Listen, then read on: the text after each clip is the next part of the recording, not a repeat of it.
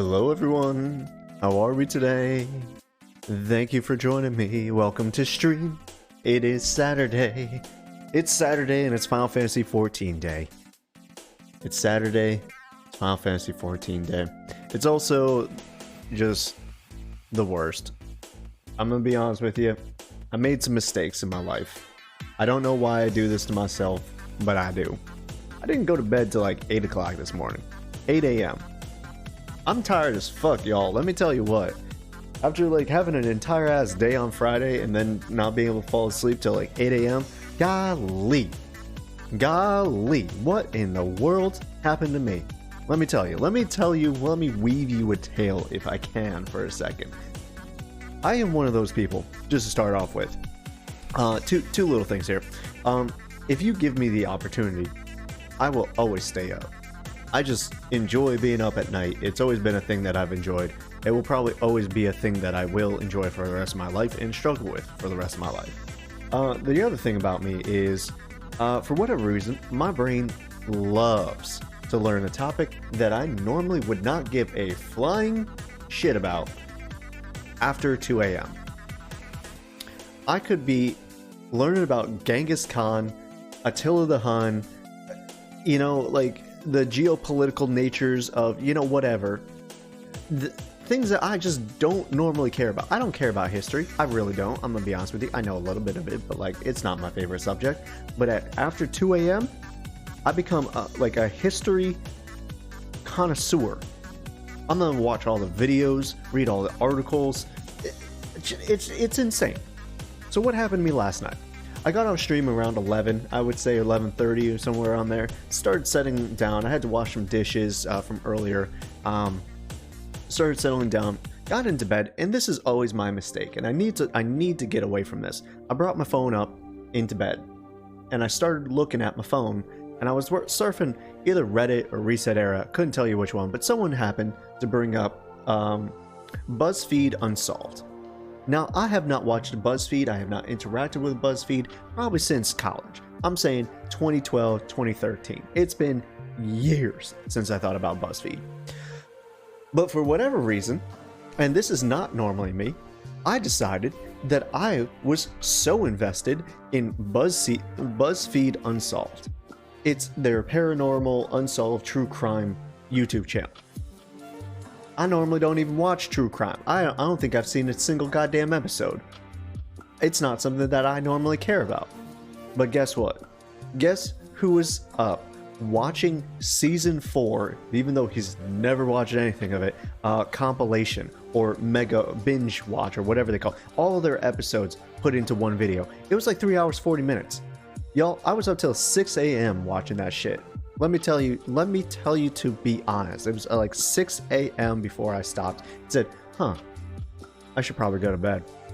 There were multiple times throughout the video I said, I need to be going to bed. I shouldn't be doing this. But I didn't stop. Originally, it was just kind of on while I was like scrolling through Reddit and whatnot.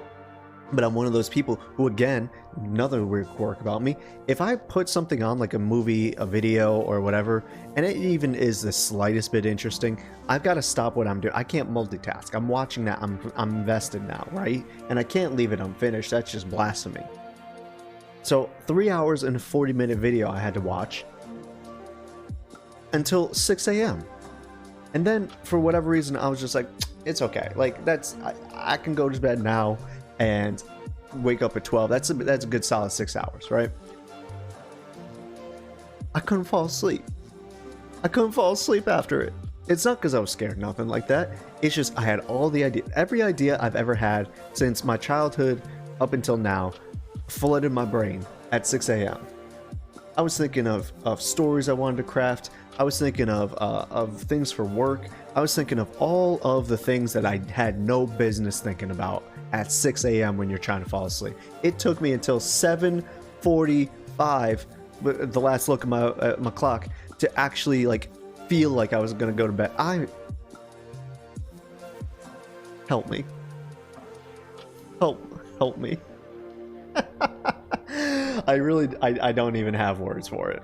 I'm gonna try my best here today, but like if the game starts like slowing down a little bit, or like my energy levels come down, guys, I might fall asleep at this chair. I might just fall asleep. I'm gonna try my best. I may have the energy right now, but I think I'm quickly expending right through it. I'm burning it. I'm burning it away, and it's gonna be a mistake. But we'll see where we go. I'm gonna log into Final Fantasy. Last night at around 11, I made the decision that we were just going to stop streaming right in the middle of 3.4. It's not the wisest of ideas. It's not my favorite of things. And this is one of those things that I was thinking about, right? Yesterday, one of my chatters asked me why I had an alt character in Final Fantasy XIV. I had mentioned that the character that I'm playing here on stream is not my main character. And, you know, I had to stop and think about it at 4 a.m. for whatever reason. I didn't really have the right answer then that I do now. And it really comes down to the fact that in my life, I don't know if this is a medical condition, if this is just something that I've learned. I don't want to diagnose it, but let me tell you another thing about me. I don't like a lot of disorganization with certain things, right? My desk, I like it to be a bit organized. I don't really like the clutter and stuff like that.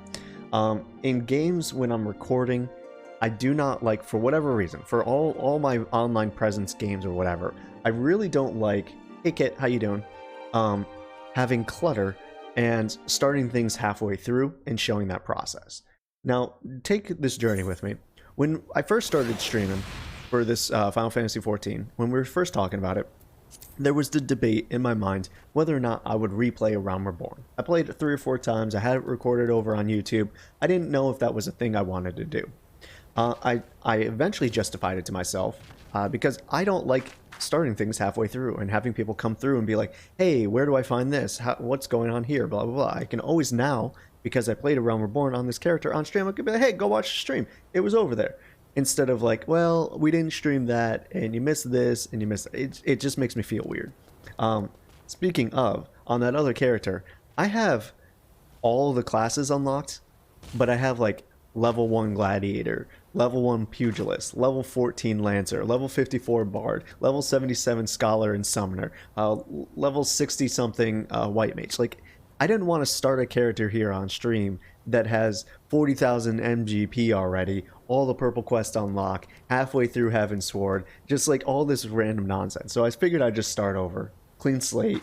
This is my stream character, and yeah, that's what I justified to myself. Whether or not it's accurate or not, it's still okay. So it's I've heard it's a symptom of ADHD. A lot of people misdiagnose a lot of things, OCDs, ADHD. I never quite understood it, right? Having journal entries, missions that are uncompleted in the game skeeves me out. I can't do it. I can't pick up a mission and then just let it sit there. I have to abandon the mission or complete it. It's so strange, right? So even right now with this character, I had to do it for my own sake, but having a level 62 Scholar and not finishing that whole storyline that we started, it's gonna forever bother me. At some point, we're gonna have to pick up Scholar and Summoner again and finish their class quests. At some point, it's gonna have to happen. It's the craziest thing, right? So there's a lot of things like that. You know, I want to get the class quests all in one tight knit sort of stream series. I want to get, you know, I'm not gonna go do extremes or anything. I'm really just not, I guess at the end of the day, not going to play this character unless it's on stream, because it just feels weird to leave things a little, oh, come back and this is what I've done and this is what you missed and stuff like that. It's so strange. Well, that's the great thing about it. You can always go back at any time. What do you mean by go back?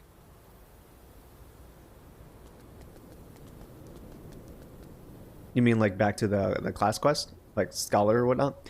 Which is true. I can always go back and pick up those quests at any time. Sorry, I just want to make sure I went to like 15 other places by the time that message came through. To level other classes once you're done with this one. Yeah. No, you're perfectly okay. It's just, my brain bounces 15,000 places before Twitch updates, so just want to make sure I was responding to the right thing. No, you're completely right. I could always go back and level these classes, and they will be there. The biggest thing, though, was on my other character, and you know, just for ha-has. Oh my god, the logging out here. I can just log on to that character and show you. Just last night, I figured out how to change over my UI and bring it over to my other character. I didn't have that set up. It reset my UI for whatever reason on my other character, how I had it and how I liked it. I didn't have any of like the skills that I normally have on there. It was so weird.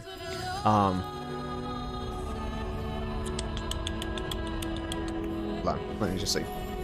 Alright, so like last night, logged onto this character just to see what her state was at, like what she was doing and all that fun stuff. Let's switch over to game cam so you guys can see this. And it was, I wouldn't say it's a mess. Like, you guys were probably like, yeah, man, this is fine. But to me, I got like an existential crisis. I'm like, if I started a character, like a stream with Heavensward in here, I would freak out, right? I would straight up freak out. I wouldn't be able to do it. I wouldn't even know where to start. I'd be bouncing all over the place.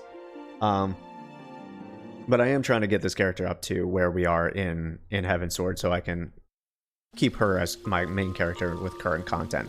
In any case, so I'm just going to open up the character sheet here, and I'm going to just show you kind of what I'm dealing with here, right? Imagine this is the first stream of Heavensward, and you come in, and you see fucking all my classes and jobs and shit like this. I start picking up class quests on stream 3, and I'm a level 54 bard. And you're like, well, like, what's the story of like 1 through 50? What's that story? Or like, I'm already a level 77 scholar, but I'm starting to play Gunbreaker. You're like, well, what the fuck? Like, what happened to all this stuff? Like, I want to know about that. I want to show you guys all that. I'm not gonna pick up that. I didn't.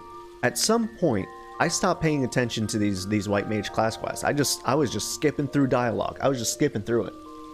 Just skipping through it, bro. I didn't even pay attention. Scholar quest? I don't even know what the fuck happened after level 60. I don't know. Bard? Who fucking knows? I didn't pay attention. Did you? Probably. I want to show you what happens if I was the level up bard. So this is completely why I chose not to keep my main character as our stream character. It's a brand new character for a brand new series, starting fresh. Starting fresh. That's all I got for you. Any case, that rant now over. Let's get back to my main character, my main stream character, and finish up 5.4. I think it was a good idea to make a stream character. It's a bit easier when you're on your brain and your viewers. Yeah, I think so. I think it's mostly for me and mostly for the viewers, so that they all kind of can feel like they were there for the creation of this character, right? It's not something that like, oh, it was my old character. Like, it's stream character. And that feels good. She may change races half the time, but she's still stream character. Only thing I'd say is that if you do things first on your off stream, you lose the genuine reaction to new content. No. I don't do things first on my main character. The only thing that I ever did first was play A Realm Reborn, but that was 2 years ago when I first recorded it on YouTube. No. I played it for the first time even before that. I played it for the first time, and then I replayed it again when they announced that they were cutting down their Realm Reborn. So I recorded the original Realm Reborn on my main character for the second time, because I wanted to save the old style of A Realm Reborn for posterity's sake, right? I didn't want something just to disappear and then no one ever be able to find it again. So I recorded it then. Heavensward has all been genuine. I've just been playing on that main character to catch up for Stormblood, so that we can do all that. But this character right here, this Morna, she will always be the character that I react now from Heavensward up to finale of Endwalker. On stream, you'll see my first genuine reactions with that. I will not be bumping up past off camera or anything like that. I'm huge on genuine reactions and not spoiling myself.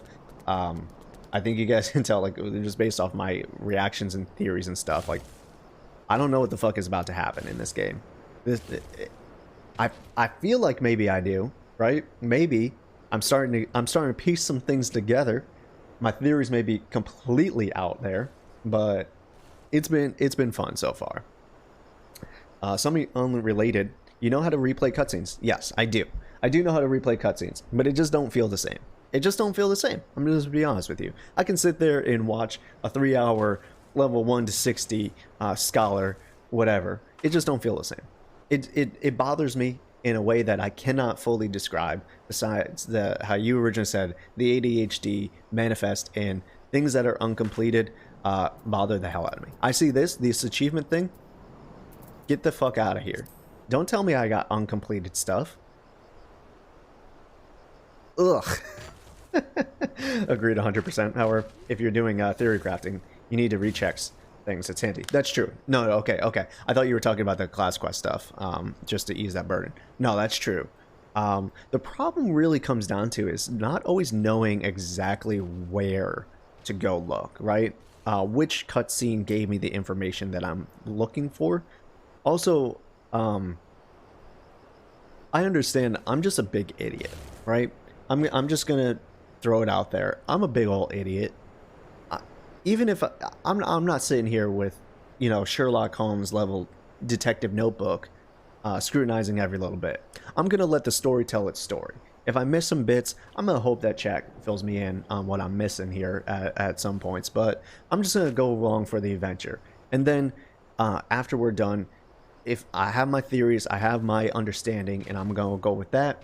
Once I'm done with it, if I'm off or if I'm right, doesn't matter. When I'm done, I'm gonna go watch someone else's story breakdown and find out all the tidbits that I just didn't get. I'm gonna be like, holy shit, they laid the threads for that thing back in the second quest of A Realm Reborn. What the fuck? You know, so I'm just one of those people. It's always been like that. I kind of always need a theory breakdown. Liam, I messed up. How did you mess? Epsilonic coming in. How you doing? But first thing you say is that you messed up. That is a goddamn new thing. 2022, you wild. I got near raid as a black mage. I hate everything. I cannot say, because I have not done the near raids, that I understand your pain. But I have leveled the black mage a little bit. And I can tell you, I understand your pain, because you can't not move. Black mage is very much, I'm staying here.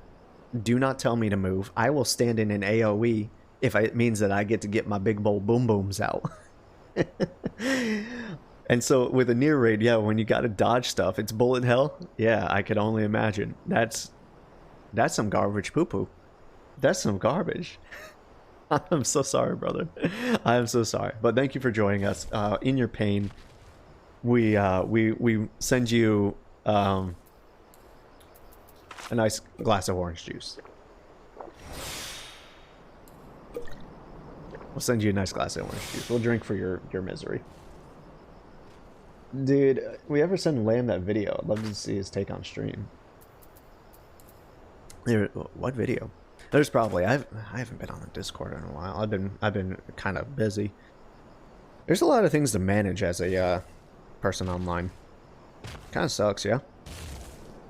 Kind of sucks. Anyways, I'm gonna try to get through this last bits of quest. The reason why we chose to end stream yesterday instead of sitting through it, I kind of did a big old cheat sheet at 11 p.m. and so that there's some cutscenes coming up here, and I wasn't quite ready for it. It's another what class in 14 is for you video, but their take is very up your alley. Is there a title for that video? Because I might have seen it. I've seen a lot of those. Is it that dude who does like those? Well, I can't even tell you exactly what makes him stand out, but he has this really weird editing style. Pretty fun video. I've gone through Mr. Happy content. I've gone through Zepho's comfort. Yep, Larizar. Yeah. He has that weird ass editing style where he has like, I don't even know if he's using like, he must be using After Effects or something, but how does he get his characters to pose the way he does? There's no way that they're all the emotes. Oh, it's not Larizar's. Sorry, I misread that. It's a girl called Lucy Pyre. Okay, hold on. I'm gonna look this up. Lucy... on her YouTube. That face looks familiar.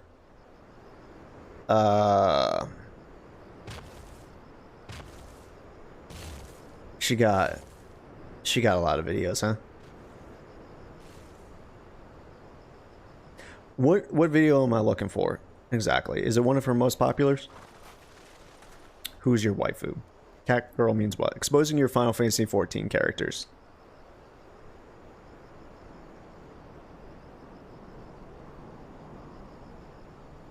Yeah, let me see it on the message history with Lamb. Lamb, you good? Alright. Alright. Oh, goof. Sorry. Let's see. Did you send it to me? You did. Yeah. Yeah. No, you did send it to me, and then I just completely ignored stuff because I'm a bad person. It's like one of those things, I'll check it and be like, alright, I got it on Discord. But if I don't have like a message on my phone, I forget. I forget all the time. I have to tell people to send me another text because I read it accidentally. I'm like, hey, send me a text to remind me to do this thing. They're like, yeah, totally. And I'm like, I'll read it and then I'll forget. I'm like, hey, can you send me that text again? Because I kind of forgot.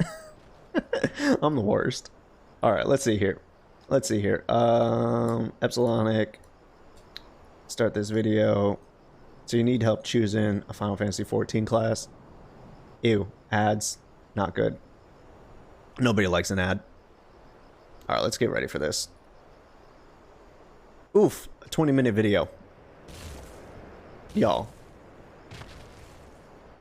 that's 21 minutes of video. I don't know if I can do that. You're not a bad person, you're highly focused. I'm highly focusing on being distracted from things that I have no business being distracted on. My brain just goes too many places.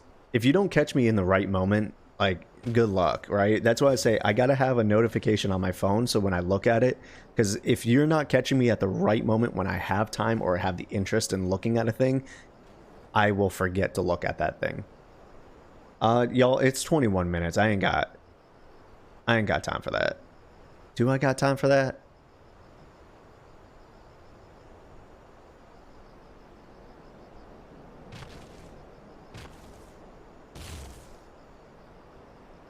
We'll try it. Chat, we'll try it.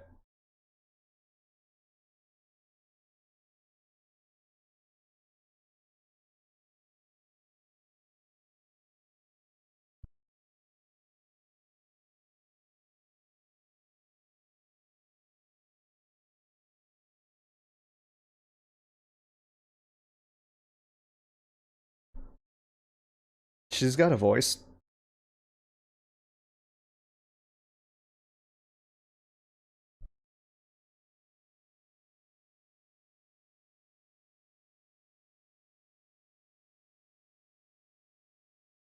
Am I the only one who doesn't like this voice? No audio. Sorry. Yeah, I need to set up my my other thing. Hold on. Why? Interesting. No audio, huh? On this one?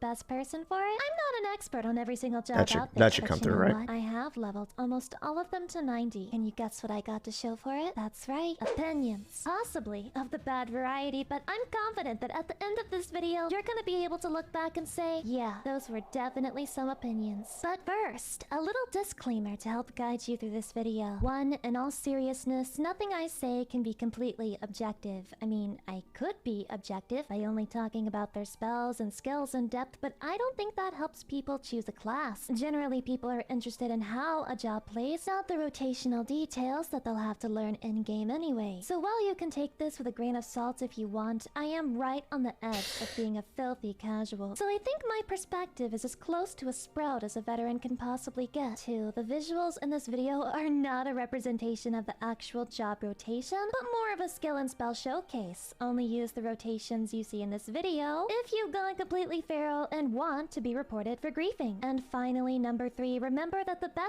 method of choosing a job is picking the one that looks fun to you. You're not gonna like the game if you pick a job based on what some stupid cringe lord said on the internet, so yeah, that's all true. other advice comes second to your own vibe check. Also, I'm gonna put 2 terms I'll be using up on the screen, so pause here if you want or need to read it. Otherwise, if you don't care or you already know a bit about MMOs, let's get right to it. Tanks. This is the role you want if being insanely overpowered is your ultimate fantasy. Let me kill one common myth that stops sprouts in their tracks. Tanking in this game is not hard. Maybe it is in other games, but it's definitely not in this game. I think we're just gonna watch the tanking and we're gonna call it there. We might watch some parts. Bam! All the enemies hate you now. Tanking is extremely approachable and it's also very forgiving. If a DPS can only afford to make 2 mistakes before dying, you can make 3 times that amount and literally shake it off. In fact, it's so easy that most of the time you'll be pulling several mob packs because enemies just don't deal enough damage to make you feel alive otherwise. So yeah, make sure your gear I'm isn't starting to get broken that. before any duty and keep your eye on the party to check that you're going at the pace that everyone seems to want. Paladin is for people who like the Holy Knight aesthetic or people like me who simply couldn't stop themselves from simping for Link as a child. It goes through a physical and magic That's fair damage enough. phase, and as of 6.0, it has incredible self-healing built into its core rotation. They have situational utility that isn't often needed but can be a run saver when I've always been interested in people who play on controller. They fit the role of pure tank the best. They've got strong defensive cooldowns and they fit the aesthetic. That's of just protecting wild the to me, party though. well with skills like fluency, I know the game's kind of intervention, made cover, for and controller, passage of arms. or like The high works level really well, rotation but can still be a kind of bit crazy. tricky to learn for a completely new player, but it starts off very simple and lets you get used to skills as you level up. Just like a white knight, he starts gentle. I'd say you should pick this if you like a bit of complexity and the idea of helping the party when needed sounds fun for you. Warrior has an Okay, so she's a little bit more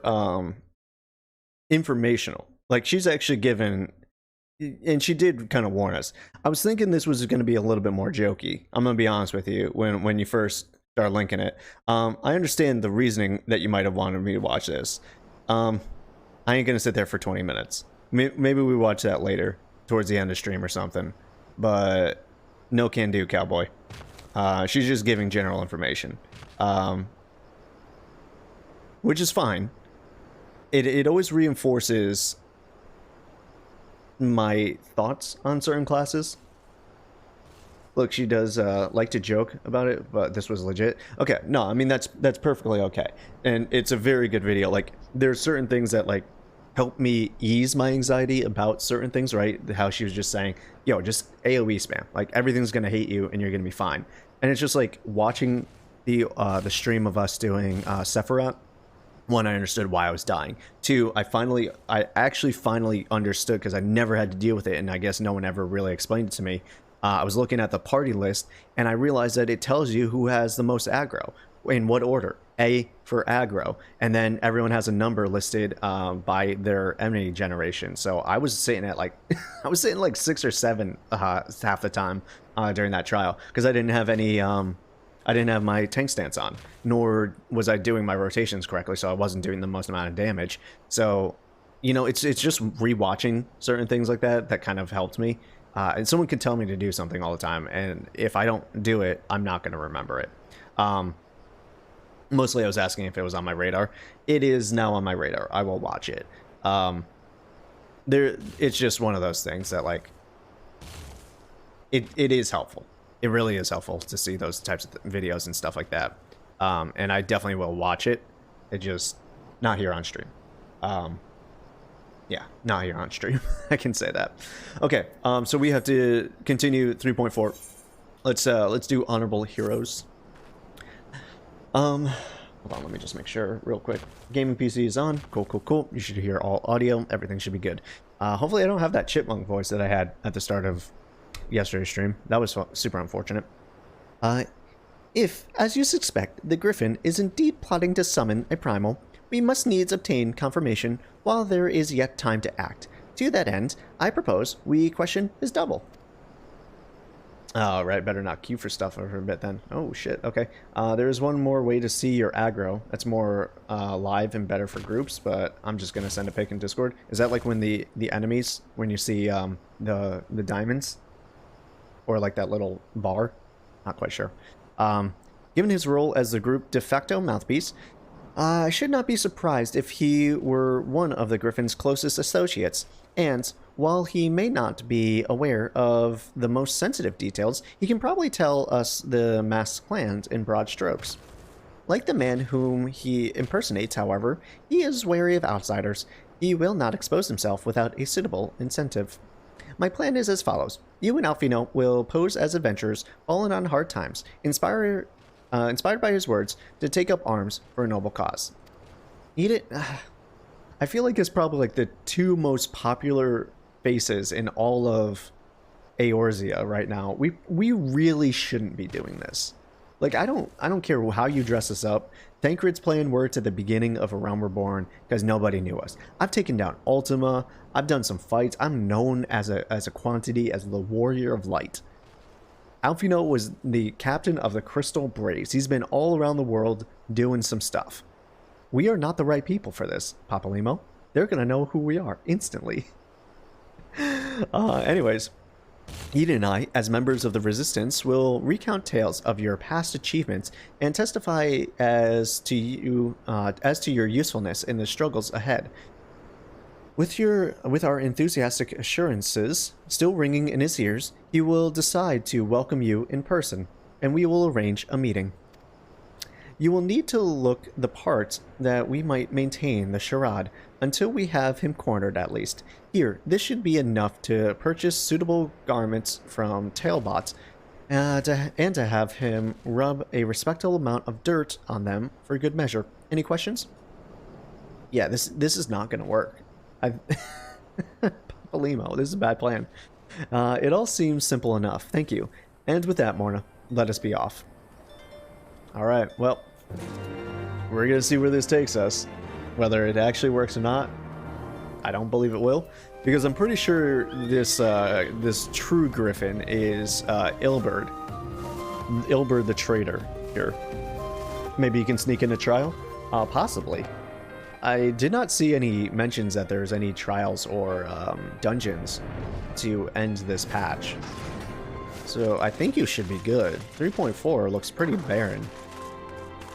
I need to find a person who's this way. Are they down or up?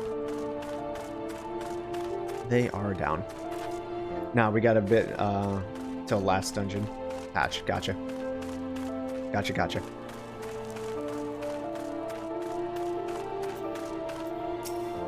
Well, all I'll say is enjoy the content how you want to. If you want to join, you can join. If you want to do your own thing, do your own thing, bro. You know, you don't gotta. But I do appreciate when you guys always come through. You want to buy what? I don't know what you're up to, but I want no part of it. What if we give you this big old bag of money? Well, you're the ones with the gill, and seeing as you're friends with Papalimo.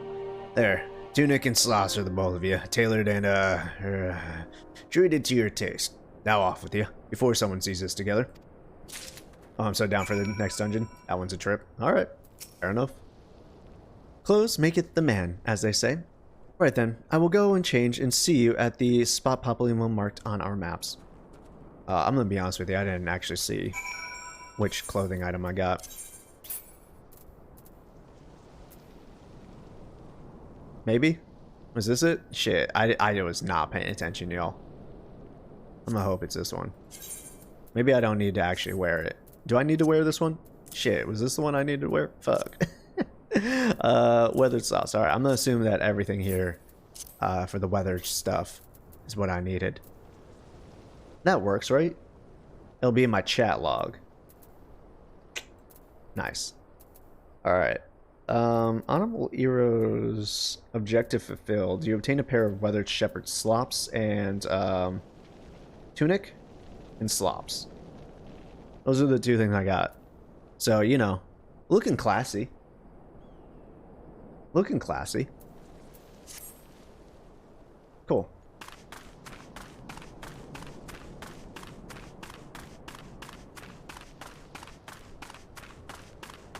let's see what happens here. It also tells you wear the weather tunic and slops and speak with Alfino. It literally tells you exactly what you need to wear in the quest log. You know, if I was to actually pay attention to the things. Alfino, where the hell are you? Are you... What? You went away. You left me. He just straight up left me. I thought he would want to be around here. Let's see here. He's going to be not by the Sunken Temple. Nor is he even in here? Okay. We have a different meeting place. We have a different meeting place. This is like around where we got ambushed by Wilred. Or whatever his name was. There was a boy over here. Way back in the day. Well, look at us. A pair of down-at-heel adventurers seeking a chance to recapture past glories. Yes, this should suffice. And now we play the waiting game. God, we both still stand out like crazy, dude. Tony Casual with plate arms and legs. Nailed it. My thanks, comrades.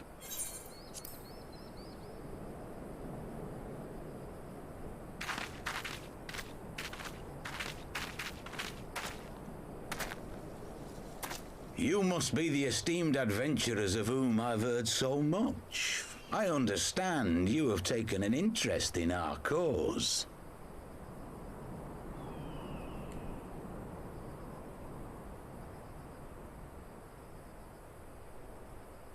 A great interest, you might say.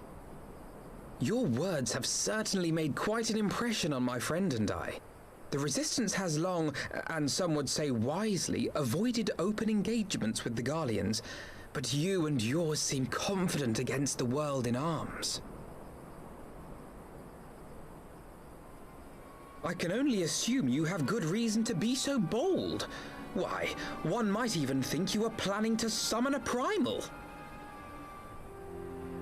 Because that would do much to explain the sizable shipment of crystals you recently received from your smuggler friends, whom our Ishgardian allies have since detained, lest you wonder. I mean, I understand it, but like he could have worked a little bit harder to get this guy on his side. I'd like to hear more about the Griffin. The real Griffin. Your performance earlier didn't fool us. Like... Ah, the famous scions of the Seventh Dawn. I should have known better than to think I could conceal the truth from you lot. I guess my question is, do we really need to go through all this trouble to get this guy out here? When, like, we barely even tried to fool him? Papalimo Yida essentially said, hey, I've got some dude that you gotta meet over by the tree, and he walked over to the fucking tree. We didn't even need to jump through any goddamn hoops at all in order to get to this point. We could have just been standing there as the Warrior of Light, doing nothing, picking my nose. I didn't need to go through all that. That shit didn't make no goddamn sense. I thought we would have to do a thing or two for him, you know, like kill a few bandits, pick up some supplies. Dressing up didn't do shit. I didn't even get vetted. Alphino just came through and be like, yo, we are the Scions of the Seven Dawn. Yeah, you're the good guy. Of course, you're smarter than him by default. I guess so. Alright, let's see where this goes. That shit threw me for a loop, though. I was expecting him to be like, oh, so you want to join our order? Alright, we're going to send you on 3 different tasks first. And then we'll corner him. I am not the Griffin, but I speak with his voice. And it was at his behest that we procured those crystals.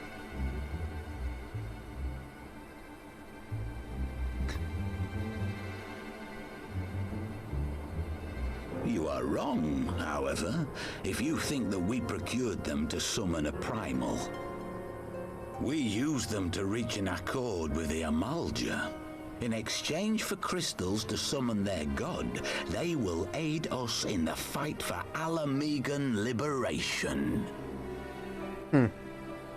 Use the beast tribes. Have you gone completely mad? When people find out you helped the Lizardmen summon Ifrit, they'll turn on the Resistance. Alamigo will never be free.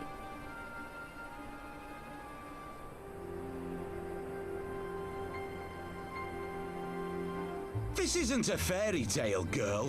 We don't have the luxury to play at being honorable heroes. There's the voice.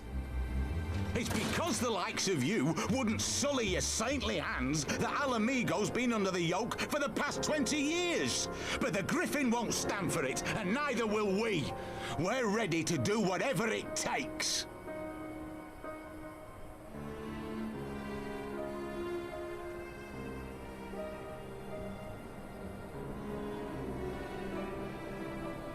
What proof do you have of this arrangement with the Amulja? What? Aside from a lack of crystals? None. But the beastmen have a great big pile of the things if you fancy looking. You might want to hurry, though. It'll not be long before they summon their god. Search our camp if you don't believe me. We have naught to hide.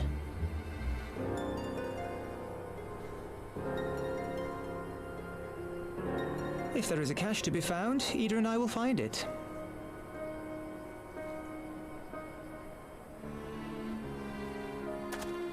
Then let us be off.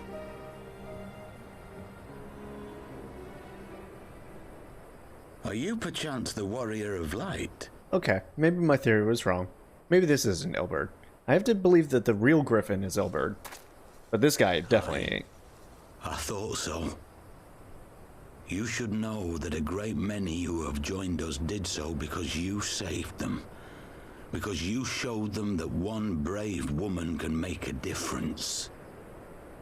You saved me too once. Helped a friend over in Quarry Mill make some medicine I needed. But that was a lifetime ago. Yeah, I don't remember your name, but I remember that whole quest line. On behalf of my brothers and sisters, I thank you. You gave us hope where there was none, courage and strength when all was lost. We shall not squander your gift.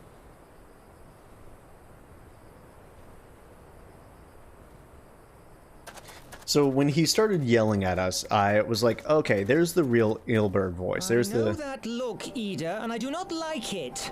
You cannot seriously be contemplating taking up arms with that band of cutthroats. I just...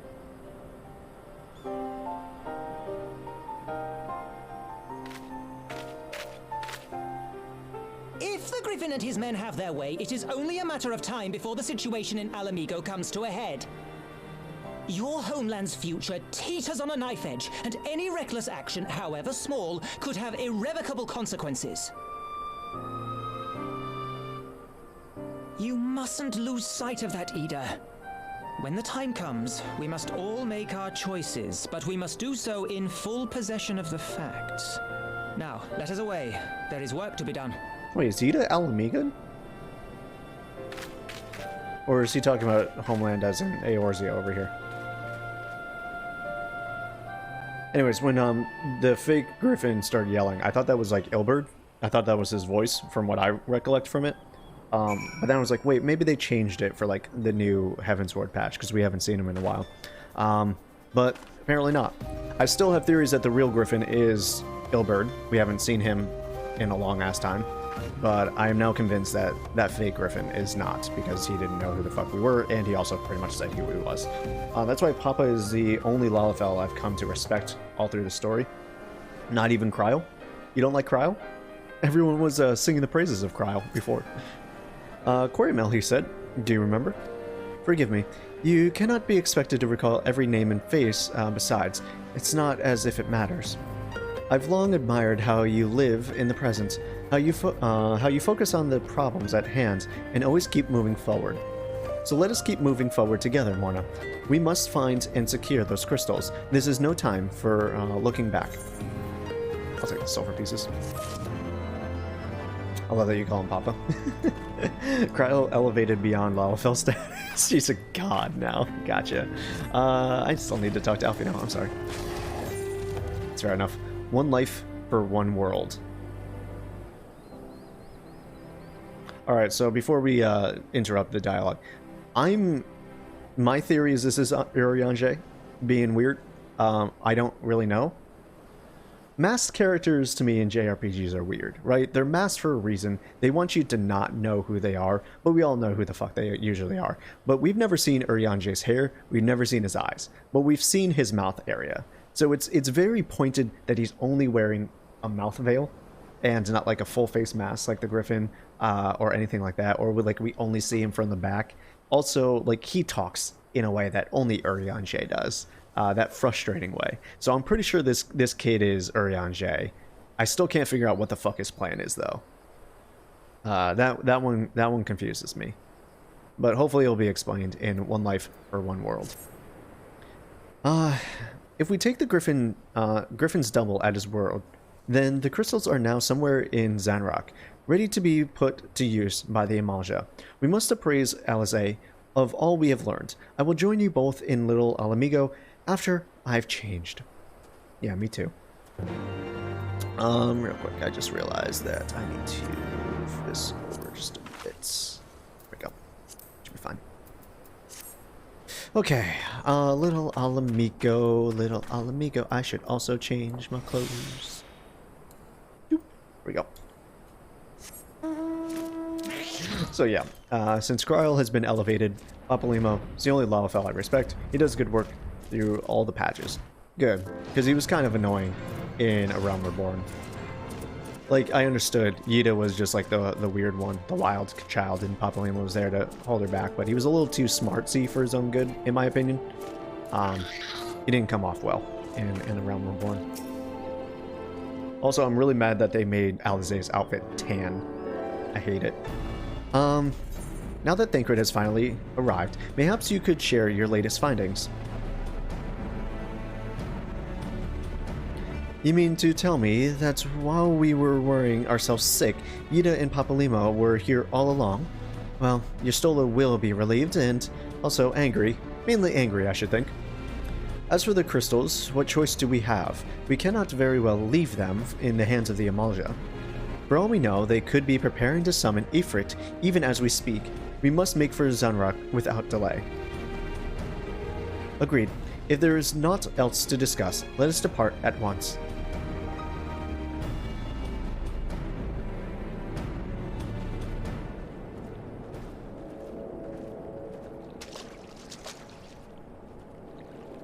And so they go forth, in accordance with the Griffin's plan.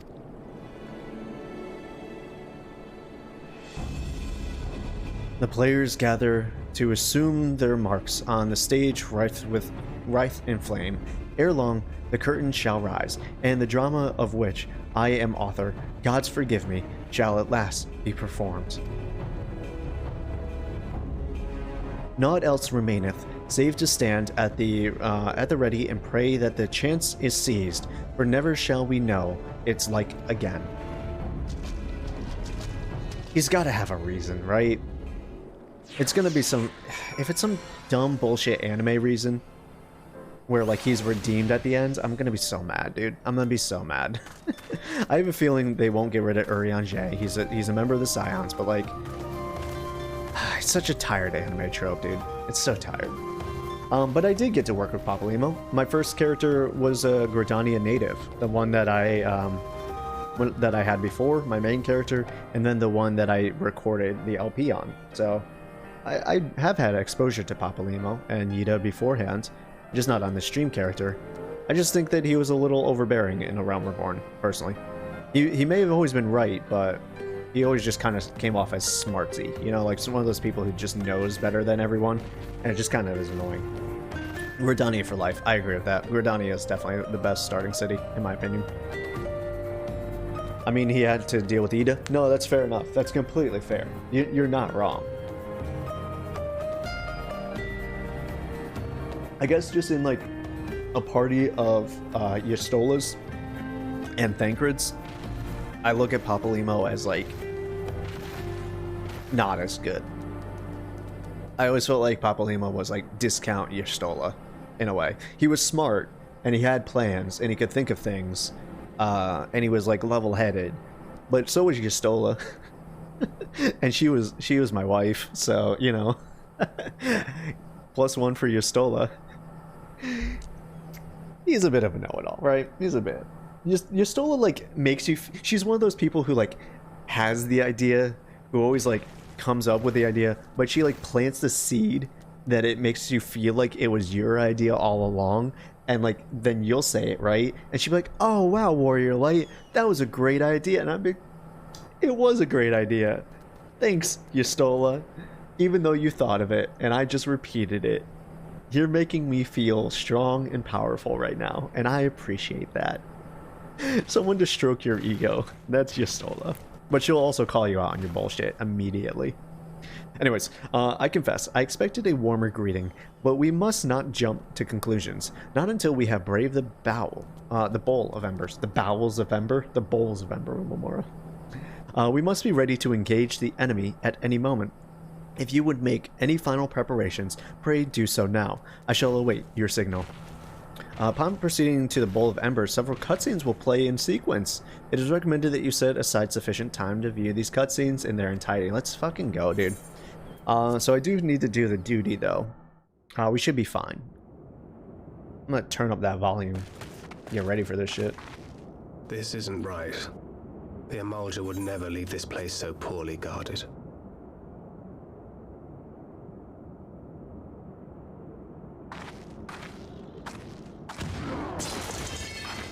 Not willingly, no.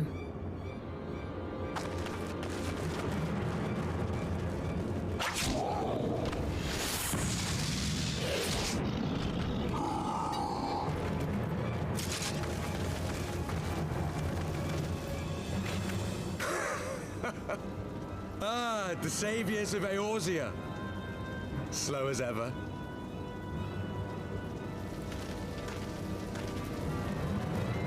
By the 12, will you never learn? You know, you're right. Mayhap it is time for a change of tack. Killing primals, tormenting beastmen, hastening the birth of a new god. It's all a bit much, isn't it? And frankly, we don't have the leisure to do it. But killing the Warrior of Light, on the other hand, that would soon plunge Eorzea into chaos. No. No, that's not gonna happen, bruh. One life for one world. A fair exchange. Wouldn't you agree? Also, I like this voice actor for the Warrior of Darkness. They actually did a really good job choosing him.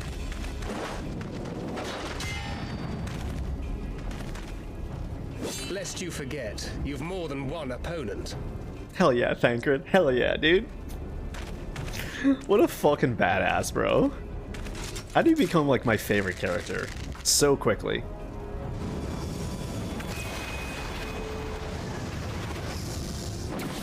Carbuncle, defend me! He does have a black carbuncle! Bro, I want that, Carby. I sense you will offer more than mere target practice, unlike your sister.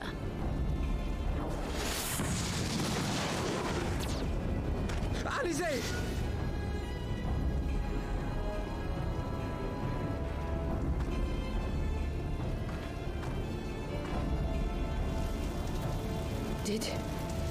Did I not tell you, Alphino? I am not the girl I once was. My brother was always the clever one, while my talents lay elsewhere. You better show us something then, because you're pretty useless right now. Let's fucking go, Alizé.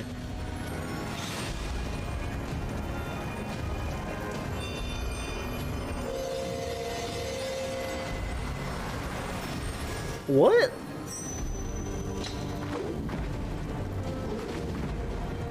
What the fuck? As Eorzea's blade of light once stood by my side, now I shall stand at hers and defend this realm with all my might. Did you just pull out? No, wait. How did she get a? What? Let's finish this. She doesn't have the echo, so she wouldn't have like one of Heidelin's light weapons. What the fuck? Ayo, what the fuck?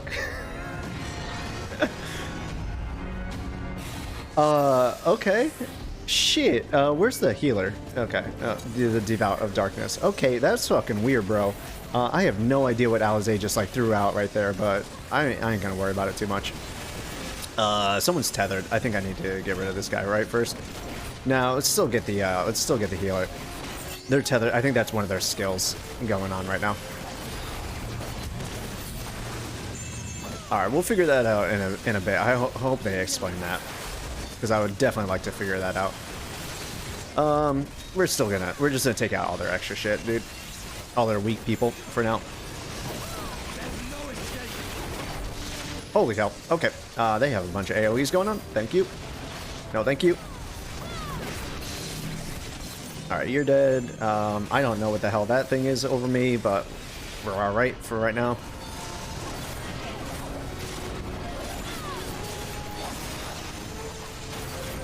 Alright, if we can get rid of Ranger, thank you. Who's tethered to who? I have no idea. I'm just gonna work on you. Magus of Darkness is back. Who's rezzing right now? Okay, fine, fair enough. I probably need to face the Warrior Darkness. Where is he? Alright, I'm gonna go for the Warrior Darkness. Apparently, people be rezzed, and that ain't fun.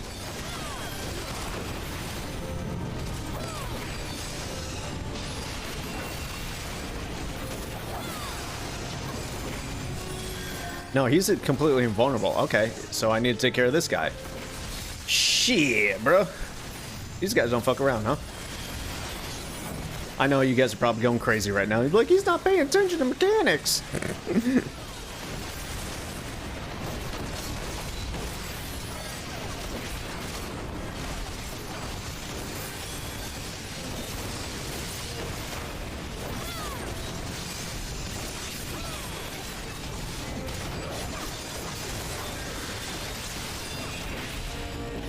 Can we take out this guy yet?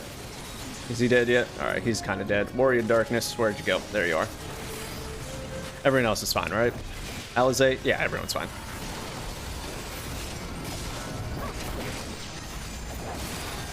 Nope, he's still invulnerable right now. Is there like an order that you need to take care of these fucking guys at? Jesus Christ.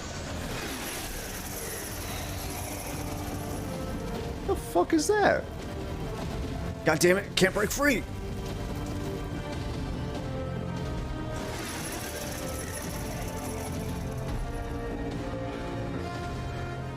It ends now. Is that an actual warrior skill? This chain thing that he's got going on? The chains!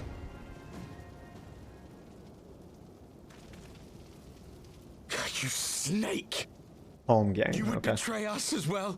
I don't know what it does, but I've heard that name before. He that holdeth fast unto his convictions shall never count betrayal amongst his crimes, though all the world may call him villain. My path is unchanged, my creed sacrosanct. This I believe with all my heart. What is But your say, goal? warrior of darkness, and speak true, what dost thou believe? That rendering up the souls of thy world in service to the rejoining will grant it salvation? Nay. By the 12! Oriange!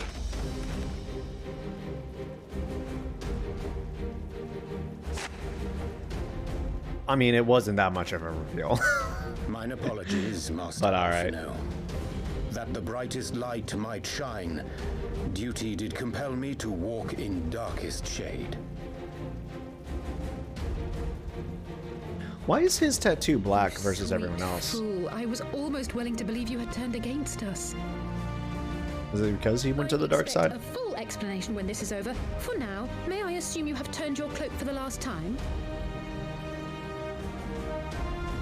Thou mayest, my lady. I still don't like him. Oriange sucks. They didn't do him any favors, in my opinion. By thy leave. Like, if they had someone who I actually cared about become the double agent, that would have been cool. No matter. We'll crush the lot of you in one fell swoop. But they chose dumbass Oriange, bro. He already had all the things up against him. Understood.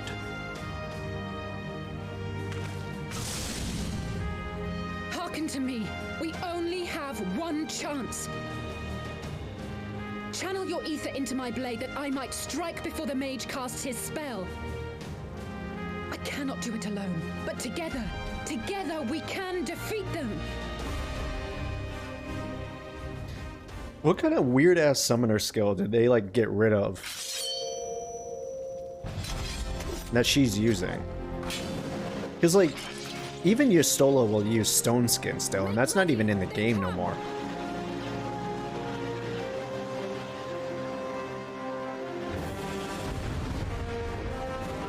Weird.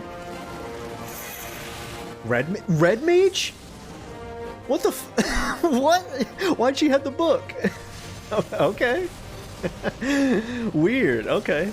Wasn't expecting you to tell me that. I thought they were both, I mean, their grandfather gave them dual grimoires. Why would he give her a grimoire? She's a red mage the whole fucking time. Granted, yes, I understand it's just new class introduction or whatnot, but like, still. That's fucking weird.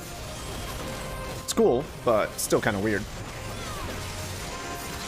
And it's because it's building up to the next XIV, so they have to show a new class. Yeah, I mean, I guess so. It just kind of, it feels weird.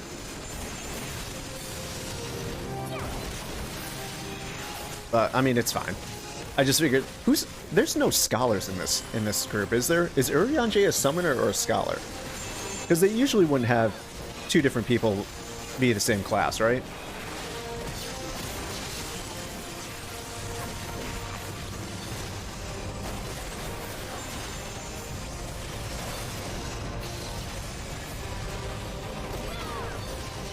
He's invulnerable. Okay.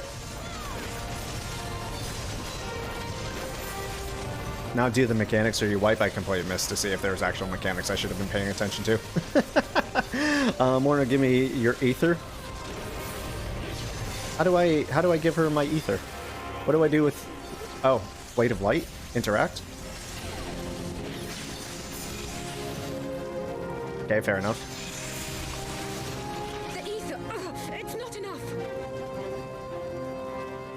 I mean, she's got more ether. Come on, Caution Morna, you mustn't channel once. Where is darkness call upon the echo? Alright. So I did something incorrect there. Because I wasn't reading the text that was appearing on screen. Like I should have.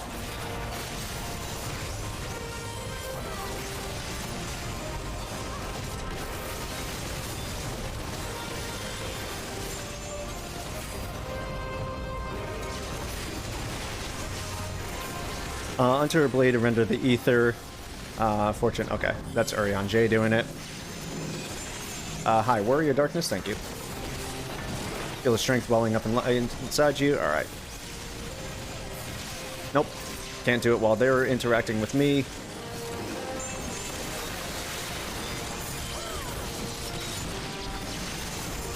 All right. Will they leave me alone for half a second so I can interact with it? No, they will not.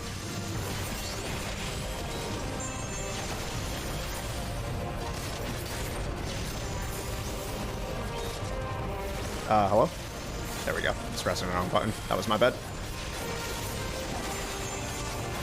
If I can get this guy to leave me alone, I should be able to interact with the Blade of Light, and I think we'll be alright. A little late, but it's fine. Morna quickly, then ether. Yep. I gotcha. Alright, one more time should do it, I'm assuming. I'll keep an eye on her. They are being rezzed again, I'm assuming. This has gone on long enough. Jimhole, kill the girl. This might be the moment. Morna the Ranger, you must stop her. Got it. Don't worry about it. Ranger dead.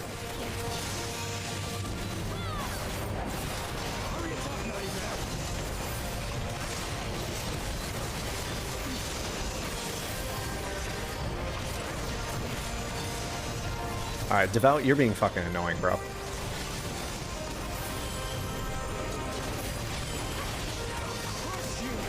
I will stand... Not gonna take all those. No way, dude. Alright. Warrior Darkness next.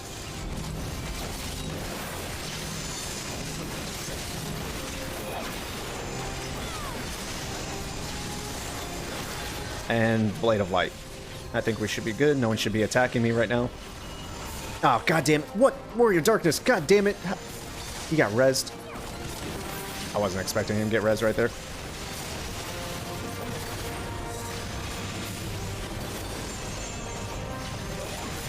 Listen, I may not be the most observant of players, but leave me alone. Y'all have been doing this for years. Let me be. Let me figure things out on my own. If I fuck up, I fuck up. Part of the learning process, right? And that should be about it. She should be all fully charged. That's it. We've got them. You are fucking annoying. With this blade, I banish the darkness.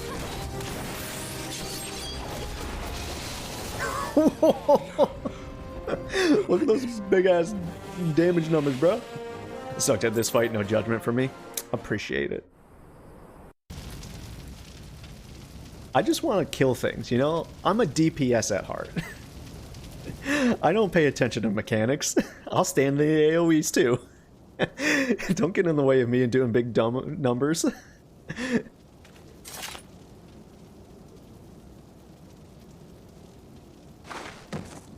Mechanics? What's that? That's for tanks and healers.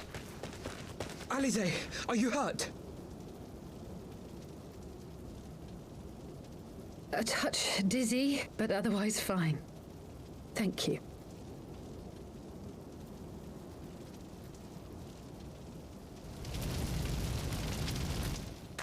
And there you have it. Our friend is too stubborn to die.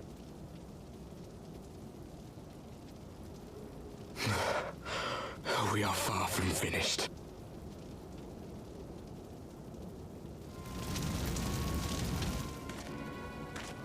Or have you never considered how we came to this world? No, you bring up a good point. I didn't.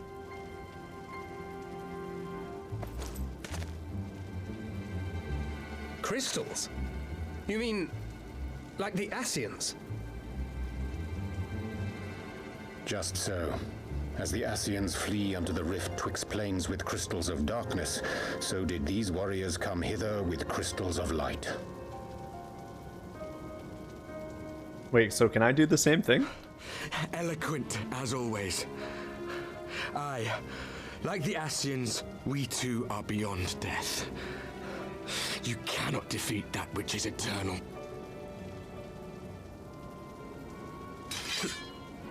Wait!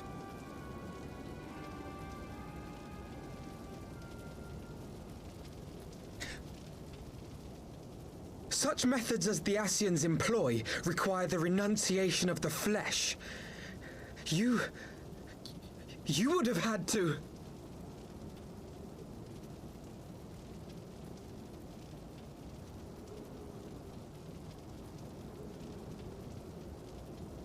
At long last, you see. To save our world, we gave our lives.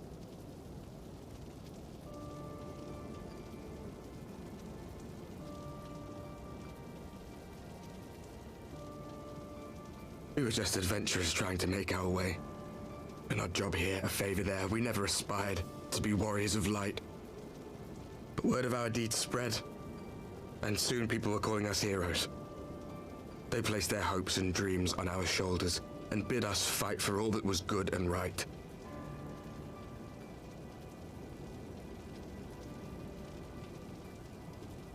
We fought, and we fought, and we fought, until there was no one left to fight.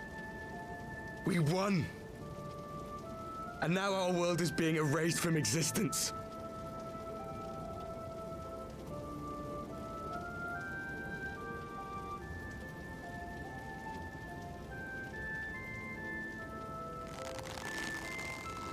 We did everything right. Everything that was asked of us, and still it came to this. You of all people should understand. We cannot, we will not falter.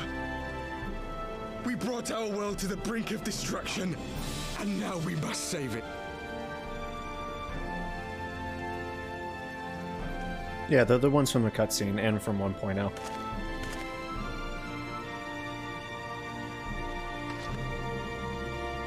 The 1.0 introductory I died cutscene before, shows this party. Albert. I'm not afraid to die again.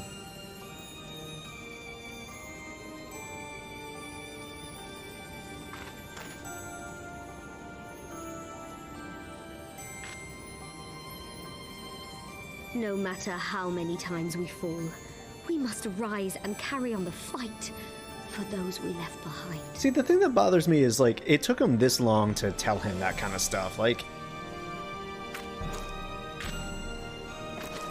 they could have been a little bit more resolute a little bit earlier.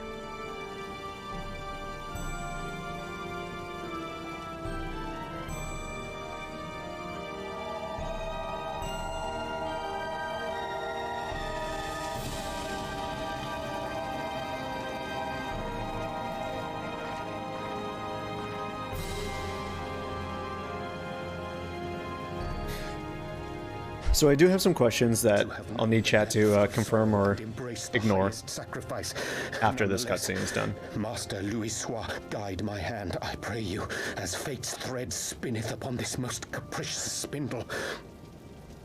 What? What did you... What? Thou must needs invoke the power of thy crystal. Did he say the actual words there? What the fuck are Yanche?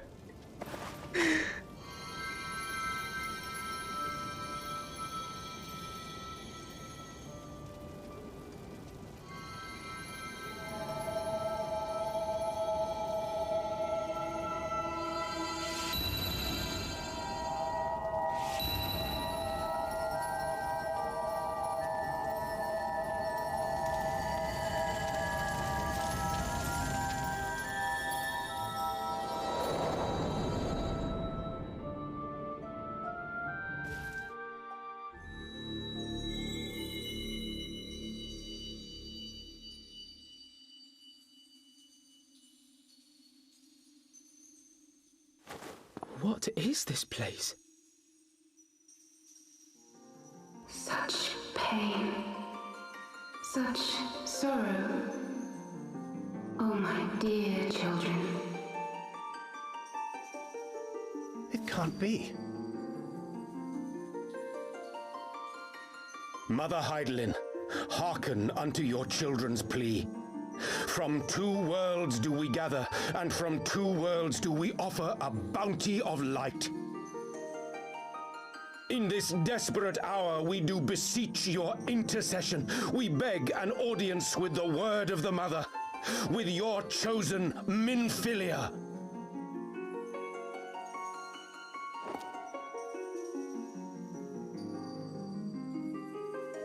Your cries go not unheard, nor your sacrifices unnoticed. Though many are lost, there are those we can yet save, whom I can yet save.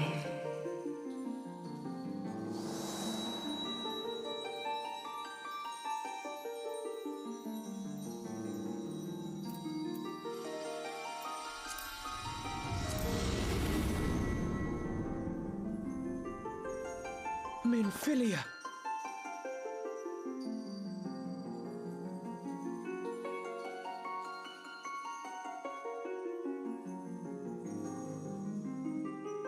Blessed children of the First, the light of your world hath grown blinding in its radiance, but it is not yet absolute. First? I thought we were the first. I will hie me to your world, and there take unto myself the light which riseth even now to drown it, as darkness once did drown another. Oh no, we're the source. Now you deign to answer our prayers?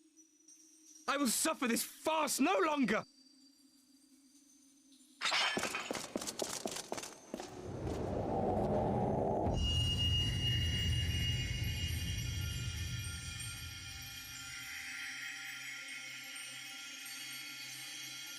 As the Ascians must serve as instruments of Zodiac's will, so too must others carry out the will of Heidelin. But for the boon you have granted her, She has grown strong enough to set me free, that I might serve as her emissary. Your suffering, your sacrifice, your supplications, she has heard all. We will not let the first fall to light.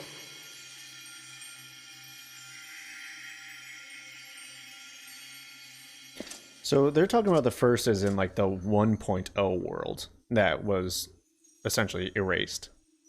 That's where these characters all come from. Thank you, Urianger, for bringing everyone here. It fills my heart with joy to look upon the faces of my friends once more. Okay.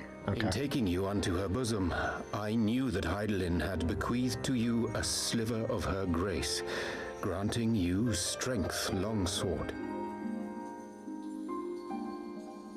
And in treating with the Ascians, I learnt of a star like unto our own, a doomed world of fallen heroes, in whom I glimpsed ourselves, the first. Full long did I search for a means to save this world, concluding at the last that the answer lay in the power of blessed crystals. And thus did I labor to set light against dark. Yet I knew from the beginning that this salvation would not come without sacrifice. For the instrument of the first's deliverance would of necessity be required to journey thither, there to remain, mayhap forever. You orchestrated all of this, not to save her, but to send her away!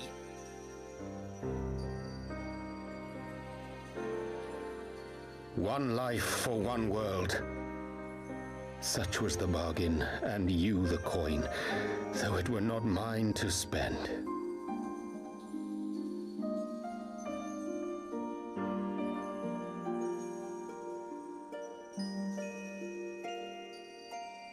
Have we not walked together in the light of the crystal, and at her bidding borne witness to the joys and sorrows of this land?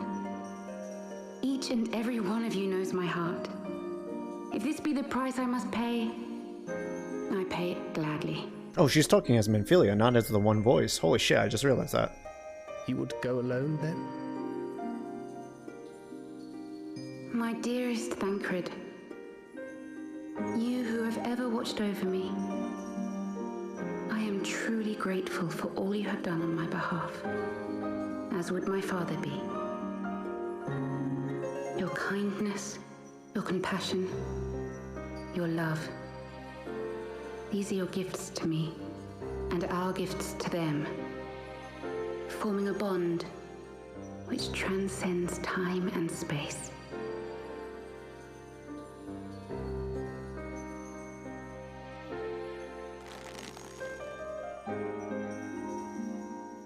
Sometimes I forget you are not the child I once knew. Make me proud.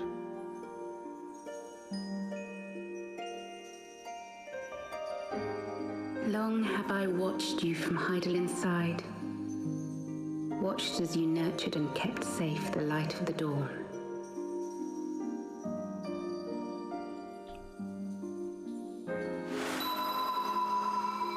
The dark recesses of the world hide untold secrets and dangers.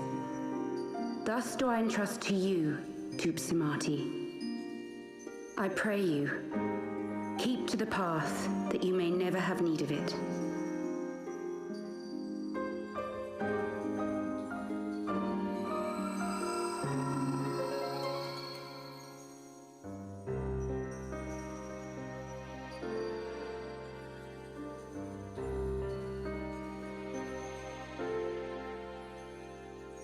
Twould seem the power of our crystals is all but spent. Perhaps, if there is naught else to be done.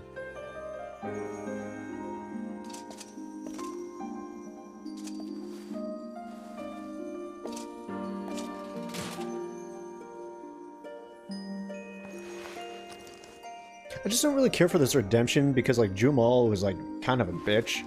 She kind of took pleasure in hurting Alizé. The paladin dude also was kind of, like, doing those evil smiles. Hear me, servants of Hydaelyn. If you would have us place our trust in you, then I would ask a favor. Take us with you. Take us home.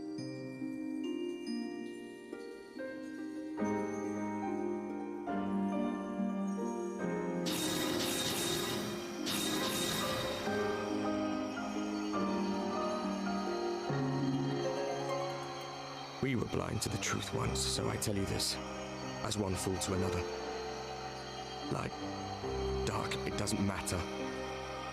What matters is how you choose to use them. We made our choice and you see what came of it, so please, forge a different path. Seize a better fate.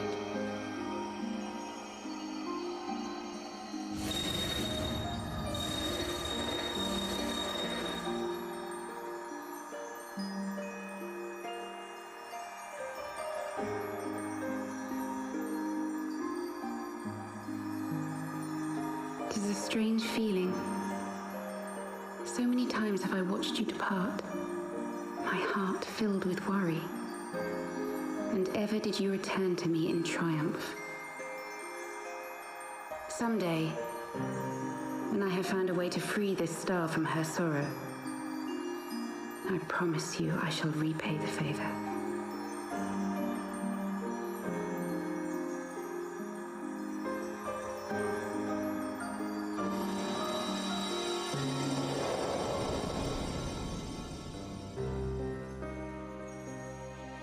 I still have plenty of questions.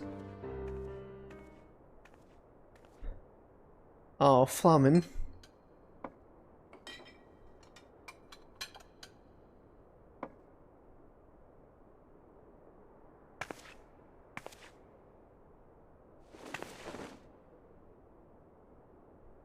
Thank you, Lamini, for everything. Flamen. Okay. The F was silent the whole time.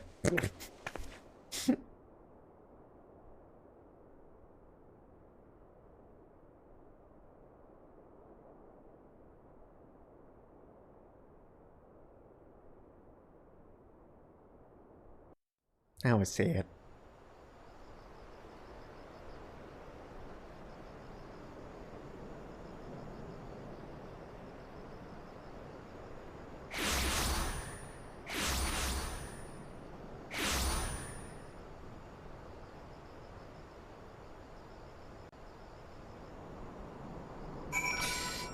Okay. Chat, if you're willing to answer these questions for me, that would be super great. I'm going to start off, I think, with like the yes-no answers here. The Warriors of Darkness, are they the adventurers from 1.0?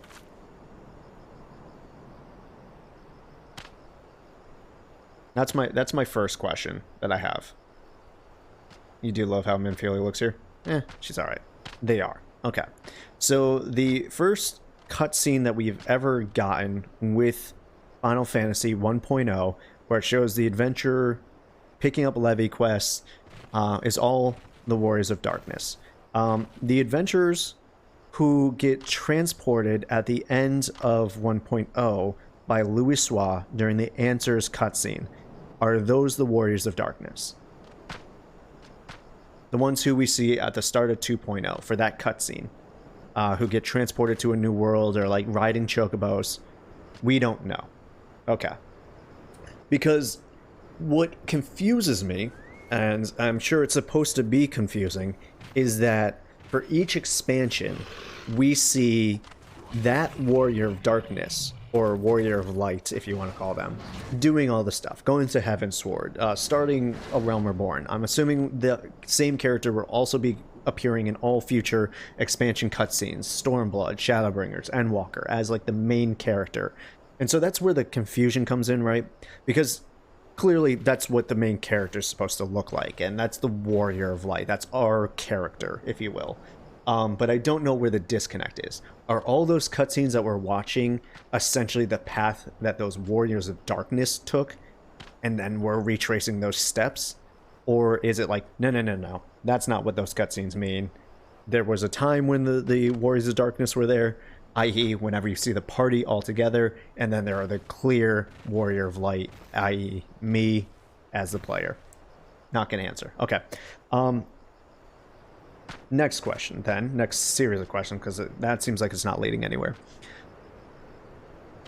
The first world that the Warriors of Darkness come from, that's not the main world, right? The source that we're on, Heidelin, that's the main thing, right? And then of the 13 splintered mirror worlds, theirs is the first splinter. So there's the source, and then there's the first splinter, right? Is that what I'm getting? Or is the first, i.e. the Warriors of Darkness worlds, the main, like the main first original source?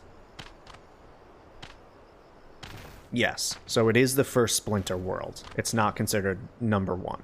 So we're on world 0. They're on world 1. Okay. The Worlds of Darkness. You also know the 13. The World of Darkness, the Void, right? Where the Cloud of Darkness resides, right? That's the 13th. And I finally think I understand, Epps. You had asked me once before what era we're on, and I mistakenly said the Umbral era.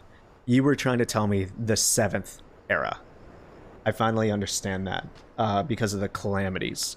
So there was a calamity, I don't know which one, that caused the 13th world to become the World of Darkness. 7th Umbral, yeah. From what we know, Zodiark is in the moon. The moon in the sky that we cannot see. The main moon. Not dull moons, the main moon, right? Zodiark is in that moon. Correct? That's what we have established. Again, these are just yes, no. We don't know. Okay. Dull moons and the crystal towers. That's what we'll go to next. We'll go on this line of questioning.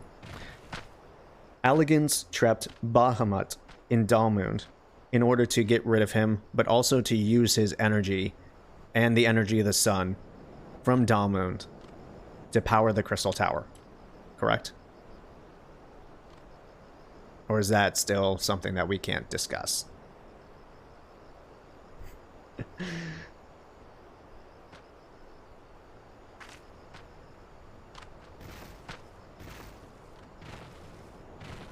I'm just trying to piece this all together, make sure that I'm understanding what they've laid down so far. Crystal Towers was World of Darkness? What? Hold on, you need to explain that one a little bit more. I'm talking about the Crystal Tower that we went into, the raid series. When we went to go fight Xande, we found out that the Crystal Tower is a energy siphon. And they used the Crystal Tower in their time to gather a bunch of energy, and it caused like a massive earthquake that sunk the Crystal Tower. The power was from the contract with the Cloud. I thought they were using the power of Dalmund to power the Crystal Tower to give the power to the Cloud.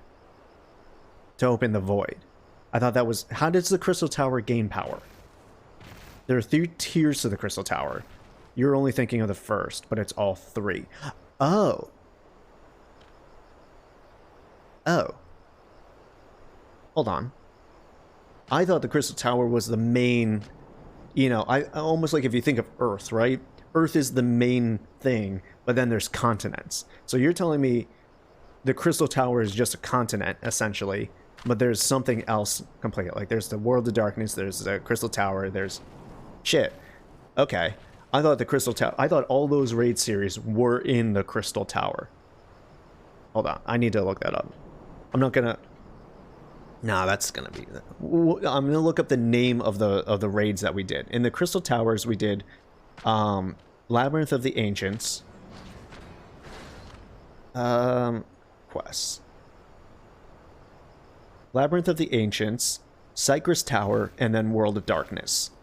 So in the Crystal Tower, the Labyrinth of the Ancients is not there. Cypress Tower is the blue thing in Mordona, correct? That we see standing up, the spire in Mordona? That's Cypress Tower? Or is that the Crystal Tower? It's all three. Okay. Okay, so yeah, so that falls in line with my questioning then, right? Wait, how does the World of Darkness fit into a Crystal Tower? I thought it was just a void at the top, like a tear in reality that we happen to find at the top of the Crystal Tower. The World of Darkness itself isn't part of the Crystal Tower, technically. Like, yes, it's part of the Raid series, but like, if we're thinking about it, the Crystal Tower is completely separate from the World of Darkness. Because that's just the 13th world.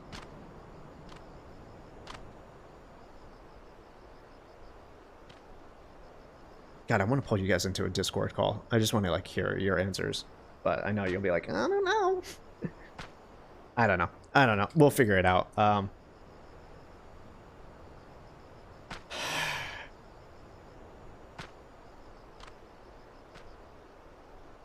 Theory crafting is fun. It really is. Okay. Let's just continue with whatever is going to happen here.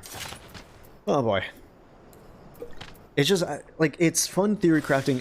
It's not as great when you may have just wrong information, right? That's the one thing I worry about, is that I just have information that I've misconstrued in some way.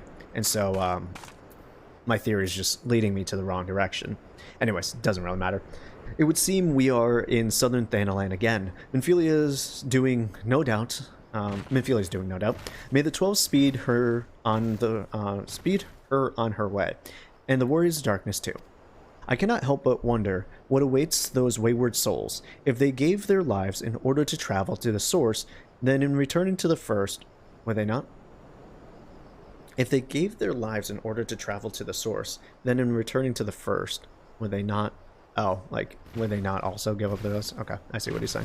I skipped over that, sorry. But mayhaps that was their wish. Okay. Okay.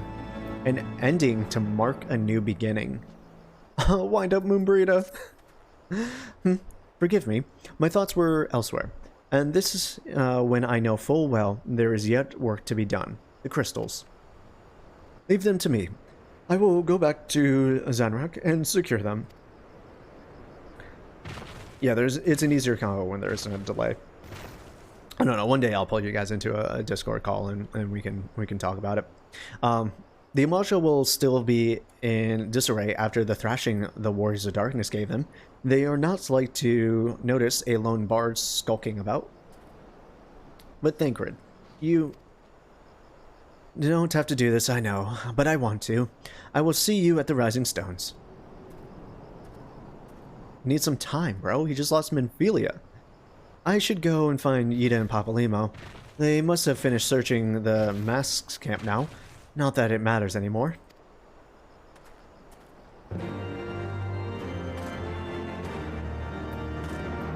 So you're a red mage, huh? Would have been nice if you had some red in your outfit. I guess you do have a little bit. You must be tired, Morna. I know I am. If thou wilt permit me, my lady, I would ask a question. When didst thou become aware of mine independent pursuits? When I saw you meeting with that warrior darkness and the Asian in white at the Great Library. I tried not to think the worst. You've never been one to confide in others, so I knew that even were your intentions pure, you would not share your plans with us until you felt the time was right. But I cannot deny that a part of me feared you had simply betrayed us. Would that there had been another way. Know that I took no pleasure in deceiving thee, and that these sins will forever weigh heavy on my heart. I understand why you did what you did, that you but sought to achieve the greater good while inflicting the least harm. Not many would have the courage to make that choice, but even knowing what came of your actions, I find that I cannot condone them. I'm sorry. Morna, forgive me, but I believe the events of the day have taken their toll on me. I should like to rest a while. if thou wilt grant me leave, I would gladly escort thee unto a refuge of thine own choosing. Once my lady hath regained her strength, we shall join thee at the Rising Stones. Until then, Warrior of Light. Yeah, I'm kind of with Alize. She's kind of based on her opinion there. Urianger is kind of just being an asshole because of, like, everything that happens. It was kind of a dick move just to tackle that all on his own. Okay. But, I mean, it worked out in the end, I guess. But I feel like he could have cued us in a little bit more onto what the hell was actually happening.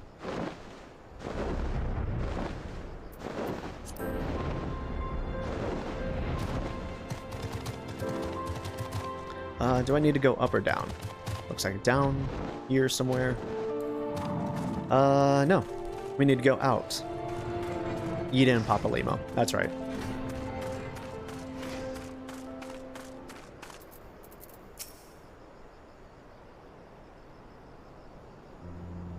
Well met, Morna. Alfino said you would be joining us. 'Twould seem the Griffin's double was telling the truth, insofar as we found nothing resembling a sizable cache of crystals in the mass camp. Did you perchance find one in Zenrak? Actually...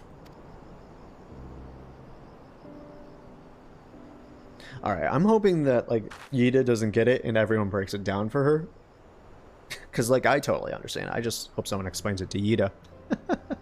I don't believe it. The crystals, Minfilia, all of it. It's just... I don't know what it is. I sympathize, Yida. Even now, I struggle to comprehend that which I saw. The only thing I can say with any certainty is that I feel blessed to have been granted a final chance to speak with her. 'Twas bittersweet, aye, but also affirming.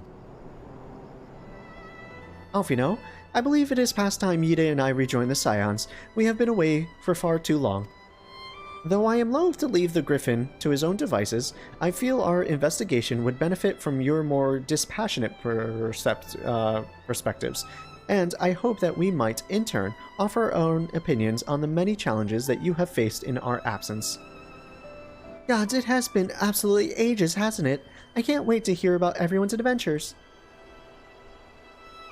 We should be glad to recount them, and Tatru's tales may well surprise you. And hopefully her clothes, too. I'm hoping Tatru gives them all a new outfit. Yida? Yida! Roger be praised, it is you! Yida, alive and standing here before me! In the flesh, I can hardly believe my eyes! Oh, come now. Has it really been so long you don't remember me? It's Gunnibald. I fought beside your father in the Revolution.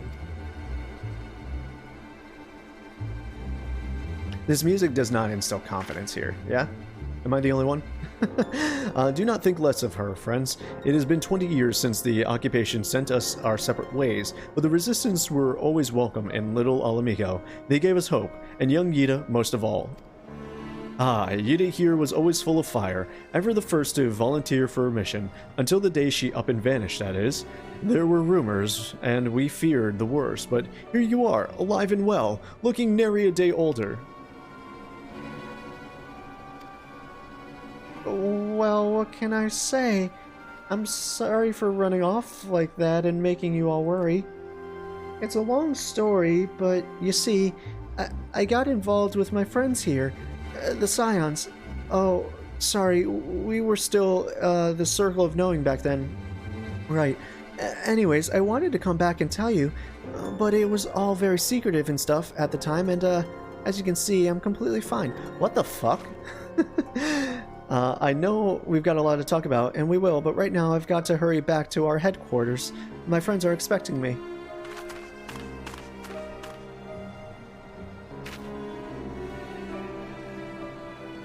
How long ago was the Alamigan resistance? Anyways, pray forgive her. It has been a very long day for us all. I promise we will visit again at the first opportunity. Is there a reason that we don't see Yida's face then? Let us return to the Rising Stones.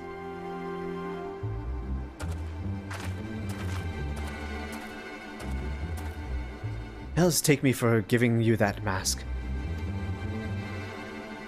Papalimo's in on it. Bruh. They just be dropping all the shit, though. Okay. So Yida and Papalimo got secrets, too? Fine. Fair enough. Y'all better explain that shit to me. Don't leave me hanging. Is Yida like a 3,000-year-old demon princess who, I got lost? No, I did not.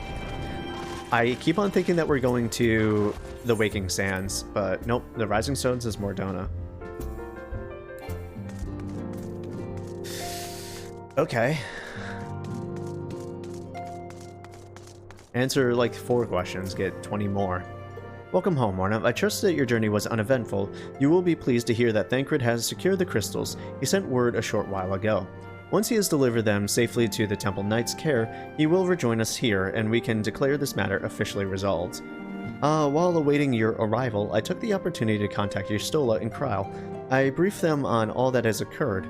I also requested that they return to the Rising Stones at their earliest convenience. Now that our lost friends have been found, it would seem meet to discuss the future.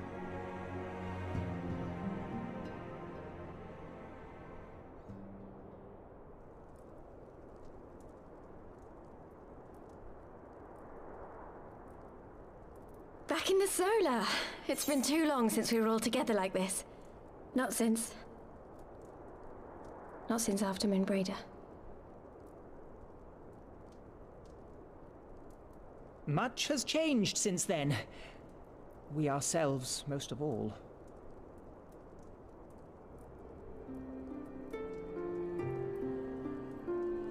Though not all who were lost could be gathered here today, we may take comfort in the knowledge that those who are not are carrying on the fight. While I am grateful to our friends in the north for their hospitality, it isn't half good to be back. But, as Papalima rightly said, much has changed since we last stood here. The scions of the Seventh Dawn are not as they once were, nor should we be. Our travels in the north brought us into contact with a host of fine and generous people, and their selfless deeds serve to show me that it is not lofty causes that should inform our actions, but our hearts. And I hope that the Scions might continue in this manner, as individuals driven by individual principles. Provided we all sincerely desire to work towards Eorzea's salvation, I believe the paths we follow to achieve it need not, and should not, be dictated by any single ideal. Companions bound by a common purpose, free to go whither they will. The idea is not without merit. Very well. I shall resume my research of the primals and the elder gods of Eorzea. Should anyone have need of my findings, you need only ask. Elder gods? I should be glad of your continued assistance. Well, my main purpose in coming here was to see the signs of the Seventh Dawn restored and my dear friend found. Nevertheless, having involved myself in your struggles, I feel compelled to see them through to the bitter end. For Minfilia's sake. That is, if there are no objections.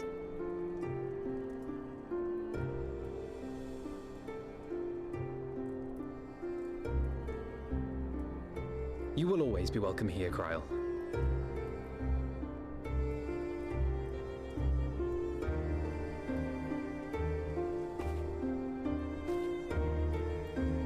Urianger, can we trust you to carry on your investigation of the Ascians as before?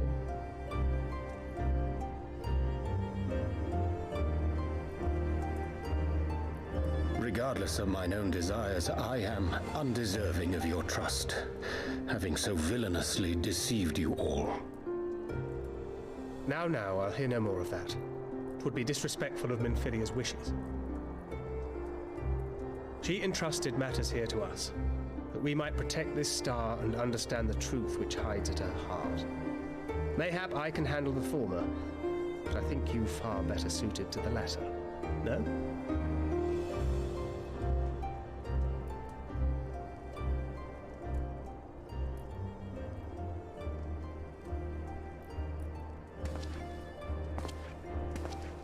Very well. Then out of love for my Lady Minfilia and Moonbreeder both, this shall be my solemn charge. Papalimo and I should probably return to Thanalan to keep an eye on the Resistance. There's still the matter of the Griffin and the Amalja, not to mention the new Imperial Viceroy. That little lot must be worthy of our attention, right?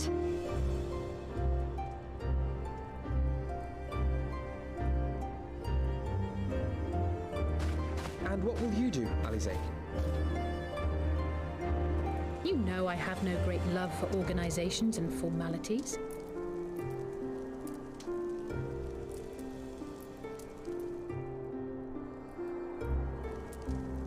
That being said, this new approach you propose is not wholly objectionable, and we've always got her to keep us from bickering. But I will suffer no titles. I am not here for House Leveilleur, nor to walk in Grandfather's shadow. Upon that point, we see eye to eye. If it please you, you may think of me as but another comrade in arms.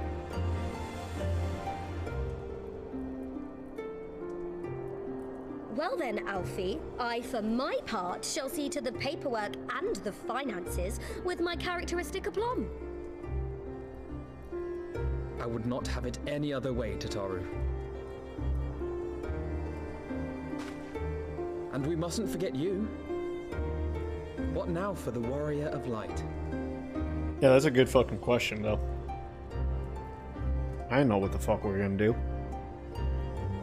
I haven't really got any leads on anything right now.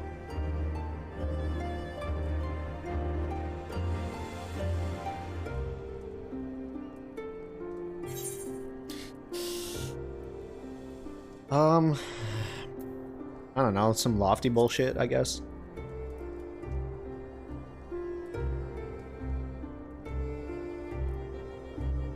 Indeed.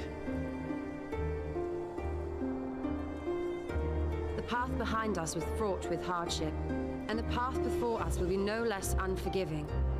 But a new dawn shall break over the realm, and I see before me the faces of those who will deliver it.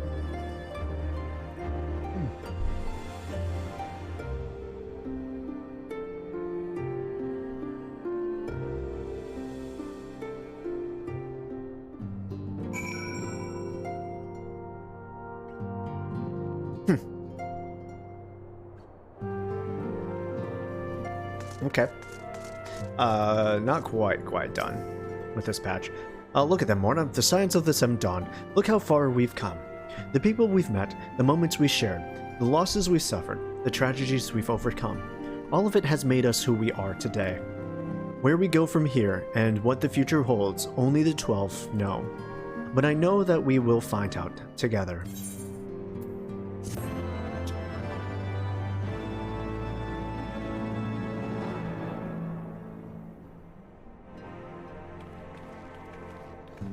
Lead me into the next patch, Daddy. Show me what I care about. It's a Zeta threadline. That's what's confusing me. No one else really has like a positive thing I care about. One world's heroes are another world's villains. One world's loss, another world's gain. Where men go as one, there is life. And where there is life...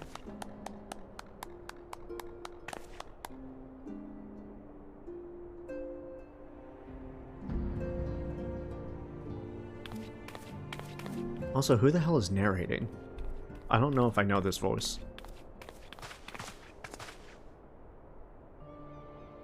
My friends, if I may, I would ask that you entrust Tupsimati to me. Clouds gather upon the horizon, and as Master Louisoix's disciple, I would keep it close at hand.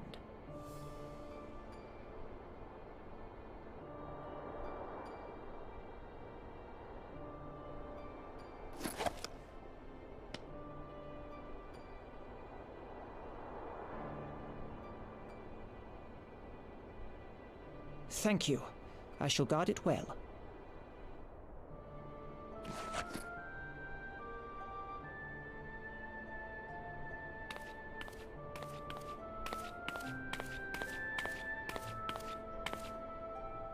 there is cause to hope. It's not Papa Limo. It can't be.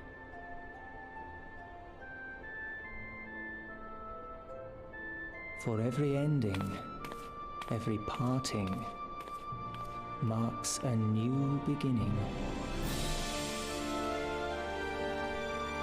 This song reminds me of two Xanarkins so badly from Final Fantasy X. I don't know if anyone else gets that vibe, but like it gives me hints of Final Fantasy X.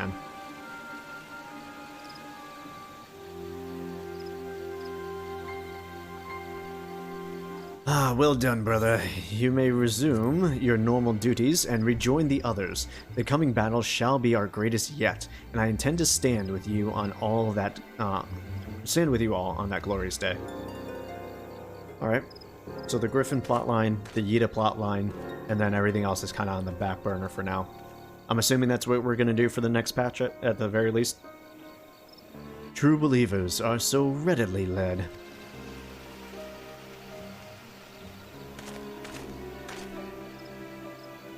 Oh, no, do not press that by accident. I have given them everything they desire, all for which they have prayed. I doubt you can say the same for your pawns. Get what you wanted, then. Was it all worth it in the end? There was some unexpected developments, but they were ultimately to our advantage. Be it host to a surfeit of light or dark, a world bereft of equilibrium is but a void in waiting, and a void is of no use to my master. Okay. I shall follow her emissary with great interest. As for the pawns whom you so pity, they have delivered unto me a gift, which I do now present to you.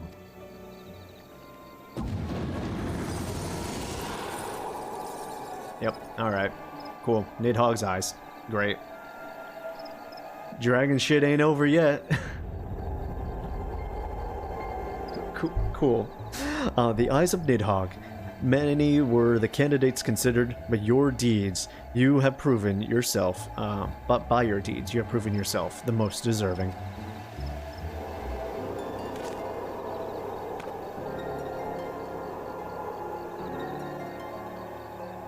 A man of boundless rage and bottomless despair, in whose breast beats a heart which thirsts for vengeance. Only you are fit to wield these eyes, for weal or for woe.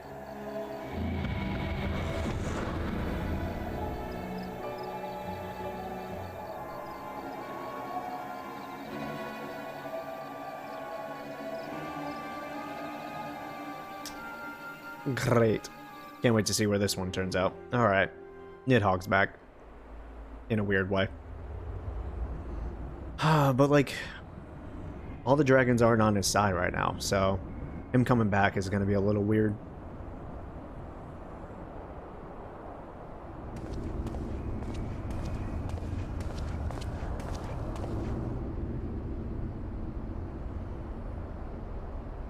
I reacted to the eye thing the same way. I mean, there's only a few select ways you can react to that, huh? So it was here all along. Is this Nero? Fucking knew it, dude. I fucking knew it.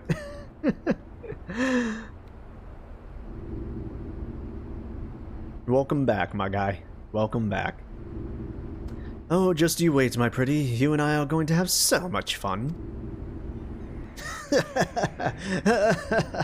Voiceless laughing.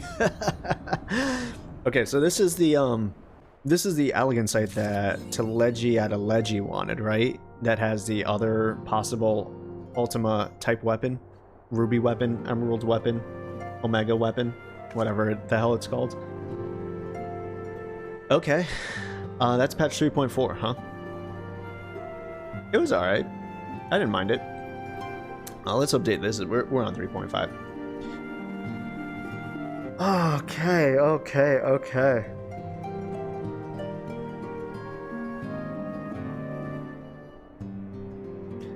There's no point in sitting here speculating on shit that I'm never going to figure out on my own until I just continue playing the game, so might as well just continue into 3.5. I'm going to take, like,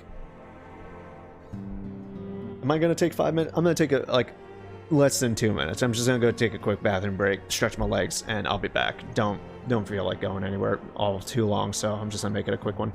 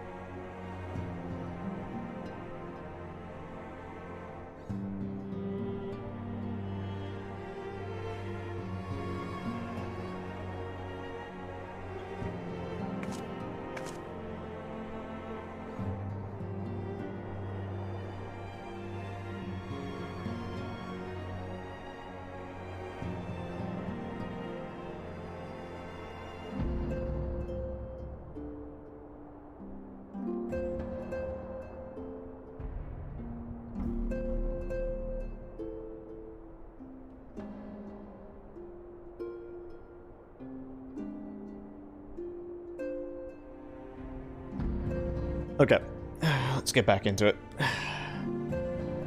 I gotta see how Heavensward ends. Like, we got 2 more patches to do, and I'm not sure exactly how this is gonna end, you know? Like, that's the wild part. I guess I kind of could say the same thing about, like, A Realm Reborn and its patches, because, like, each patch had its own independent storyline, but I'm just trying to figure out how they're gonna end this to lead into Stormblood, which I don't really know what it's about. But the curiosity is killing me, dude. I've got this. Oh yeah, 100%. But I feel like my brain is just it's gonna sound so dumb, but like I feel like it's churning, but like I don't got enough WD-40 on it, so it's like it's grinding a little bit. It hasn't quite started steaming, but you can hear it. It doesn't sound good, you know? And you're like, maybe we should stop this thinking machine. And they're like, no, let it go for a little bit longer. And you know it's gonna end in catastrophe, but it's going. I'm trying to think. I'm trying to be the Winnie the Pooh, like think. Oh bother. I need some honey. Tidings from Gur Albania? Gear Albania? What the fuck? Alright, sure. Ah, Mona, just the hero I wanted to see. Would you mind doing me a small favor? I need you to meet me at the Diamond Forge? Diamond Forge? Okay. This won't take long, I promise. I was kind of hoping that Tachiru would give Yida, Papalimo, and Urianger some new outfits. I'm kind of disappointed by that. I guess I was just so caught up in thinking about, well, everything that I dozed off for a moment. Alright, Yida, pick yourself up, girl. I hate this. Most untangle complicated plot lines. Think. The question that I guess I have is like, are they really complicated, or are we just making them more complicated than they really are? Because so far, I feel like things are fairly-ish straightforward. The most complex thing is parallel dimensions / possibly trying time travel. Not quite sure. I don't really think so, but like possibly. I don't really know. Time travel light, if I would say, if anything. Mostly because like the Asians are eternal and whatnot. The Diamond Forge. Where the hell is this? Is this up on the top or something? Nope. Alright, hold on. It's down. Okay. I feel like it's in a stupid way. The best way to explain the complexity of it is more for the fact. Okay, here it is. It's JRPG complicated, right? It's not really complicated, but it's because they keep on skirting around the issue and introducing more things. Like, if it was just focused on one thing, it'd be like, okay, I think we got it. But they introduce thing on thing on thing, and the question is, will they be able to resolve it in a satisfying manner, right? I've often find with JRPG stuff, manga, anime, JRPGs in themselves, sometimes the resolution isn't always the best. Like, it kind of doesn't, it was aliens all along, ass pull, and you're like, oh, okay. Yeah, alright, sure, we didn't talk about aliens before, but I guess aliens now. So I'm curious to see how Yoshi P actually untangles this tangle that he's making right now. Anyways, I'm sorry to drag you away from your duties, but as I said, this won't take long. I just need you to stand perfectly still for a few moments.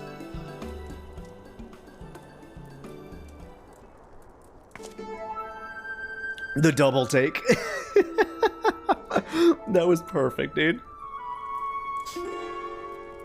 That was actually perfect. Right, everyone? Ready to get to work? No squirming now. Oh, you might want to close your eyes. Evil Tataru. The heel turn. I love it.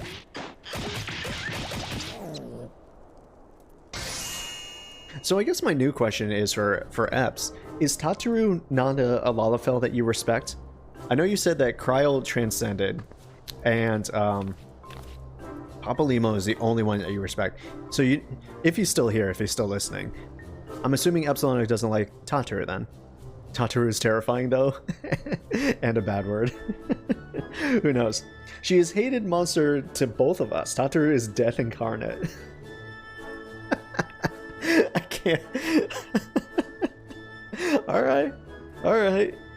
Fair enough. I so far do not have enough information or context to agree to that. She has definitely become her own in Heavensward. I've enjoyed her more so than I ever have. The only member of the Silence to nearly kill me. Alright.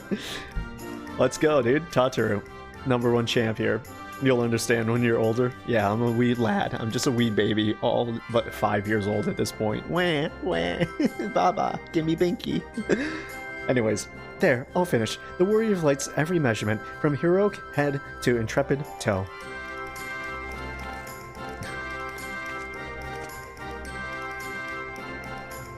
Also, Vasa, how are you today? Thank you for joining us. Happy Saturday to you. Hopefully you're doing well today. Well, wouldn't you like to know? All in good time, Mona. All in good time.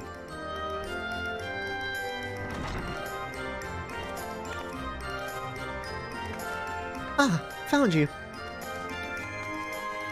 Alfino wants everyone in the Solar for a meeting. I don't know what it's about, but he seems to think it's very important. Go on. We have everything we need. No sense in keeping everyone waiting. You are? Oh, of course. Always interested to make sure everyone's doing alright. Or at least decent. You don't always have to be doing alright, but I at least want to make sure that you're present and aware that we are here for you. If things are going wrong, things are going right, we always love to hear all the things.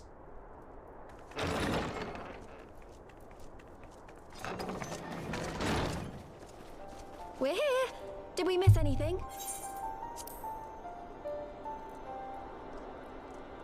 We would not presume to begin without you, Ida. Urianger has returned to the Waking Sands, but everyone else is now present. Yes, but for what exactly? We all have duties to attend to, Alphino, so you may dispense with the preamble. Golly, Alize. Alright. Thank you, Alize. It is the very subject of those duties which compelled me to call this gathering. Though the Warriors of Darkness no longer pose a threat, Eorzea's many troubles demand no less of our attention. True. And while I stand by the decision to approach each task as we see fit, I fear our effectiveness will ultimately be diminished should we continue to act in ignorance of each other's efforts. Thus, I propose we elect a successor to Minfilia. Not to serve as a fully fledged antecedent, perhaps, but as a coordinator of operations. Is that all? Oh, then the decision seems clear.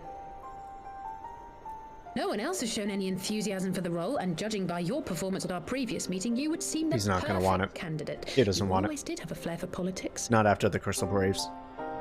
He's not confident enough yet. Well, unless everyone forces him into it. I did not mean to... That was not my intention. As my tenure as commander of the Crystal Braves comprehensively demonstrated, I lack the qualities required for such an office. I would much prefer to remain as I am now, a soldier in the field, so to speak. Should none of our numbers step forward, must we then constrain some unwilling candidate to take up the position? Well, based on merit alone, a certain adventurer would be my choice. Though I concede she might struggle to balance her new responsibilities with, let me see, slaying primals, thwarting legatuses, and feeding the orphan poor. No, I do all that. Yeah, you're right. Thancred makes a good point. Any who would wear such a mantle would be bound by its obligations. Have we not become sufficiently familiar with each other's methods to act without an overseer? At present, I see no cause to so willingly limit one of our number. Oh my goodness! Help! I need some help here!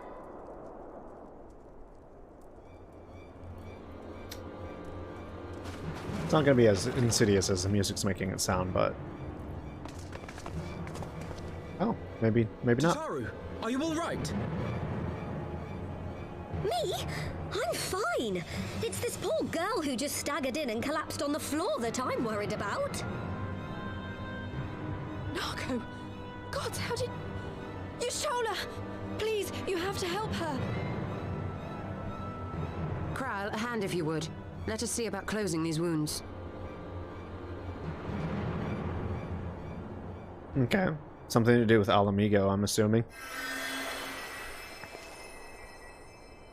Now, we've staunched the bleeding, but it may be a while before you can move about again. Though having seen your wounds, I'm surprised you are still moving at all. Thank you. My message. It was too important to delay. I took the shortest route I could, though I knew it was more heavily patrolled. As you can see, my efforts at evasion were not entirely successful. Honestly, you're too brave for your own good. What was so urgent that you needed to fight half the Empire to get here? You could have been killed. I'm sorry, Ida. I had good reason. But I imagine your friends are wondering who this bloody mess of a Mikote is. My name is Minago, and I belong to the Alamegan Resistance. I came to warn Ida and Papalimo about one of our leaders. A man who calls himself the Griffin. He's always been dangerous, but he's planning something new. Something reckless. The Griffin, you say? I've heard the name.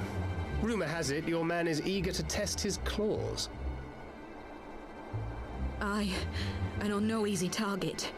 He means to assault Belsar's wall from the Alamegan side. But what does the Griffin possibly hope to gain from such an attack? From what I understand, he wants the fires of war to spread to Eorzea. And for that, he needs to control the border with Gridania. So, he means to spark a conflict between the Alliance and the Imperial forces stationed in Alamigo, to have Eorzea's armies aid in the liberation effort, whether they will it or no. His plan is flawed. Even should the Resistance succeed in occupying the wall, they would not be able to hold it. Imperial reinforcements would drive them out within a week. Be that as it may, if there is even a chance that this scheme could bring about an escalation in hostilities between Eorzea and the Empire, the Alliance must be informed. Agreed. I should depart for Limsa Laminsa forthwith and seek an audience with the Admiral. Thancred, Uldar is yours. Alphino and Alize, make haste to the Twelveswood and notify the Elder Seedseer of the danger to Gridania. She will duly call a council of the Alliance leaders, whom you must be ready to receive. You will be our voice in Ishgard. Explain the situation to Sir Emmerich and encourage him to send an envoy. To Taru, Kryl, I leave the care of our injured messenger to you. See that she remains quiescent and her wounds closed. I believe that covers everything. Let us be about our tasks.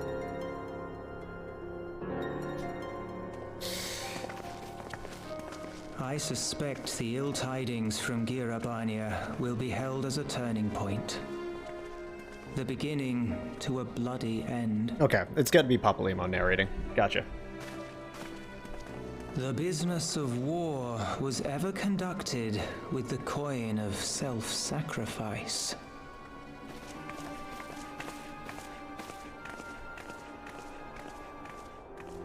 'Twas Master Louis Soir himself who taught us that such costs are not to be ignored or denied.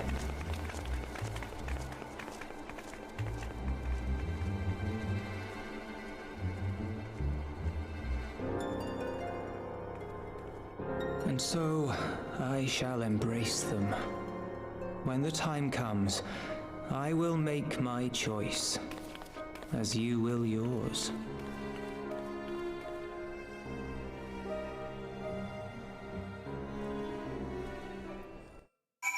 Okay.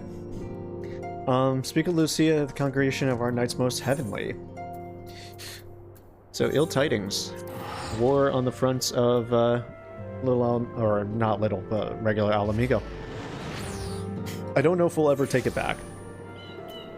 Oh, that just seems like a place that's not all too terribly important, but I don't really know the map, per se. I don't really know where it stands in relation to the rest of the continents and the worlds. So, we'll have to just see. I think this was the last piece I needed. I need 135 more tombstones to get that. Not that it's terribly important, but I probably should finish it up at some point.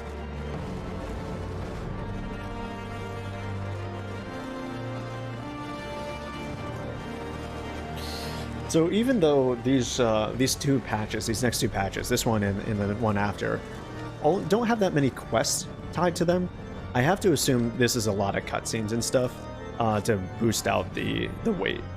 So I'm going to be prepared for a lot of talking and a lot of just sitting there asking questions. Greetings, Warrior of Light. What business brings you to Ishgard? I see. Wait here. I will summon Sir Emmerich.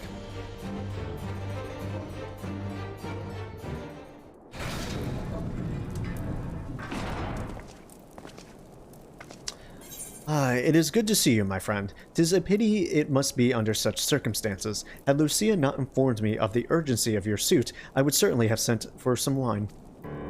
But to business. I thank you for bringing these developments in Alamigo to our attention. Ishgard will, of course, send an envoy to attend the council in Gridania. But I cannot say who will represent us, however, as the choice is not mine to make, not mine alone at any rate. Given the imminence of the threat, we may forego the formalities of a full assembly, but I will still need to consult my counterpart in the House of Commons prior to proceeding. Will you permit me some time to make the necessary arrangements? I thank you. Our representative, whom we select, will require a suitable escort. Make your preparations and inform Sir Handeloop that he is to lead in your absence. Handeloop? Yes, Commander. Mona, hurry accompany Lucia to the Gates of Judgment and make ready to depart for Gridania. I will have our envoy join you as soon as I can.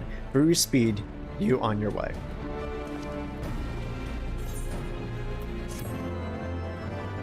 Okay.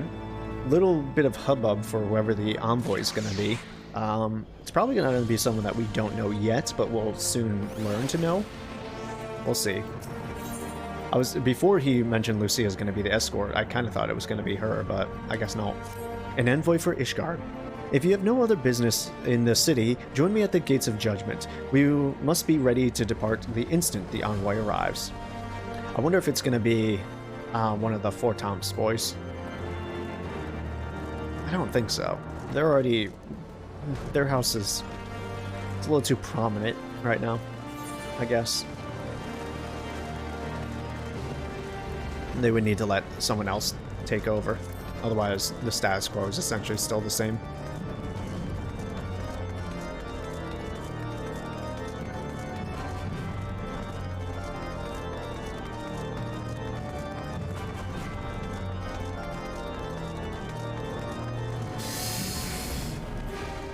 This dude's always coming back hurt. Someone needs to help him. He's got that mad limp going on. Alright, let's see. Who is going to be the envoy?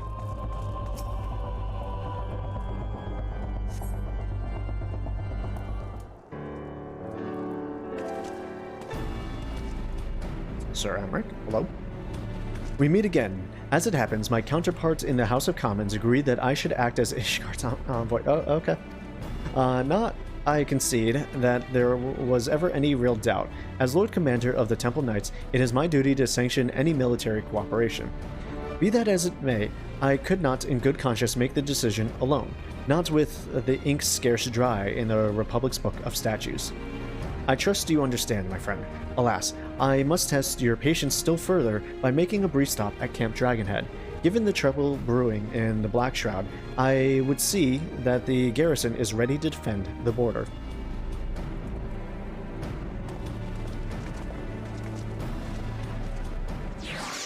Is there a map in game that shows me the world as I've unlocked it so far? I don't want to look up the actual map of the world because it's spoiler territory. But like, is there anywhere in this world that I can go see what's uncovered so far? Like, because I don't know where Alamigo is in comparison to anything else. And I'm also starting to get confused, like, where Camp Dragonhead is in relation to everything. I think if I zoom out enough. I don't think so. Unless there's one of these. That's unknown territory. Authard. I don't even know where the hell that is. Ravania, that's apparently where we're... This is Alamigo? Is this the place that they're talking about? Alright, center, turn off map transparency, time map icons. Lock map. Yeah, okay. Yeah, I don't think so. At least I don't have it now. Okay, that's fine. I know there was one during like one mission, I think during the assault on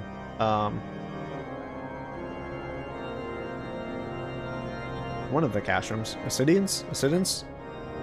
During the whole plan to defeat the Garleans in A Realm Reborn, I'm pretty sure they showed a pretty good map of Eorzea and everything. Open the map, top left corner is the world's map button. Looks like a square. I'll check that out as soon as we finish this dialogue. The garrison's commander waits within. Why not accompany me, Morna? You may see a familiar face. Okay. Open up map, top left corner is the world map.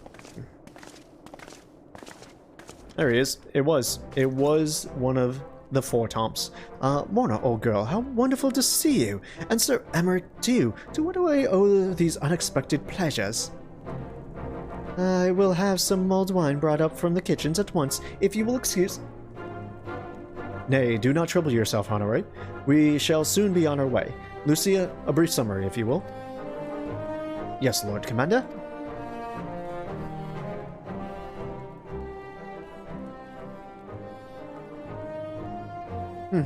Those villains hardly need an excuse to wage war.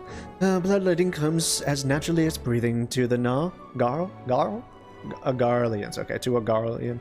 I mean, in Imperial. And thus we shall strengthen our patrols as you suggest. Oh, right, because Lucia is a Garlean. Gotcha. And thus we will strengthen our patrols as you suggest. We shall also be sure to communicate these developments to the Lord Francel and the Observatorium. I see you have everything in hand. Carry on, Commander. I'm glad that they gave Amelanian a pretty good position, taking over Hashifon's old spot. I know he's messed up, but he deserves it. Surprised to see yours truly at the helm.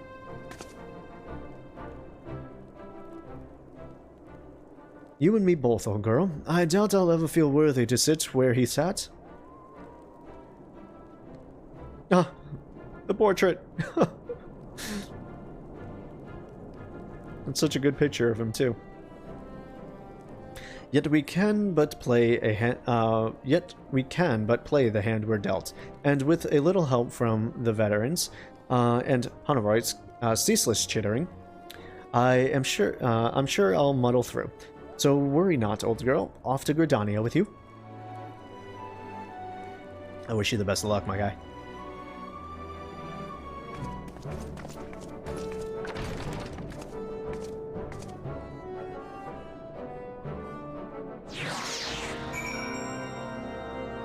Alright, let's see what happens when I open this map. The square. The world map. There we go. That's what I was looking for. Oh, okay. So this is actually the map that you would normally see. This is pretty... Okay, well, that's unfortunate. I was kind of hoping it would only unlock as we opened up the new areas, but I guess since I bought the expansions or something. My question really is, where the fuck is Alamigo then? It was somewhere in Othard, right? It's saying it's on the border. Like, is this Alamigo over here? No, that's not really a deserty area. There's a lot you don't see there. Okay. Alright. Cool. No, that's fine. I'm good with that. So where's Alamigo? Where's this land that we're going to protect? Oh, Gira. Okay, this is it. There it is. Alamigo. I'm pretty sure. I think that's what it says. Okay, so this is the border. Cool. And Kurthus is pretty far away from needing to defend that border. But maybe they mean like this border up over here. Okay. Cool. Yeah, that's actually what I wanted to know. I didn't realize really how close Alamigo was to everything. Like, I obviously knew that Alamigans came over and made Little Alamigo and all that, but they had to pass through Gridania unless they sailed to Ul'dah. Weird. I wonder where Little Alamigo is in comparison. Maybe over here. This is the desert, right? Anyways. Let's continue on. Speak with Emmerich in New Gridania.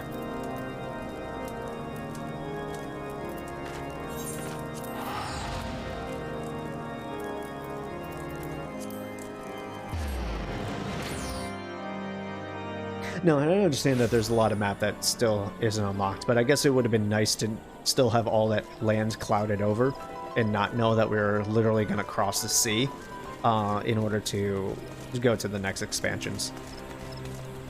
Look at this dude. Wow. Okay. Where am I going? Probably to the Conjurer's Guild. Maybe. Actually, no. He's over here. Again, I should have known better than to look at the map. I knew it was going to be spoilers, but I was kind of hoping that based off my game, they wouldn't show that part of the map, but such is the nature. Diplomatic duties have brought me here on several occasions, but I find that I am enraptured by the Black Shroud's beauty, now as when first I laid eyes upon it. I fear that this time, however, events shall not afford us the luxury of enjoying the splendor of the forest. An allied decision. It seems we are to have an escort to the Lotus Stand. A pleasant place to discuss unpleasant matters, is it not? Yes, of course. 'Tis like that we are the last to arrive. Let us announce ourselves, shall we?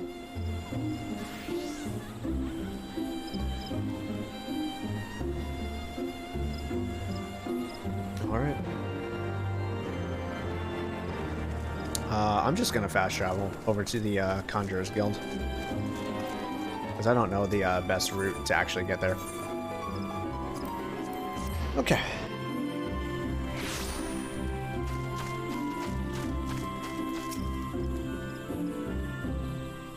Oh, he didn't ask us this time. Okay, we're just in.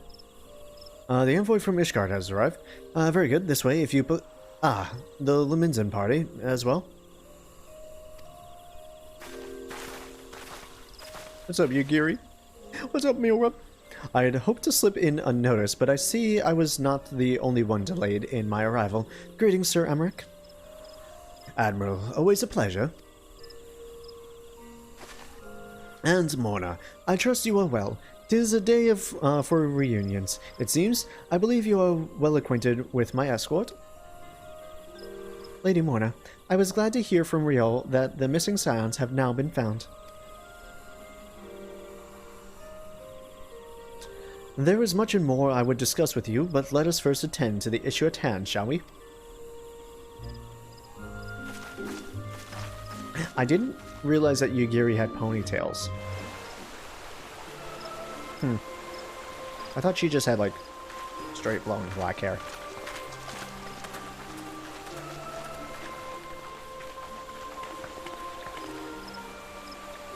I bid you welcome, my friends. As you will by now be aware, the Scions of the Seventh Dawn have come into possession of certain intelligence concerning recent developments in the region of Gyr Abania. It springs, I am assured, from an unimpeachable source. Is that not so, Master Alphino?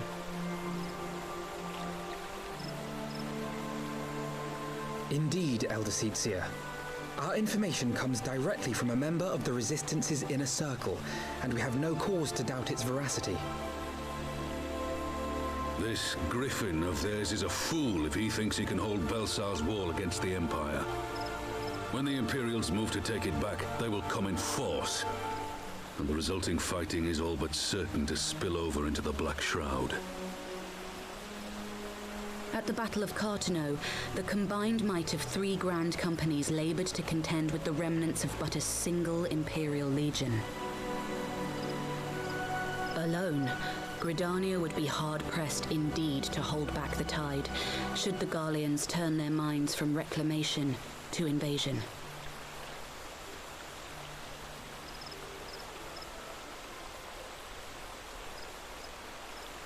May I once more convey my nation's deepest regrets for our inaction in the days prior to the calamity. 'Tis a stain upon our ledger that I would fain remove.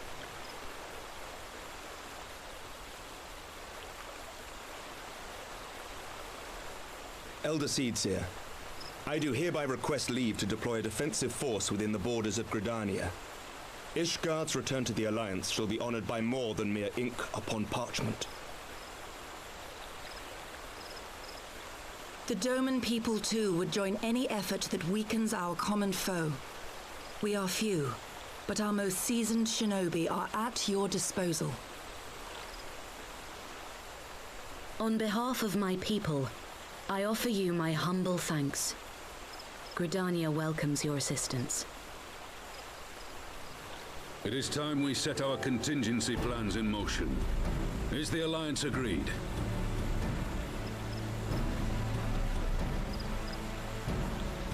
Then let us make ready for war.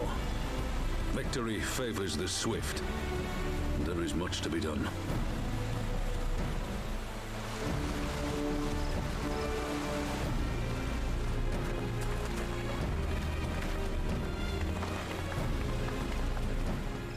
I'm gonna be honest with you, I think I'm getting tired of the Garleans. Like, I kinda want them just to go away. Like, they're not as interesting anymore. Will not soon be wrested from the Empire, and its decision to bolster the border's defenses seems eminently practical. Why then, brother, do you scowl so? I agree that they have chosen the wisest course available. Indeed, the only reasonable one. Yet something feels awry. In making ready for war, is the Alliance not granting the Griffin the very thing he desired? Any attempt to hold the wall is doomed to failure, aye. But I wonder if we have misjudged the prize for which he plays.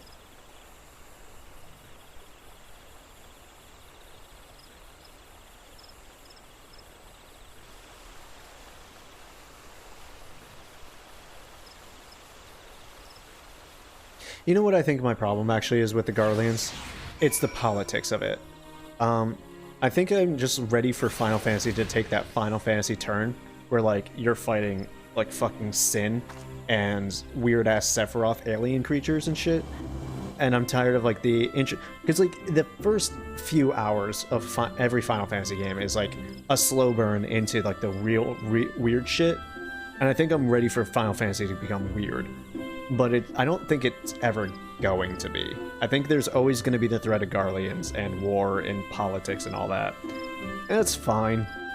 But man, I just want to slap ass with some primals and shit, you know? Like, I just... I just want to, like, destroy the moon. Where's my power-up phase, you know? Like, when do we get that airship moment when we're, like, free to just, like, fly around the world, and then we discover that, like, these two people that we found in a cave somewhere are these weird monstrosity creatures, and then they have 4 different phases into their own fight, and they all change shape every single time, and one becomes a tree out of nowhere. Like, I'm waiting for that shit. And I don't know if it's ever really gonna happen. But I kinda need it to happen. Cause, like, these Garleans are fucking annoying, bro. If I had to hear their goddamn theme song one more time, I'm gonna scream. I just don't care about them anymore, dude. I beat them. I beat a contingency of them. I beat a platoon of them. But golly, bro. Honestly, you're gonna tell me they're a connecting thread throughout all of Endwalker too, aren't you? I'd rather hear their theme song rather than that song. I don't know what that song is. But I'm sure you'll point it out when that song comes about. I don't know, man.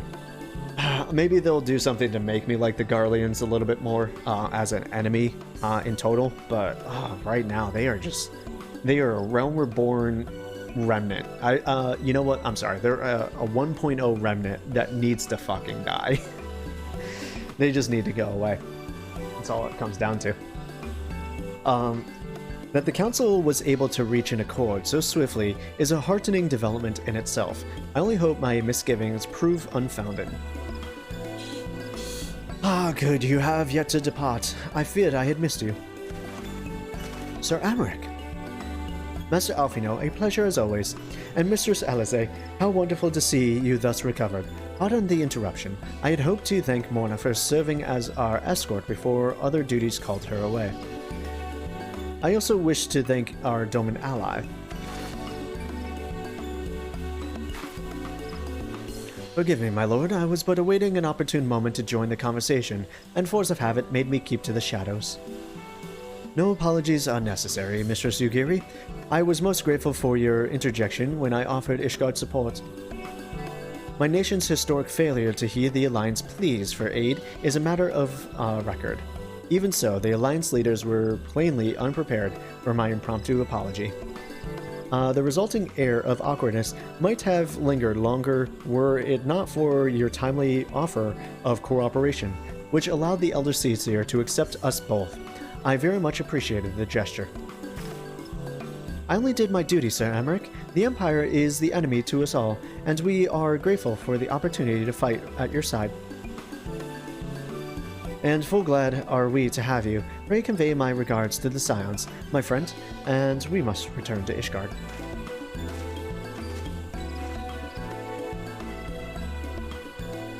Whatever is wrong with a simple sorry or thank you? Must these politicians always make a speech out of everything? Based opinion, Alize. That is how we adults speak, dear sister. Perhaps the one who like the sound of their own voice. In any case, our business here is concluded. We should be on our way as well. Will you accompany to Ravenous Toll, Yugiri? Actually, I think I shall first pay a brief visit to the East Shroud. I'm curious to know how Papalimo and Yida fared in their talks with the Sylphs, not to mention what has been going on at Balsar's Wall. I will join you at the Rising Stones, Anon. Dude, I'm getting so tired. getting like 3 hours of sleep is not doing well. My eyes are failing me. Oh boy. Alright, well, hopefully I can stay awake, but I feel like I could fall asleep right now sitting up.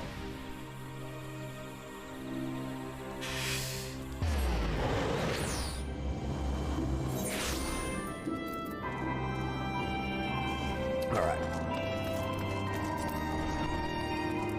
I've got this. Yeah, I'm trying, bro.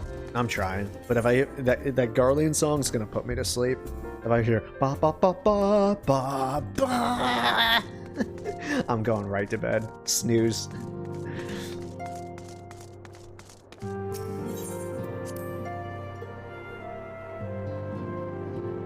No, I'm definitely going to be glad to take a bit of a break to play Control and... What's up, dude? I wasn't expecting you to be here. It's at the Revenant's Toll, not inside the Rising Stones. I'm going to be glad to play Control and possibly Final Fantasy VII just to take a quick break from the political nature of 14 for a bit. Give my brain a quick sec to reset itself. If I was to jump into Stormblood instantly, I would probably just be like... fuck. He was outside the whole time, right in front of me. I completely missed him. Well, that's some barding I've never seen before. I've literally never seen anyone with that chocobo barding before. Welcome back, Morna. I don't know about you, but I am heartily glad that all the talking is over. I understand these council meetings are important, but do you not find it tiresome to have to weigh every word before you speak it? Yes. I doubt I will ever feel at home in the realm of politics. I feel the same. That said, people have been known to change, and if my brother is willing to run his own errands, anything is possible. Griffin on the wall. Another brick. Okay. Well, as much as I enjoy the bustle of the toll, I think it's time we headed inside. My brother and the others will not be long.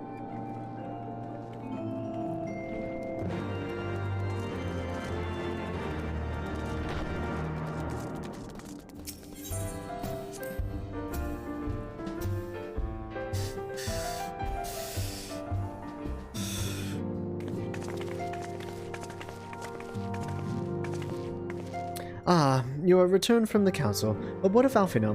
Did some other matter require his attention? Mine apologies, friends. I trust we have not kept you waiting over long. Greetings, everyone. Oh, Kryle, how's Nago doing? She will be alright, won't she? I don't see why not. She's sleeping at the moment. Tataru's keeping an eye on her, so we'll know soon enough if there's any change in her condition. Her wounds are healing well. With sufficient rest, I am certain she will make a full recovery. Thank goodness for that. Now, mayhaps you would share with us the Council's decision? Each of the nations, Ishgard included, has committed to providing military support to Gridania. The Eorzean Alliance will soon have a significant force in the Black Shroud, ready to respond to any Imperial act of aggression. You know, I almost wish the Council would stop messing about and give the Griffin what he wants. What? I wouldn't like it to be the Imperial caught between the Resistance and the Alliance. Ida, you cannot seriously... One does not lightly go to war with the Garlean Empire. Quite. To open hostilities without due consideration would be to invite disaster. If only there were some way to reach the Griffin, some means to convince him to abandon this reckless course. Why do I feel like Ida has a freaking in with the Griffin? It may not be entirely unfeasible. There is a network of tunnels beneath Balasar's wall, secret passages dug by the Resistance to provide a way out of Alamigo, which may equally serve as a way in. Precisely. If all are in agreement, I would be the one to undertake this necessary negotiations. I am familiar with the route, and the Resistance is familiar with me. About as familiar as they are with me, you mean? Say what you want, I'm coming too. I have some experience in the practice of infiltration. If you would have me, my services are at your disposal. As are mine. It has been far too long since I shared a shadow with a shinobi, and I do not intend to waste the opportunity. 4 is quite sufficient for an infiltration mission. Greater numbers will only serve to increase the risk of detection. Krile and I will direct our energies elsewhere. What of you, Laveilleuse? I will return to the East Shroud and stand watch over the border. Should matters take a turn for the worse, 'twould seem wise to be on hand. Might I prevail upon you to accompany me, Morna? Gridania will be safer for your presence, and while it may not seem the most thrilling duty, dear sister, may I ask that you remain at the Rising Stones to pass on messages and so on? Ooh, Alize is not gonna like that. To hold the fort, you mean? Very well, I suppose the task must fall to someone. Safe travels, all of you. I'm surprised Alize actually agreed to that.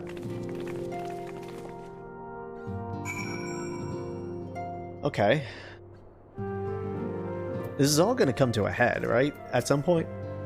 Falling in love with a better twin? Oh yeah, Alize is... She's come to her own. Yeah, 100%. I love how we say the better twin. It's so true. Compared to Alphino, Alize, she's just got based opinions, you know? Like, she's on my page. She gets me. I get her. Alphino, I like him. He came to his own in Heavensward, but man, he's still struggling. I'll say it. If you have any unfinished business in the toll, pray attend to it now. I would depart for the Hawthorn Hut without delay. The nearby watchtower offers an unobstructed view of Valisar Wall, and I should be interested to speak with to the Alliance commanders who have installed themselves at its top. The only thing about Alize is I'm really hoping she gets a better outfit here soon, because the one that she has now sucks! The colors are just terrible. Real quick, guys. I got a weak bladder lately, so I gotta go take another pee. I'll be right back.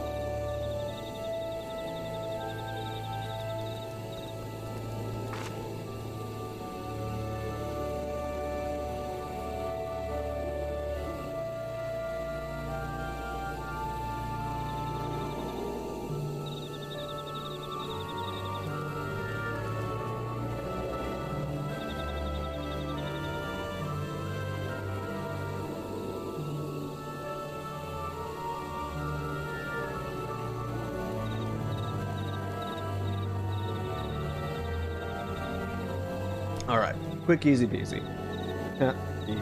Easy. Because I went to go take a piss. Get it? Anyways, let's go. Let's go see what all this nonsense about. Hawthorn Hut looking for Alfie. No, Alfie, no.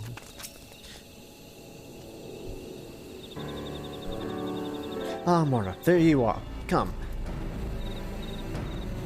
Amara Sax Spire? Oh, God, I don't know if I've ever had to pronounce that before.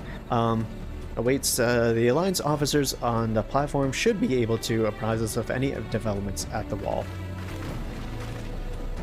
Fancy meeting you two, the two of you here. We're about to set forth. Indeed, I was about to say 12 watch over you, but I doubt you have need of divine protection, even if you are venturing into enemy territory.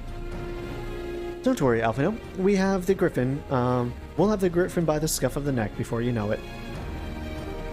Do make up your mind, Yida. Nary a moment ago, you seemed ready to shake the Griffin by the hand rather than the neck. So which is it to be? It would be best to decide before we enter into negotiations. Trust me, Papalimo. I'll shake whatever needs... Yida, behave. I'll shake whatever needs shaking. Talking part, I leave to you. That sounded dirty. I think I feel a headache coming on. Let's be on our way, shall we?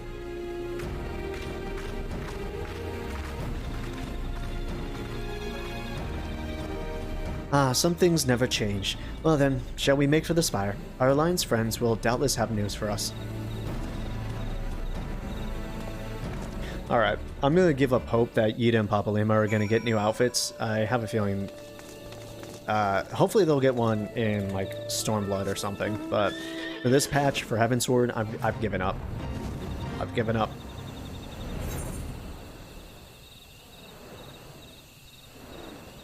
The dream could have been true, but they decided that maybe...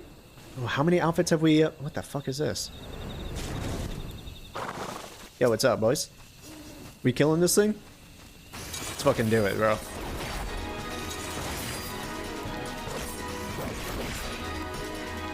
Is this a hunt or something? Also, are we about to enter into a dungeon or a trial? Allied Seals entirely gone, minted 3 Grand Companies. That was a hunt. That was an actual hunt. Cool. So I'm assuming that this is going to be a trial or a dungeon of something, right? Sure. Where am I going? Here. Back over here. I got distracted.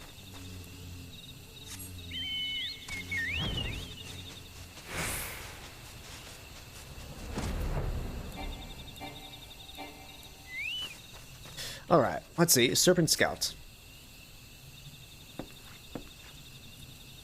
Welcome, Warrior of Light. I assume you are here to speak with our commanding officer. You will find them on the observation platform. Pray proceed.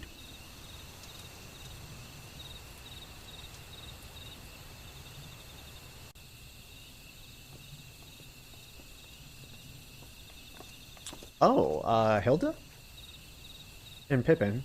That's cool. Pippin I expected. I wasn't expecting Hilda. Anyways, greetings, my friend. 'Tis good to see you both well. I was hoping you might turn up. I've tracked half of the watch here, see? And the sight of you might help remind them why we bothered. If memory serves, I have not seen many of you since the day of the Grand Melee. Having borne the brunt of your blows, may I say what an honor it is to stand at your side. It is heartening indeed to see the realm's most stalwart defenders thus gathered in common cause. Speaking of which, what news from the wall? All has been quiet. Not for long.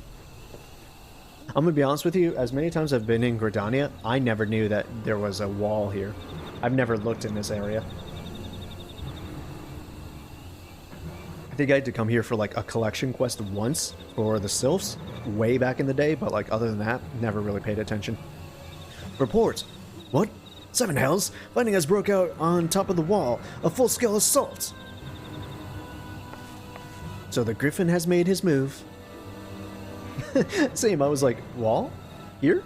Ebbs told me that you just realized that in Azaz Law, the 3 statues were there. I just realized that on last stream too. I was just flying there doing the reminiscence of like the path we walk. I was like, yo, what the fuck? The statues are here? And I was just like, how did you not notice that? He's like, how did you and Kit? Someone has. I only ever noticed Mordona. Yeah. Yeah. It's the Garleans are a little sneaky, yeah? There's the one in Costa del Sol too, for the Coils of Bahamut. I didn't really know that was there either. Anyways, what was that supposed to mean? The attackers, they're wearing Grand Company colors. Impossible, we gave no such order. Of course, the wall was never the Griffin's target. It was bait. We have been goaded into deploying our armies nearby, thus lending weight to this deception.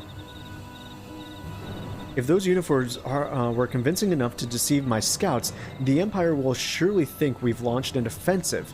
This could be war. Even so, this may yet be no more than a diversion. With the armies of the Alliance occupying the Empire's attention, it would be comparatively easy for the Griffin supporters to slip into Ala Mhigo. Hold on, one second. I gotta reread this. Okay.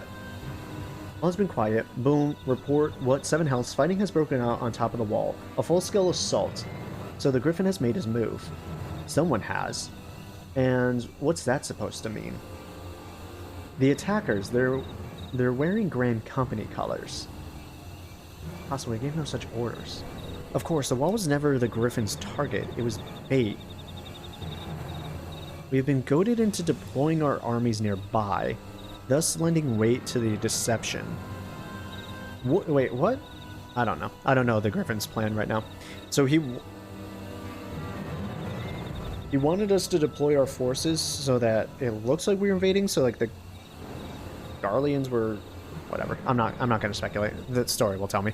Even so, this may yet be no more than a diversion. With the armies of the Alliance occupying the Empire's intention, it would be comparatively easy for the Griffin supporters to slip into Alamigo. Okay, yep, there we go. That's what I was kind of thinking. He could then incite a rebellion amongst the populace, which the Imperial's reserves would be hard-pressed to contain. Eorzea, meanwhile, would be plunged into chaos. Gotcha. Griff's boys dressed as Grand Company forces and attack Garleans, so you... Okay, there we go. Thank you. That was a clarification that I needed. I was like, did we have people on the wall? Morna, we must make for the wall at once. Wait, just the two of you? Our companions embarked on a mission to sway the Griffin from his course, and are like halfway to his command post by now. They will emerge in the midst of a raging battle, and I do not mean to abandon them to their fate. It will be dangerous, aye, but the confusion may work to our advantage. If we are careful to avoid the skirmishing, it may yet be possible to reach the Griffin, and if we do that...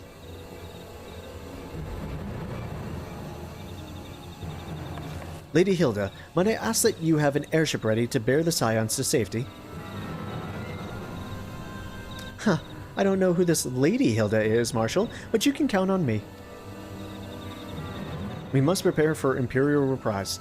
May the Navigator guide us through the storm.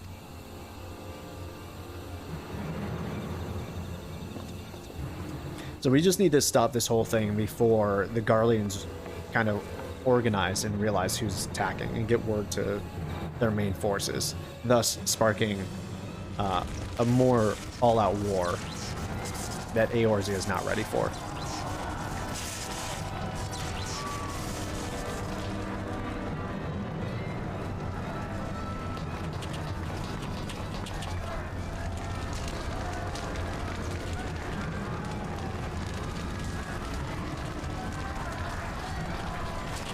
Forward, comrades! The time has come to drive the Empire from Alamigo and force action upon those who have turned their backs to our suffering for so long. Let this victory be the first step in the liberation of our homeland. Alamigo will be free, no matter the cost.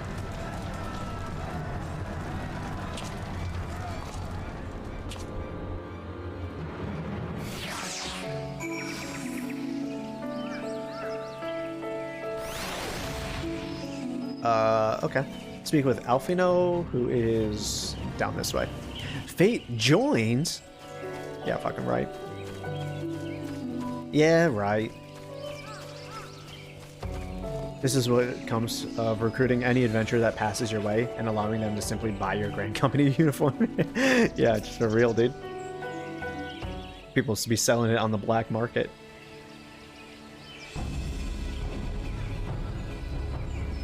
From what Papalima told me, the trail ahead should lead us into the shadow of the wall. As we have two objectives, I suggest we divide our forces. I shall make this straightaways for the tunnels and attempt to intercept our comrades ere they stumble into a bloodbath. While I do, I must ask that you scale the wall. Okay, I didn't realize I was Spider-Man over here. Know that I would not propose such a course if there were any other way, but the time for subtlety is past. Take a band of your most trusted companions and cut through to the Griffin. Make him see reason, by any means necessary. Once we are free of the tunnels, we will make for your position with all due haste, and if everything proceeds according to plan, Hilda will then swoop in and spirit us all away to safety. Only pray that we have enough time.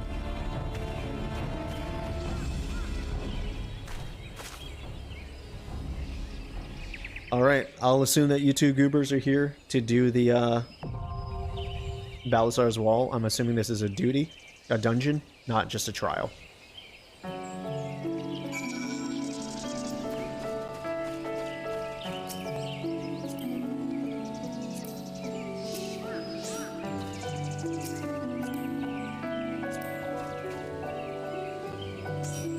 Alright. Ooh, we have a bard this time. I think that's the first time I've ever seen you in this outfit. Both of you. You have your glamours. Are these like your infiltration glamours? Ready for infiltration, boss. We look the part. That's hilarious, guys. I love it. I love it. Alright, ready?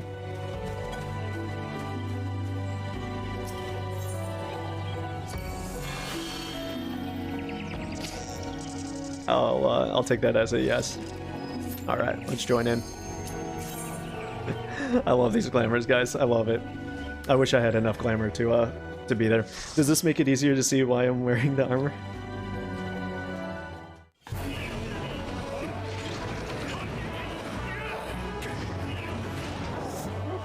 Ew! Ew, that dog, though. It's so nasty.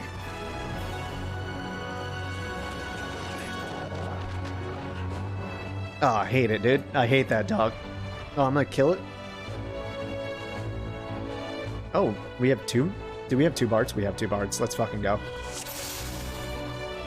Let me get my take stance and everything on.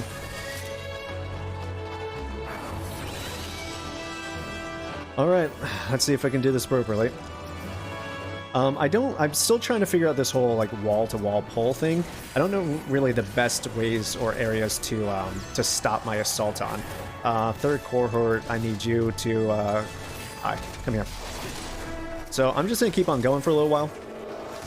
I'm gonna pull this guy, and I'm gonna grab these guys as well. I'm gonna go with that, and we're gonna see what we can do.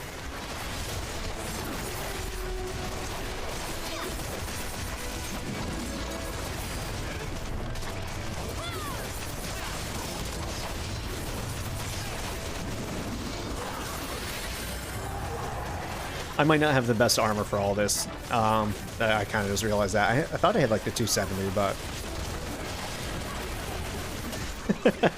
Alright, maybe we won't do such a big pull then. Maybe we won't do such a big pull.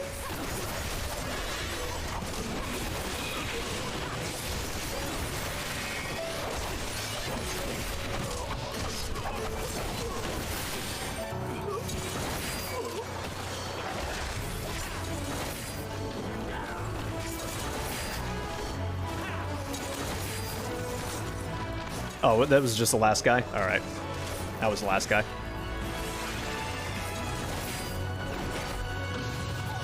That sucks. Oh, I got stunned right at the last second.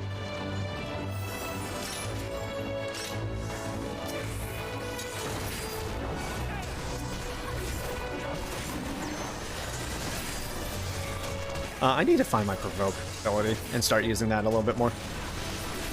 I definitely don't use it enough.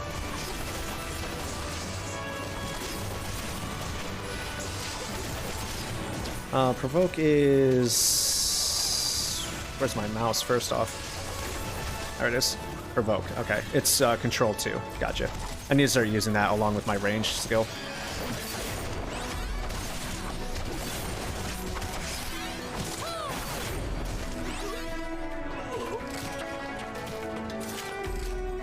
Nope. Identification key. Okay.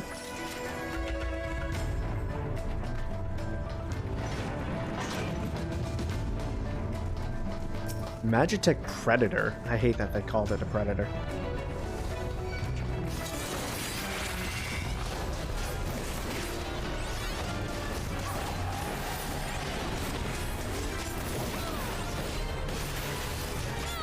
Ah, now he's still gonna hit me with that. Alright, fair enough. Couldn't dodge it.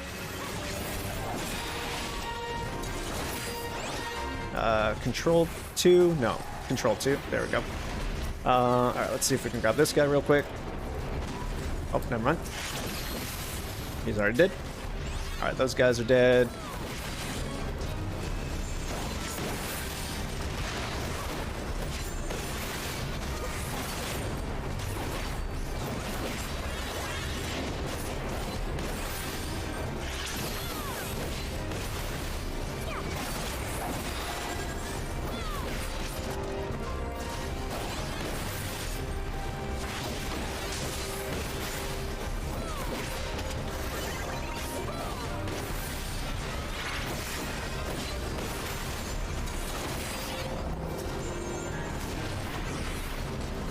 I'm assuming we take out these guys as best as we can, right?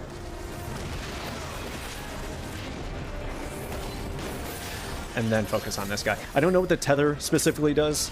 I'm assuming it's just obviously like everything else. It makes them either invulnerable or powers them up or gives them some kind of buff or something like that. Either way, you always want to make sure you're taking care of it, right?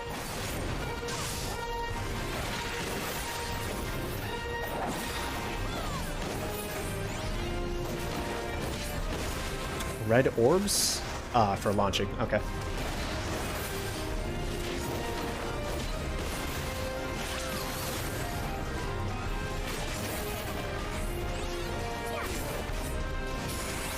Damn. It's kind of hoping I would get my cartridge right before. Too bad.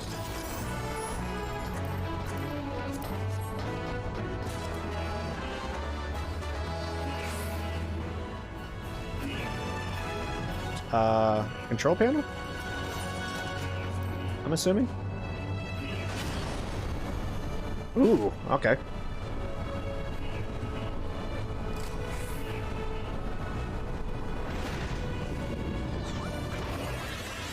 Oh, what the fuck? Okay, sweet.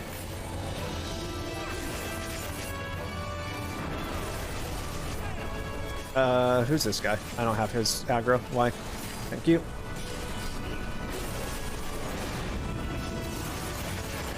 More on the way, sir.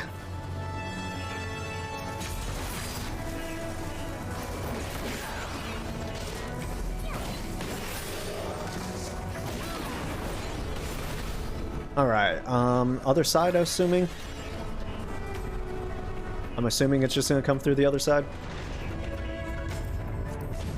Oh no. Okay, they're coming in like this. Gotcha. For folks.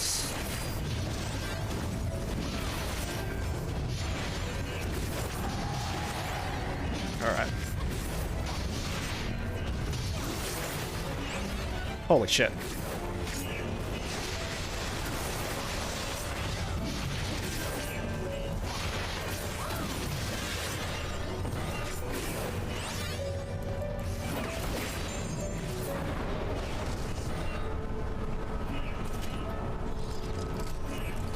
All right. Let's get ready for this one.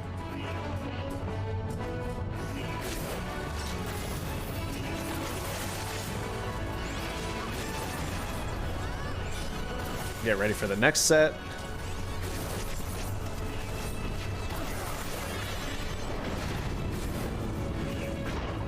Yep, here we come.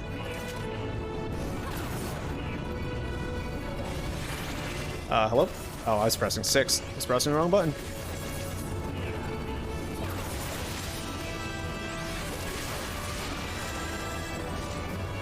Stuns. Not great.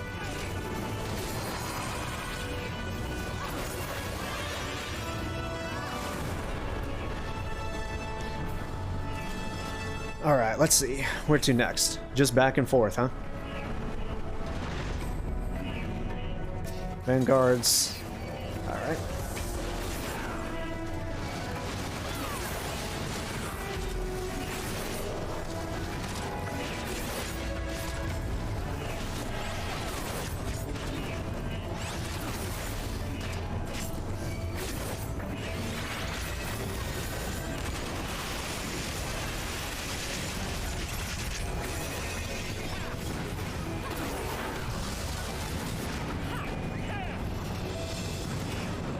I'm trying to figure out what the point in this is. Like, we just went back and forth a bunch. It was just to get here, essentially. That felt like such a weird design decision in the grand scheme of things, right? Anyways, let's get in here.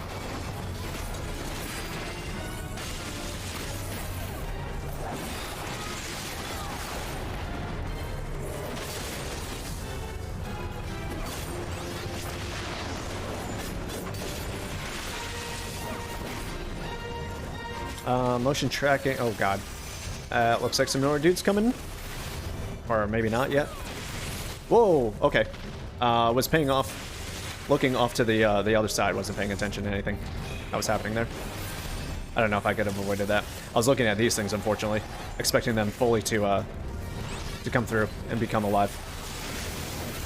Holy shit. Okay. I need everything to come here on me.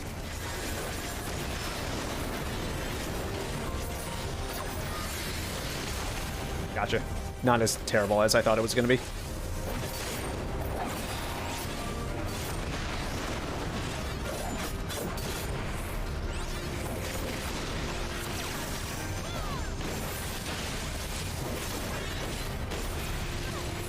Diffractive laser. Interesting. Oh, was I not supposed to attack? Like, everyone else looks like they stopped attacking for a moment. Was I also not supposed to attack that guy? Diffractive laser probably means, like, hey, don't attack him for a second.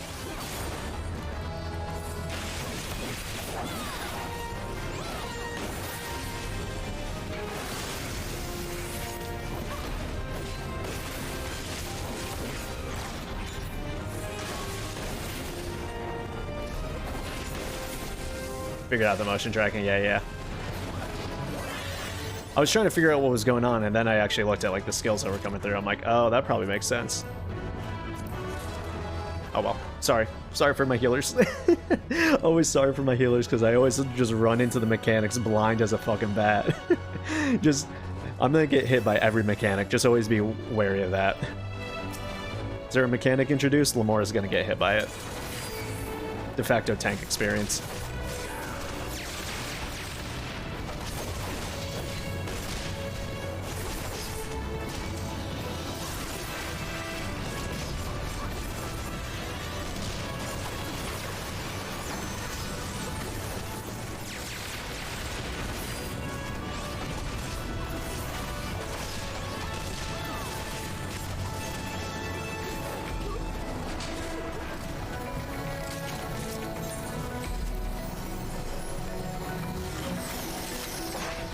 You're not that bad to heal.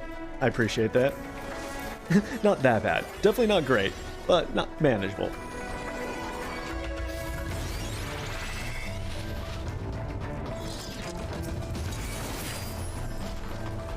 Okay. Missed a bunch of those guys. Where's this last guy that I can't hit for whatever reason?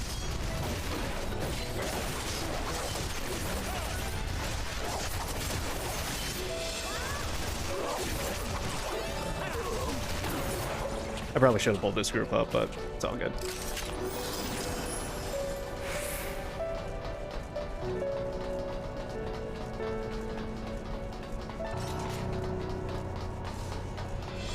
Oh, it's my boys.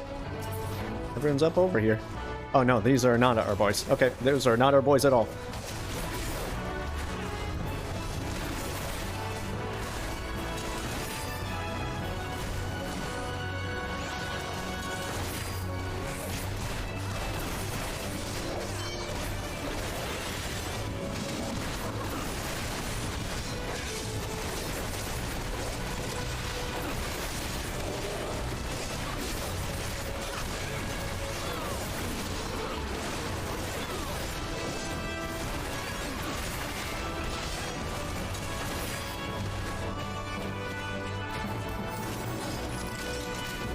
Might as well just keep that thing up there.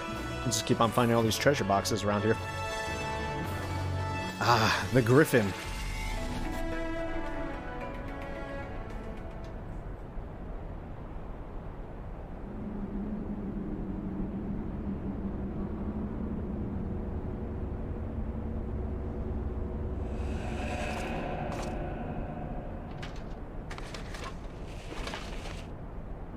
Knew it. Yeah, that's not really that much of a surprise. Like, that wasn't a surprise at all. It was an anti-surprise. If it was anybody else, I would have been like, oh, that's the surprise. It was not him.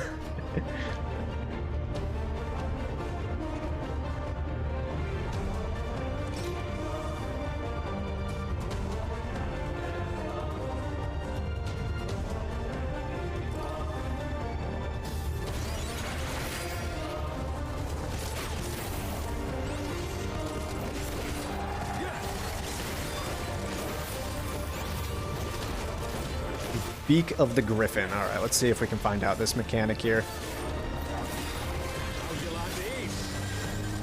Flash powder, Seems like we're okay. I may have been stunned there. I got stunned. Okay. I got stunned by that one. Can I pull him back in? Yeah, alright. I'll tear you limb from limb. Claw the Griffin, that one's fine. Bit of a tank buster there.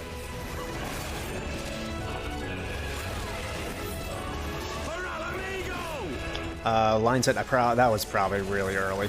What the fuck is happening here?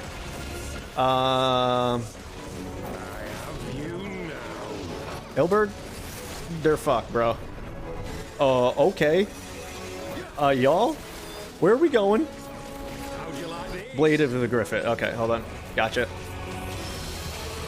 And then other blades and stuff? Or are we okay here? Okay, I think we're just gonna focus on him now, right? Just get rid of the center one so we have a place to stay. Gotcha.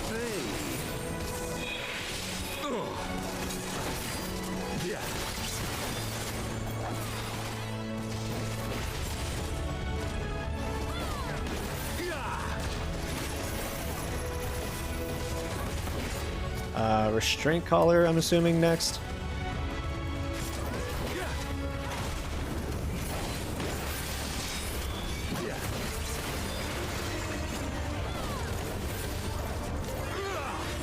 Bro, where are you going? Where do you think you're fucking going?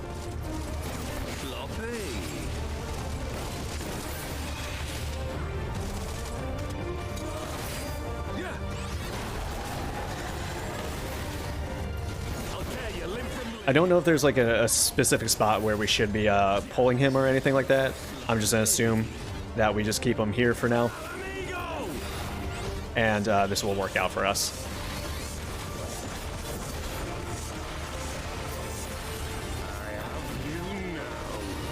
Alright, so he's gonna do the blade thing again. And then we need to get this blade of the Griffith so we have a place to stand. Gotcha, gotcha. Cool. And then we could have burned him down as well.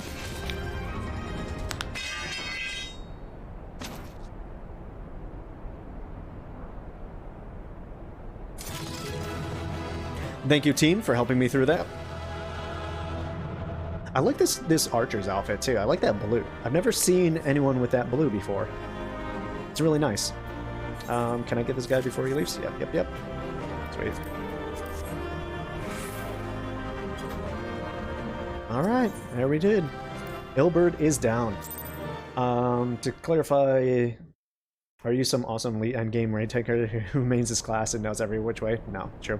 But you are anywhere near the worst. You aren't anywhere near the worst tank I feel. I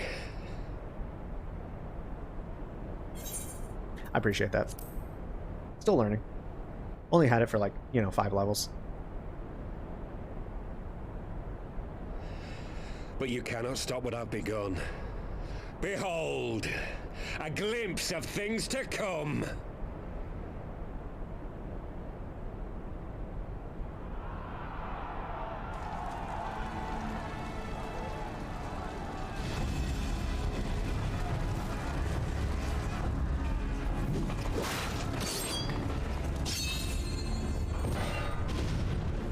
Enjoyed the start of what Stormblood means. Behold plot. We did it! We showed the bastards! Aye! Victory is ours! And who knows, lads? Mayhap the Eorzeans will finally see sense when the enemy turns up on their bloody doorstep. Okay. They're gonna unleash some kind of bullshit weapon that only the Guardians know, right?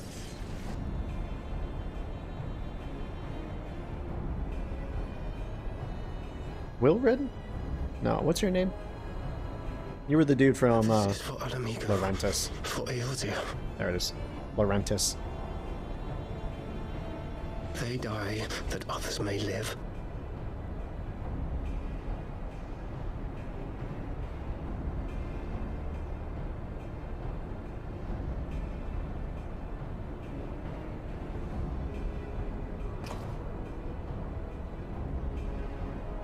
Vanguards! Attack!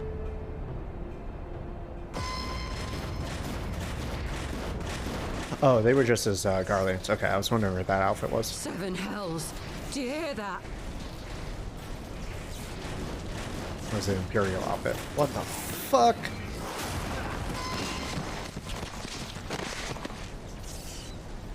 War machines. How did they get here so quickly? Stand your ground! For the resistance!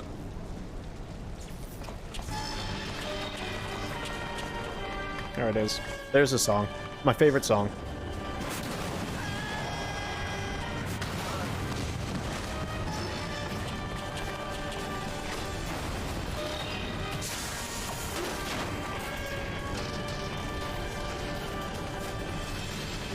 Well, at least they're not using Magitech armor anymore. There's nowhere to run. We're cut off.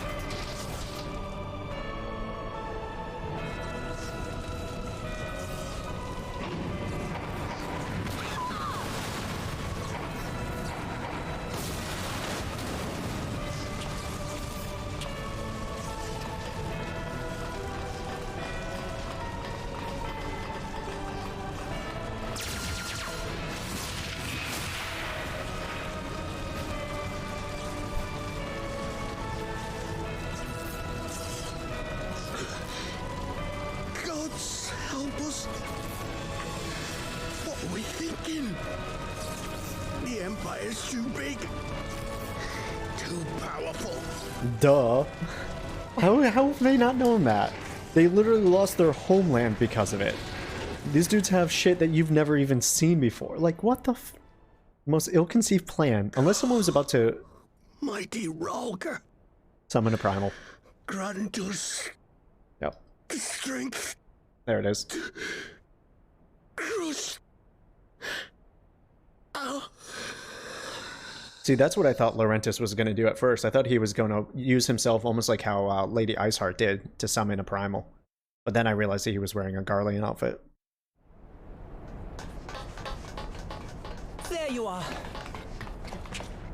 As you can see, our infiltrators did not elude me for long. Lady Ugiri is sending for an airship even as we speak. What do we do? This is a massacre!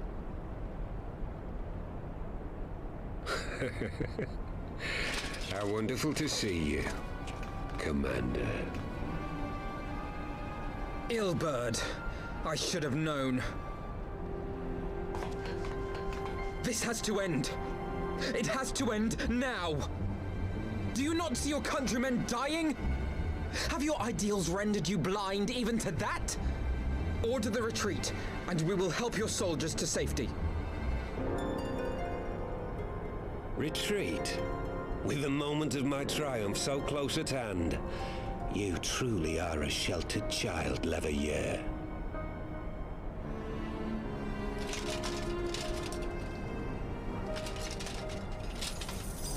Oh boy. Right. Kind of forgot he had those. Kind of forgot he had those for a second. Eyes. No abyss is too deep for you, I see. But trust me when I say that such power was not meant for mortal hands. How long have I struggled to reach this point? My countrymen, so inured to the taste of defeat, they no longer balk at its bitterness, shouting my throat raw with rallying cries, only to be greeted with dull eyes and blank faces. My brothers and sisters in Ulda have surrendered to their apathy and their appetites. Were it not for the glint of Lodorito's coin, I doubt even those here now would have answered my call. Take back our homeland! Free Alamigo! Ha! They'll happily mouth the words, but they won't spill the blood. You say no mortal should wield these eyes? Then I shall gladly become a demon. I will suckle on the souls of the hopeless and liberate the homeland they no longer deserve. What exactly do you mean to do? Did you hear their cries as victory was snatched away from them? Even with their dying breaths, they cursed the Empire. Never has their desire for vengeance been so raw so true. A god has no need of faith when summoned by so pure a purpose. He's gonna power up Relgar with these eyes? Summoned? You cannot mean to fight the Empire with a primal. You know full well the danger, the futility of relying on such power. Oh yes, I know their limitations, which is why I will call upon a deity more terrible than the very black worm of the calamity itself. What?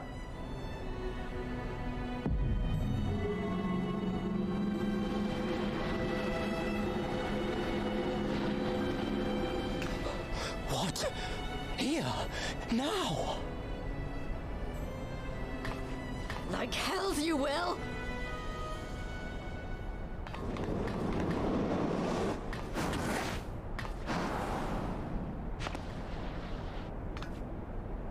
Who the fuck is he about to summon? No, we've never seen a summon more powerful than Bahamut. He's always been the boy. An ending to mark a new beginning. My pain, my longing, you shall have it all!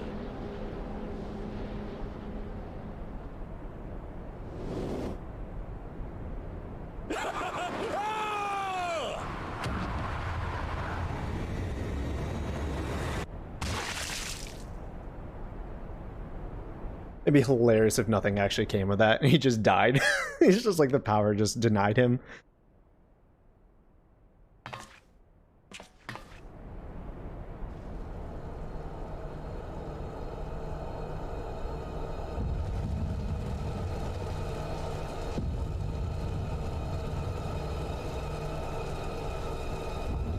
This shit is dark though, bro. What the fuck?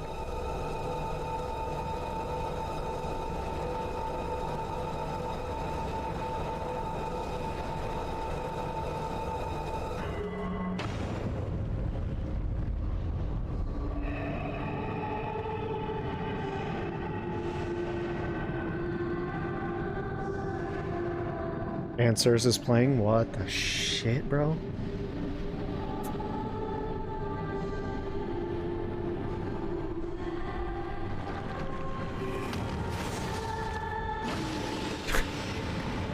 What the fuck, yo? Chat, shut up. This light, is it?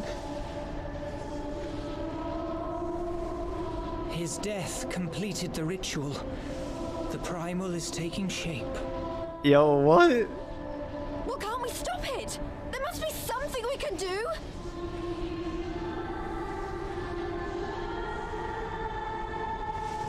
There is one thing. Papa Limo? Hey! Where do you think you're going? Master Louisoix briefly contained Bahamut by means of a potent spell of sealing. I will now attempt to do the same. No, you will not. But that's impossible! We would need hours to collect the necessary ether, if not days! Alphino, though I concede it may not always be apparent, I was ever your grandsire's finest pupil. Timtimati, of course! The staff still holds enormous power, broken or not. Don't you dare, Papalimo! I know how that spell works.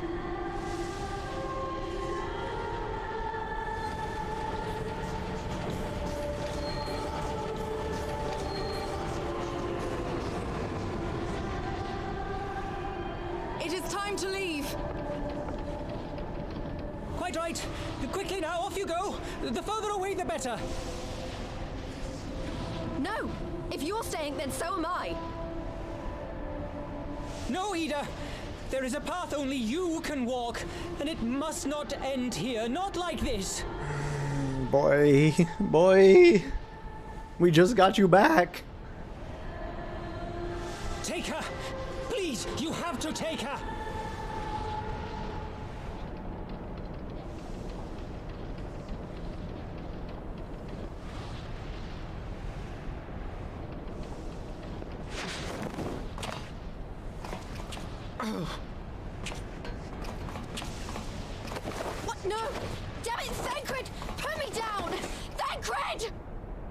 Boy. This is one battle you cannot fight.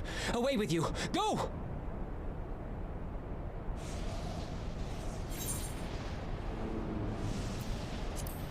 Nah, bro. Nah, bro.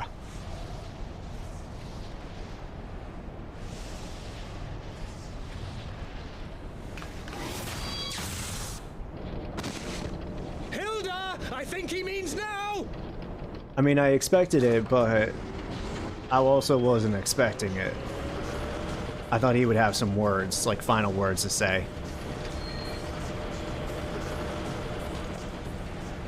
Papalymo. That sucks, dude. I bid thee farewell again, my dear Ida. Now, let us see how good a student I truly was.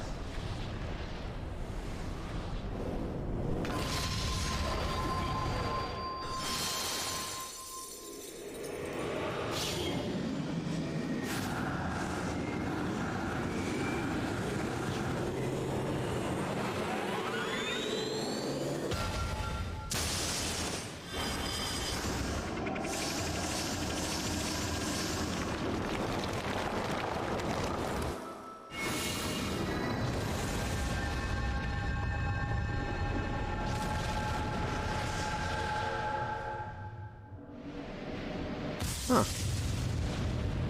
It worked. So, supposedly. Thought it would, like, instantly break. What the fuck? Who was he trying to summon? He said greater than the Black Worm, which I'm assuming was Bahamut. Who the fuck was he trying to summon right there? Who knows? Yeah, fuck, shit, dude.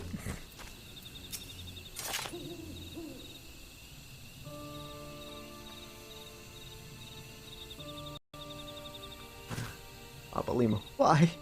Oops, hold on, let me turn that off. Ah, boy, alright. Why didn't they let me stay? Papalymo's my friend. I should have been there with him.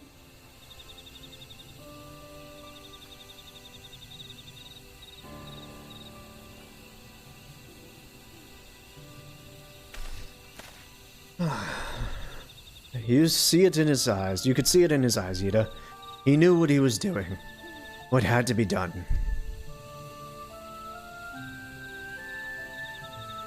Master Louisoix wore that same look right before the end.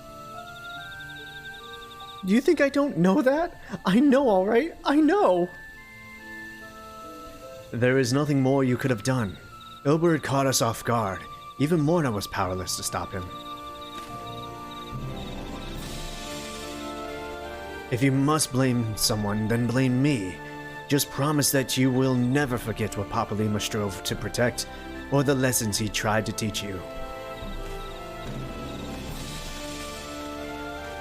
Don't speak to me. That's why Papalymo didn't get an outfit update. Damn. Leave Ida with me. Go on. Go back to the Rising Stones. The others need to know what happened here.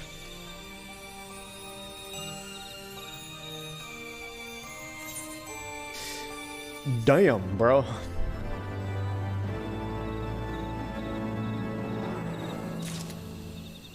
I mean, I'm just trying to go through the repertoire of summons that we've ever gotten and gone through in Final Fantasies 1 through 6, and I just can't really imagine who else it could be.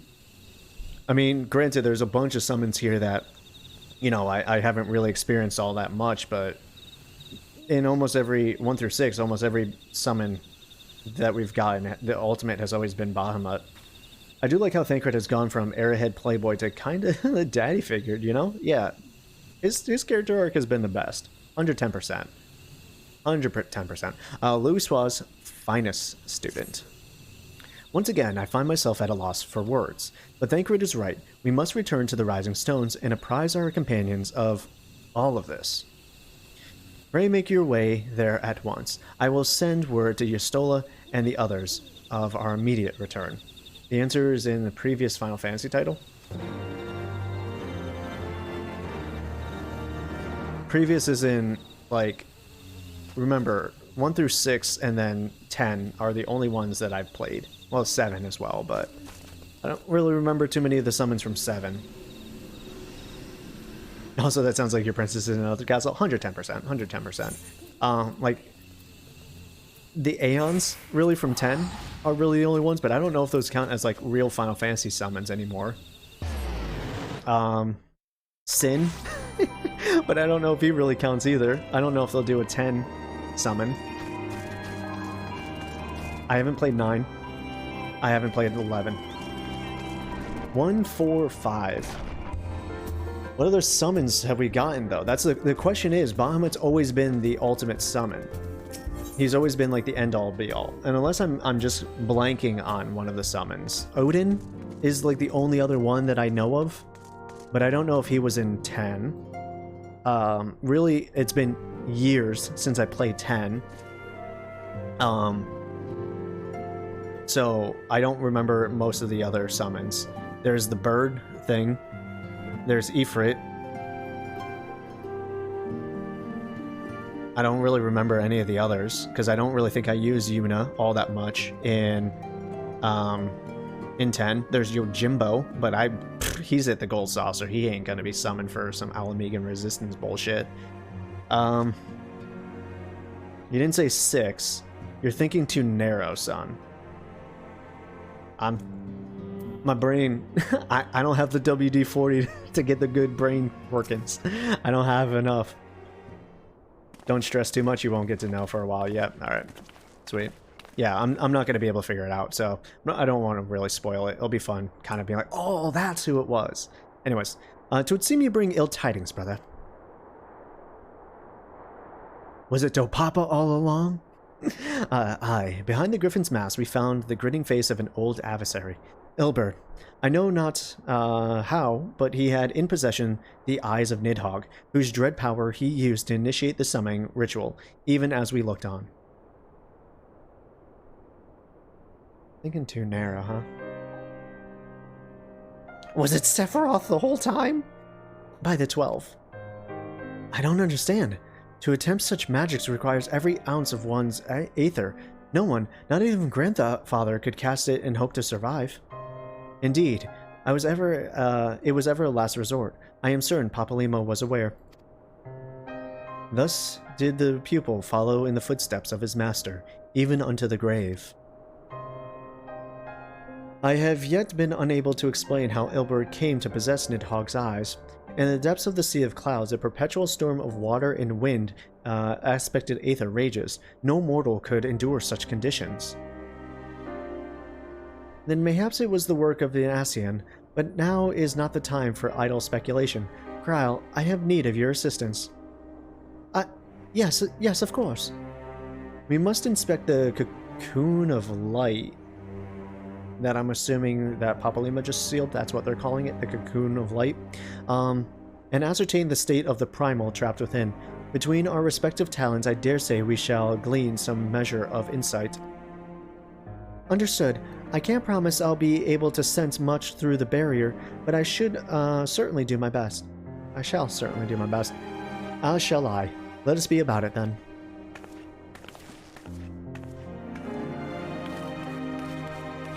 What? Wait, without so much of a by your leave. Pray forgive Archon Ursola her brevity. She seeketh employment, lest her grief deprive her of the will to act. A desire to comfort Yida, doubtless, compoundeth her unseemingly haste. I too must contend with this grievous. I must too contend with this grievous loss in my own way. By thy leave, Lady Alize, I shall honor our fallen colleague, though through gainful study. There exist writings which may yet further our understanding of this cocoon of light.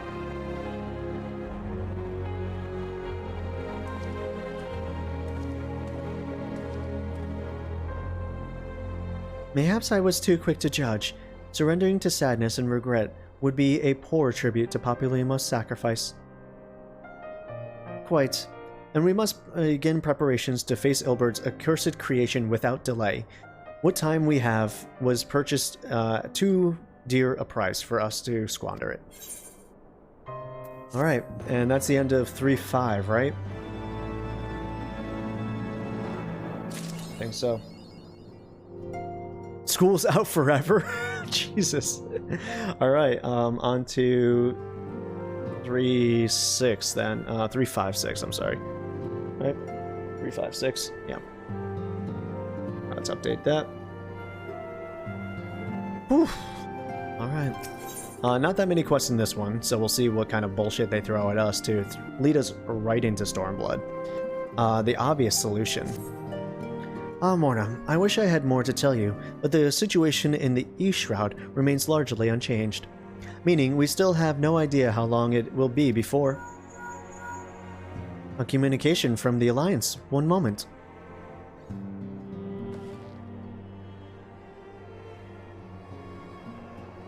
Don't worry, Lamb. It'll be like all your name days have come at once soon.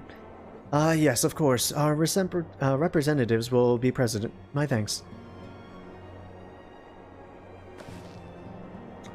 Word from Gridania. The Council will shortly be reconvened. The Alliance leaders have already begun to assemble. They wish to discuss the Primal. Of course, as you stole his last report, the cocoon yet hung above the wall, unchanged. Yes, but the Elder Seer doubtless shares our concerns about how long it will remain so.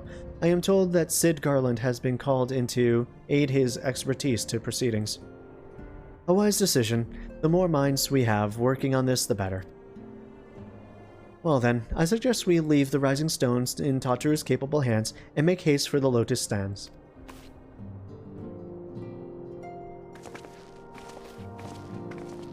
I'm hoping it all comes together here, right before Stormblood happens. So that way we're not sitting for the next month being like, what the fuck?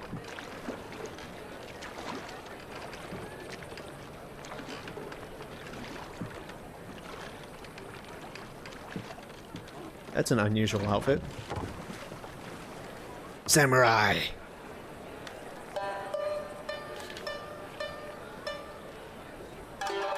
Hey, it's Orin. Let's go, dude. A word, if you would, good sir. This place, it is within the realm of Eorzea.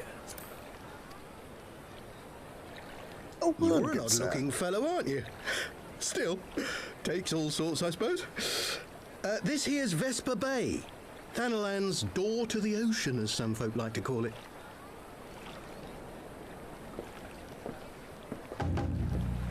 Am I to understand from your answer that I have indeed arrived in Eorzea? Eh? Yes, you're in Eorzea? Ah! A plain response at last, and the one I wanted at that. My journey was not without its hardships, and I would sooner travel by land than put to sea again. He is a big man. He's not a Hrothgar or a Ro. You do not believe that so small a bark could bear me across the ocean? Such timid little sailors. I had but to set my course and set my jaw till I made port. Yeah, so I guess for a hero, that is very strange.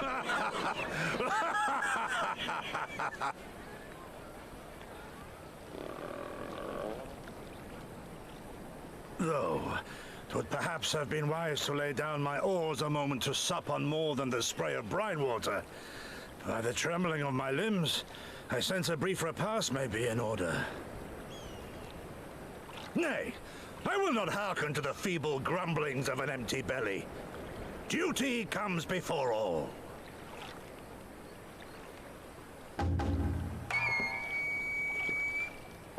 Yeah, okay. How? Good, man. Are you all right? Oh boy. Are we going to go into anime humor, the expansion? Am I going to have to deal with this type of humor for the entirety of Stormblood? Thou art far indeed from home, friend. Alright. I mean, I knew he was going to pass out. That was pretty obvious of a joke. as soon as he said hunger. Okay. I guess we'll see where this one goes. Samurais, though. Samurais have been introduced. So we got in red mages and samurais. I guess those are the two classes that got put in through these, through Stormblood, then? Was there another one? Or is it only the two? Well, I guess we'll find out. If there is, we'll find out.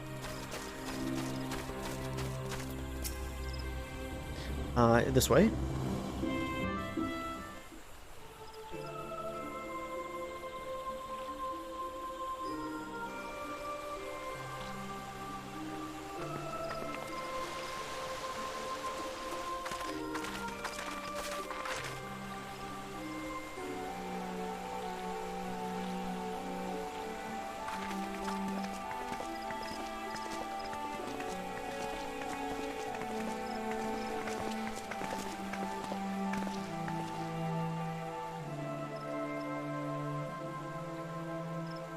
Dear friends, pray accept my heartfelt thanks for your efforts in defense of Gridania's borders.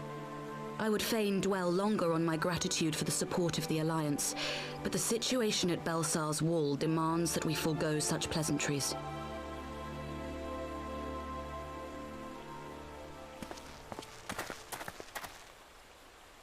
According to our most recent intelligence, the cocoon of light that formed in the air above the wall remains undimmed and unbroken. After measuring the cocoon's etheric concentrations, Archon Y'shtola has confirmed the presence of a primal entity.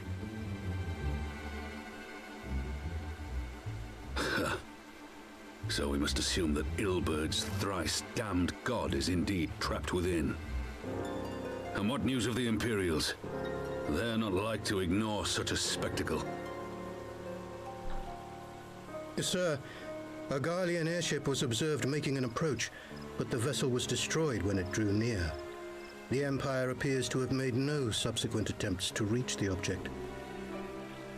Destroyed by what? The cocoon? Or by Eorzean Alliance? The soldiers who witnessed the incident spoke of a lance of light issuing from within the cocoon. Of an entire warship being reduced to smoking ruin in the space of a moment.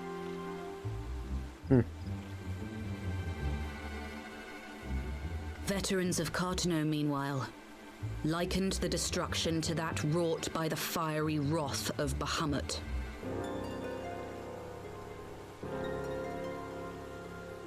We could face another calamity.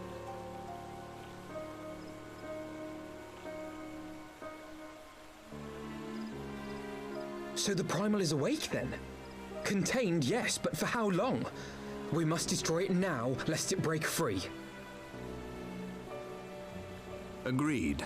There is, however, the small matter of how to get close enough to a being that swats warships from the sky as you would a bothersome gnat. He brings up truth.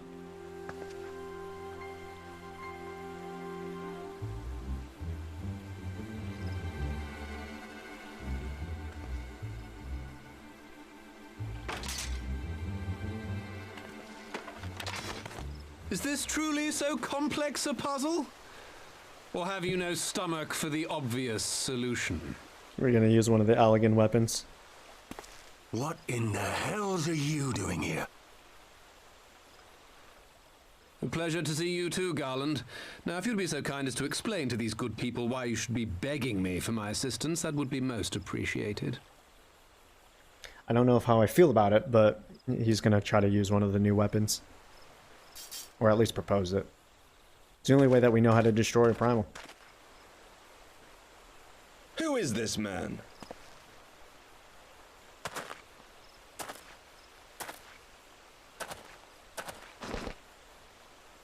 Oh, how terrifically rude of me. Nero Tolskeva, former tribunus of the 14th Legion of the Garlean Empire. These days, however, one might say that I'm something of a free agent. What do you want, Nero? I was getting to that.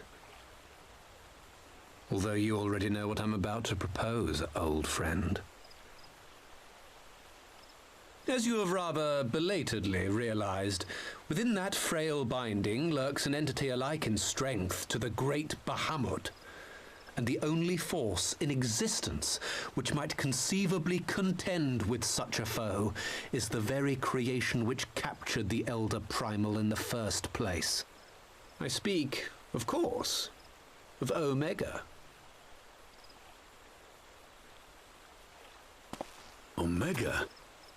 That hulk has been gathering dust beneath the plains of Cartanau since the Allagans breathed their last. And none alive knows how to wake it.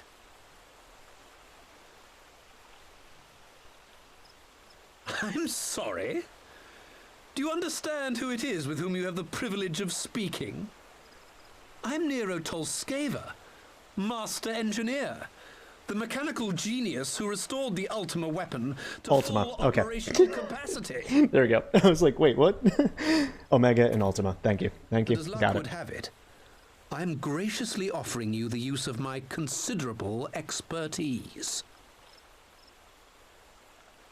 And what, you just expect us to accept? You're a fool if you think your deeds at the Crystal Tower are enough to win my trust, Nero. Trust?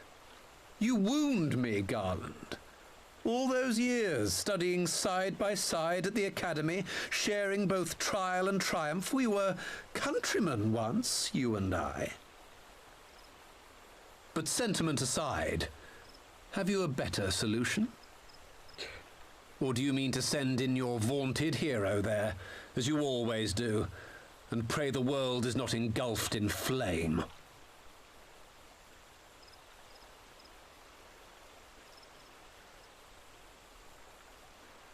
Let us approach the problem in a rational manner. Does not the fact that Omega slumbers in stasis point to the existence of some overriding technology? A means of control? I would ask a question, if I may. Nero, was it not? In the event that we succeeded in using Omega to shackle the Primal in the manner you propose, what then would become of it? Do we not risk repeating the mistakes of the Allagans? It's a good question. Omega is but a tool. How we choose to employ that tool is entirely up to us. Of course, if you would rather leave it buried beneath Cartanau while you continue your petty squabbles above, then I suppose that is also your choice.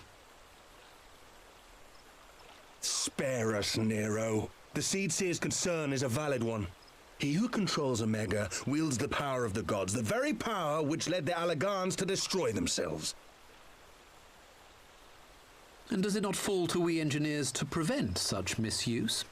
What was your company's proud slogan? Freedom through technology? A creed you follow, is it? What say you? Do we take this villain at his word? Kind of did prove himself at the Crystal Tower, so. But he did kind of betray us. But then he came around.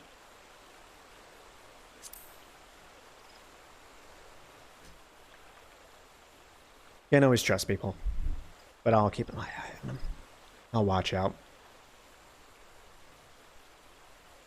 As will I. I don't like it, but then it doesn't look like we have much choice.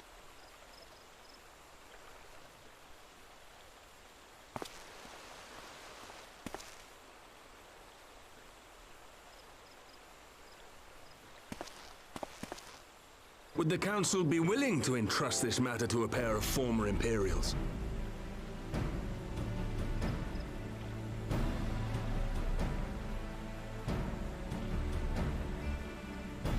Yes. The task of restoring the Allagan relic will be yours. But the responsibility for its reawakening must remain with the Council. Do we condone this course of action? Aye. It would seem we do. Let the record show that we invest this contingent with the authority to enter Cartanau and take command of Omega. Sid, I appoint you leader of the expedition.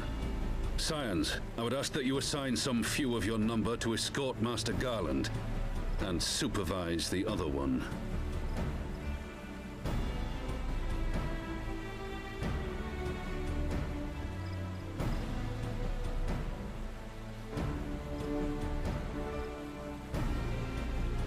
We should be happy to oblige. The politics of Cartano being what they are, I dare say our neutrality will prove useful in avoiding any unnecessary entanglements. If I am not mistaken, Doma occupies a similarly neutral position. Might we not persuade you to join the expedition, Lady Yugiri? If you suspected any foul play from Nero, you would be welcome to kill him.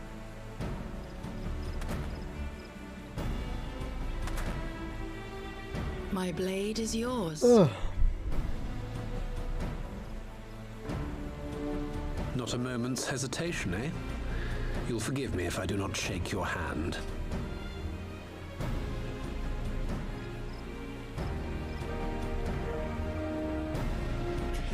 I'm gonna be honest with you, so like I was confusing Ultima Weapon with Omega Weapon. I don't know if I've ever seen Omega.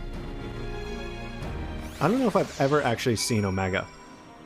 Is that in Final Fantasy VII? I'm absolutely in love with Yugiri. She's wonderful to work with. Also, her parents are so friendly. I'm assuming we'll meet those people later. Anyways, because like I always thought that like I've never fought them, but in Final Fantasy VII there was Ultima, there's Ruby and Emerald weapon, so I figured that Ruby or Emerald was hidden under the Cartano Flats. Oh, maybe? I don't know. Pretty sure that was just a perk for me. Maybe. Anyways. Well, that was rather unexpected development, and one which raises a number of questions, not least among them how Nero chanced to learn of the council meeting in the first place. That is actually a good point. How did he learn? Alright, let's see. Let's just use these scrolls. So I'm just wasting my inventory space. Alright. Cool. On to the next one. Mystery gift. I love getting presents. The Greater Obstinance. Sid and the others are assembling at the airship landing. Alize is already on her way, and it would not do to lag too far behind. Let us be off.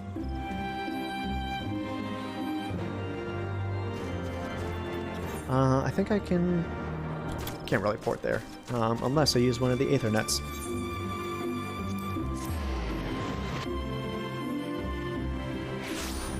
Alright. There they are. Morna, Alphino, ready to go? The others have stepped out onto the landing for the moment. Lest you wonder, Nero insisted that he be allowed to inspect the Excelsior before boarding. And you let him? Despite his very timely offer of assistance, the thought of that man poking about in the workings of an airship without proper supervision does not fill me with confidence. Calm yourself, Alphino. Your sister was adamant that he would never leave her sight. She and Yugiri are... Ah, well, here they are now.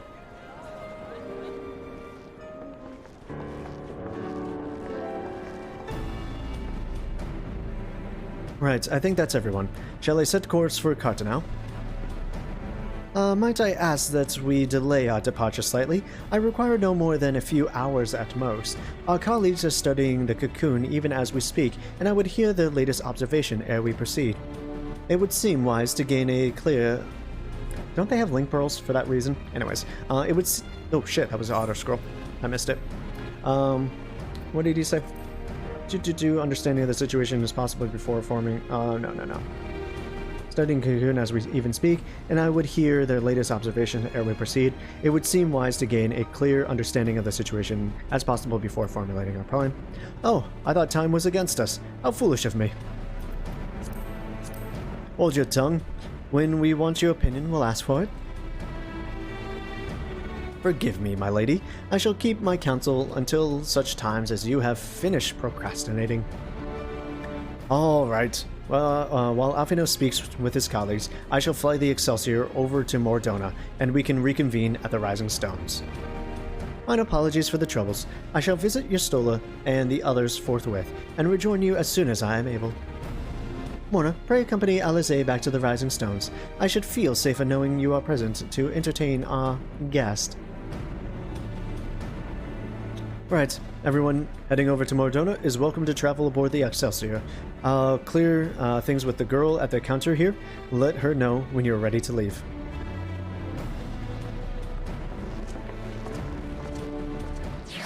I mean, realistically, he could just use link pearls, right? Or are they just so rare that, since everyone tossed them at the end of A Realm Reborn, no one has them again? You're traveling with Master Garland, miss. The Enterprise Excelsior is right this way. Alright, we're back to Mordona. Where the fuck are we right now? Do we know this area? Oh. Settlement over there. Oh, okay, we're just kind of over here. Gotcha. Cool, cool, cool. Not quite the door-to-door service, but I couldn't hardly land her in the Toll's main square. Shall we join to the Rising Stones, then? Yeah, alright. I'm gonna take another quick little pee-pee break. Man, my bladder is not doing well today, y'all. It's struggling.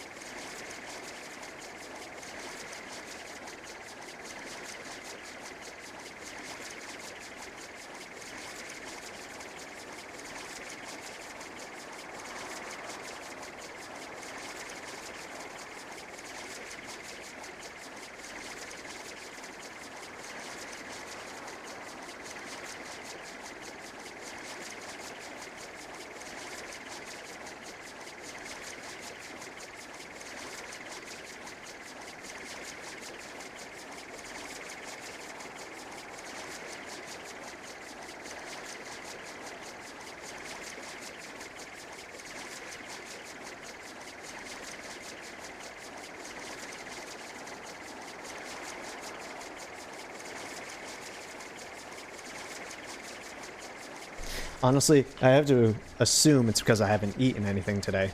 It's probably all the liquids I've been drinking for stream. I've just been passing through because my body ain't got nothing to grab onto. It's looking for nutrients, and all it's getting is water and a fucking monster. It's like, get this shit out of me. Alright. Do we help? Nah, they're fine.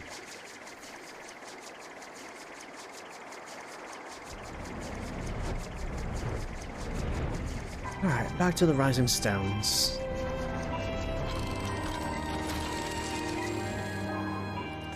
I think this person's on like the same quest that I am.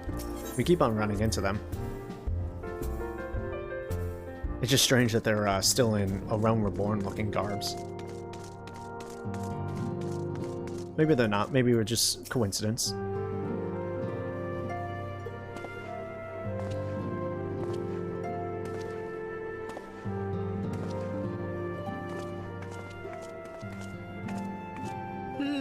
So these are the fabled headquarters of the Scions.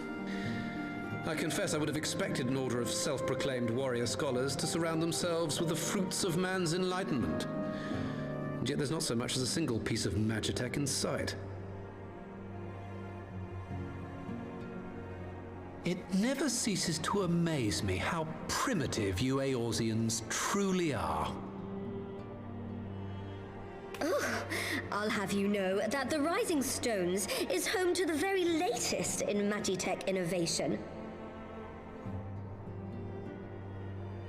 Wedge calls it the Mark 14 Thermocoil Boil Master, and it's the finest kettle I've ever had the pleasure to own.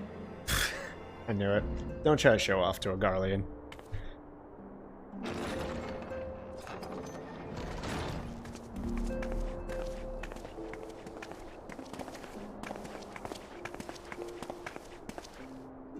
We are returned. Well, Ida and I, at least. Y'shtola and the others remain behind to continue their assessment of the binding magic. Is it coffee or is it tea? Staying just for that, so I decided to come back with Alphino. Papalimo bought us this time. We shouldn't waste it. I don't know if I like this more serious Ida. I miss Happy-Go-Lucky. Here's our guy. Good gods, that voice could fell a gigas.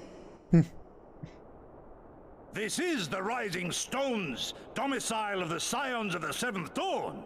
I enter at the invitation of one Lord Urianger. This man's a lot. I spy you there, Shadow Walker. You always were a hard one to find.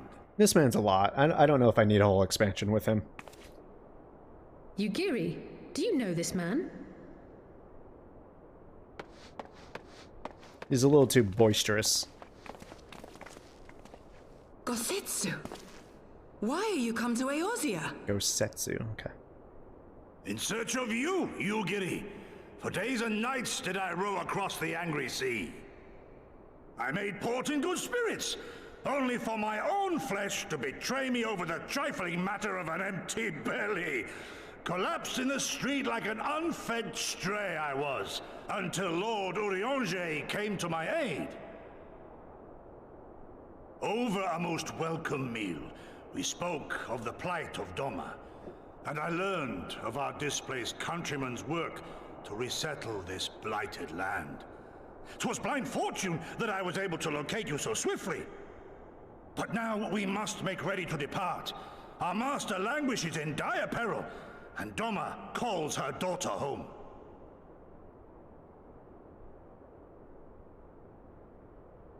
It is not so simple, Gosetsu. There are obligations which bind me here. You refuse? Did you mislay your oath during your flight from our homeland? The laws of hospitality must be honored, but surely the vow to defend your master demands the greater obeisance. It was our master who bid me guide our people to safe haven by any means necessary. And it was the Scions you see before you who provided us succor and sanctuary when all others refused. Dire peril or no, were I to return without first repaying such hospitality, our master would cut me down at the threshold. Mayhap that is so. There is more.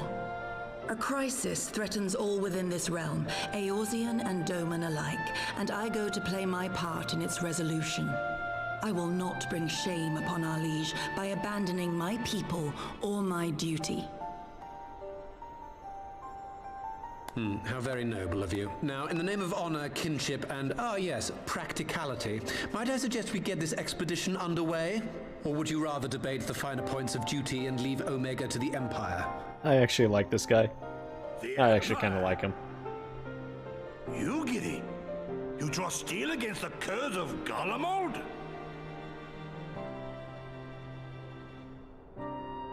Then why did you not say so? My blade is oath-bound to fall upon the ranks of the Imperials wheresoever they march. Lead on, Shadow Walker, and may the enemy tremble at our coming. He's just still a lot. I don't know if I'm ready for him. Ah, boy. I just want to like cover my ears every time he talks. He's so loud. Morna, wait, could I speak with you for a moment? Do you remember when I had you meet me at the Diamond Forge and we, ambushed you? Well, once we had your measurements, I set to work making you a traveling outfit in my spare time. I've only just this moment finished the stitching, but I wanted you to have it before you left. Here. Wataru, you can try it on right now if you like.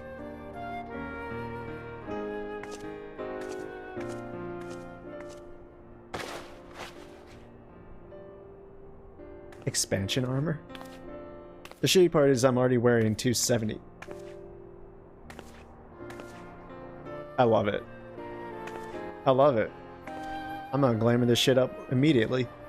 Assuming we measure correctly, the fit should be just right. Snug, but not too snug, if you know what I mean. So, how does it feel? Hell yeah, dude. I kind of want to see what the armor looks on everyone else, like the other races and whatnot. I'm assuming the female armor stays the same, but I wonder what the male version looks like. Anyways, you're not just saying that, are you? Oh, I can't tell you how much this means to me. I have crafted something worthy of the warrior light. Well, let's just say it makes all the practice worthwhile. I also sewed in a blood pearl charm to, bring you home. May it always protect you. Aw, Tataru. Yeah, it's worse than what I got. It's all level 1 stuff. Okay. It's just glamour. Cool. It's just glamour. I like to keep it as 2 glam plates for a reason. Yeah, I could see why. I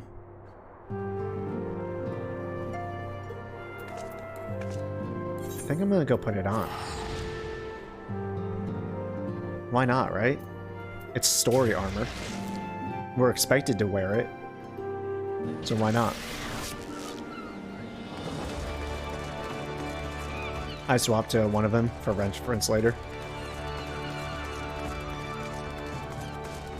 I mean, I've been wearing this over-leveled gear for so long, right? It's almost like... I know I'm not going to get like a lot of the leveling of armor like most people would when they first played this expansion, because I'm wearing like 270 armor right now. But I still like to not wear glamour when possible. Just one of those things.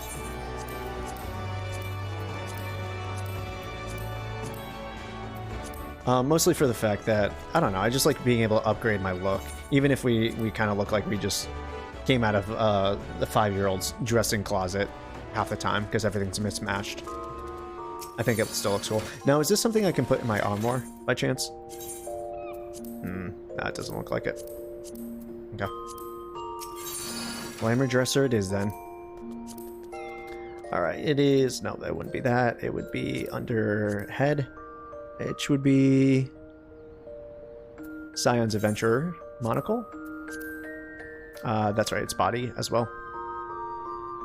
I'm gonna put the Outsider's gloves in there. Don't need those anymore. Where's the Scion stuff? Did we have gloves for this outfit? I don't think so. Scion's Adventurer jacket. Yeah, I don't think so. And some legs. Adventurer's bottoms. Cool. And boots. Alright, glamour plate. Let's put it down over here. Monocle. Jacket. Didn't have any hands. We can find some gloves, maybe. Outsider boots? Kind of works with it. But we'll stick with this for now. Hands. Do we want gloves? Not those. Definitely not those. Nope.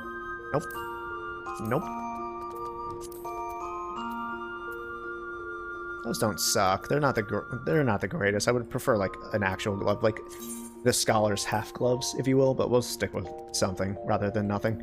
I'll probably go to look to see if I can find something.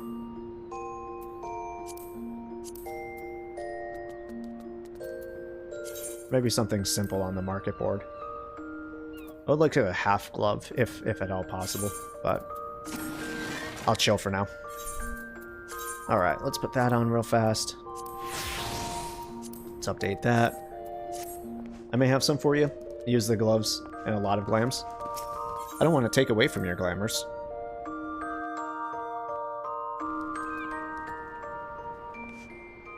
That's an outfit. I mean, I'm pretty sure I could probably go buy something over at the, whatchamacallit, Golden Saucer, if I was ever to actually go there and do that. Unlock that shit. I probably should.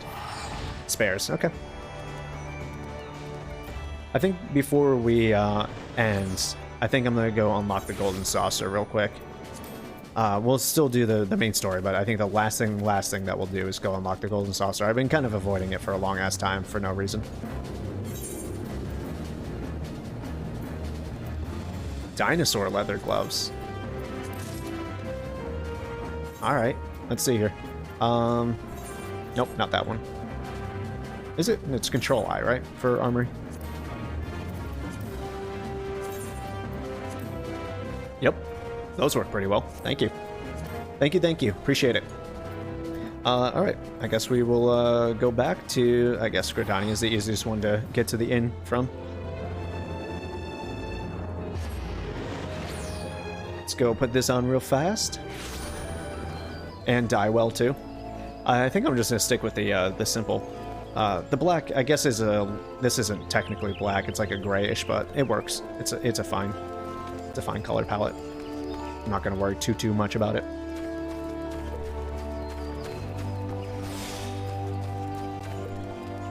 I don't really think I have that many dyes either. I have a few, but not a huge amount.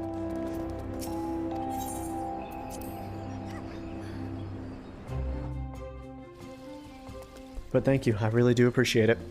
Gotta complete the look. Hands... Yep, those in there. Glamour plate, level 20. Put this one.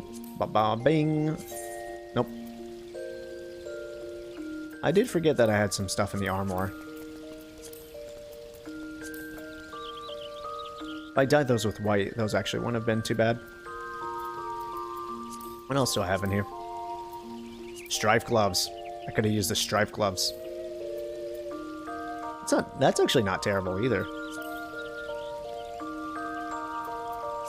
Anyways, since you gave us the ones, we'll use the dinosaur gloves.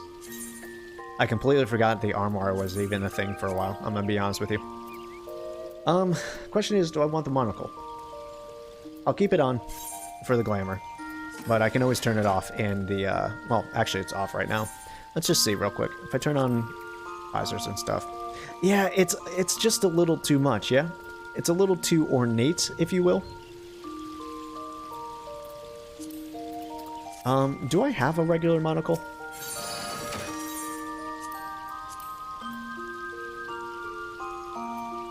I don't. Thought I had... Usually I keep, like, glasses of some sort. But I guess I didn't buy it on this character. Huh. That's kind of cute. Anyways. Yeah, normally I buy, like, a monocle and some spectacles. Came back in time for dress up. I mean, Tataru gave us this awesome outfit. We had to wear it. Right? We had to wear it. Alright. Cool. Let's go back to Mordona.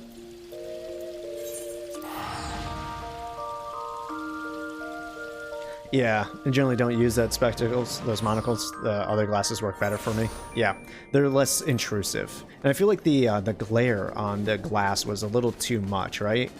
It's like you couldn't really see your eye all that much. Right, like those, right? You can still see your face pretty well, you can see your eye. The other ones were way too opaque. Love the top, hate the skirt. Fair enough. But that's just my traditional hatred of skirts. Yeah.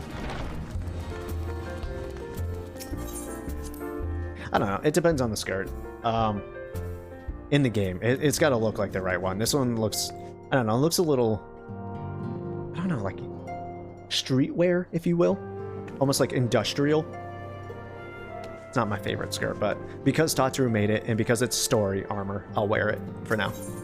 Until something else comes up. Fly free, my pretty. Who the hell is this guy?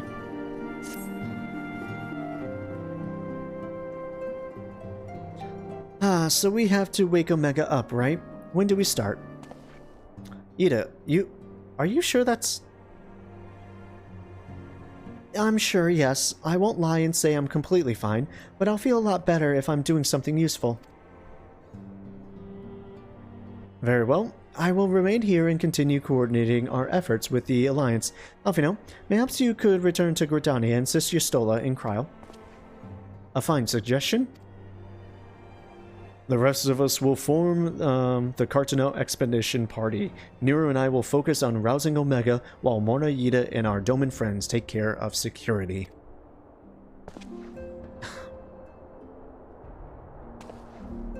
He's just so extra, dude. He's just so extra. The Excelsior is by the lake, just outside of town. We'll leave as soon as everyone is ready. Can't wait till Lamb gets pre-Shadowbringer armor.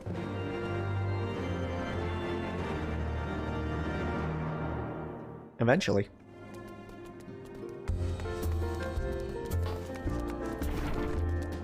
Anyways. Let's go see what happens. Looks like we're gonna have to fight that big old, Rogadin.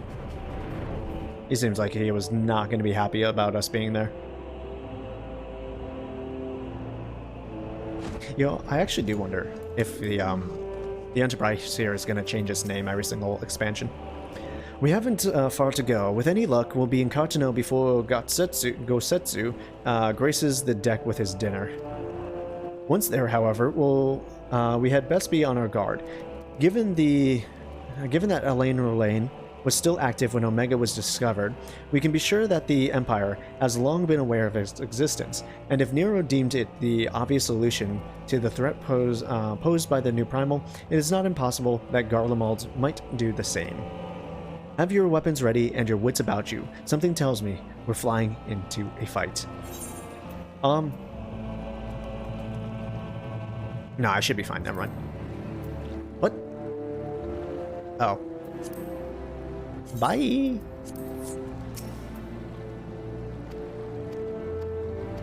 I was thinking, I'm like, is my armor and my weapons or my gear level appropriate? But I should be, right? This should be the end of Heavensward level stuff that I have. Possibly even into Stormblood. I'm sorry. Possibly even to Stormblood. Quiet Cat, hello, welcome. How are you today? Happy Saturday. Hopefully your day has been treating you well. Welcome to 3.56, the end of Heavensward. Now where was that? Ah.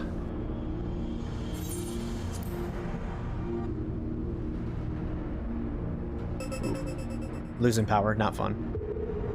Especially if it is tied to your central air. I've enabled the teleporter. One brief jump and we shall arrive in Omega's control room. How convenient. You've been here before.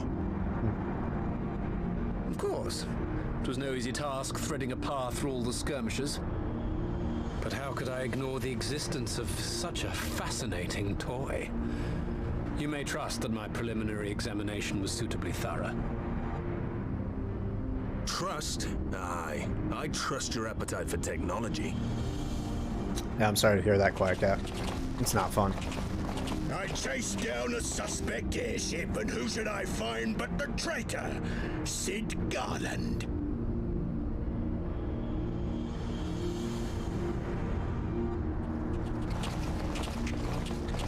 Searching for something, engineer? Something big? It's close, isn't it?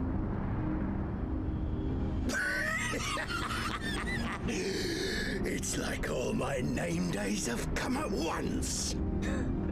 Okay, I see now what you meant. Of all the scouts the Empire could have sent. Take care of that brute, will you? I was trying to figure out what the hell you were trying to say with that. God damn it. Can't let Nero tinker around in there by himself. I'm sorry to leave you to it, but I dare say you'll manage without me. This clod has no idea who he's dealing with. I want to see, what's this dude's name? Gestalt? Geralt? What's this big old samurai boy's name? I forget. I want to see him in action. Show me a true samurai.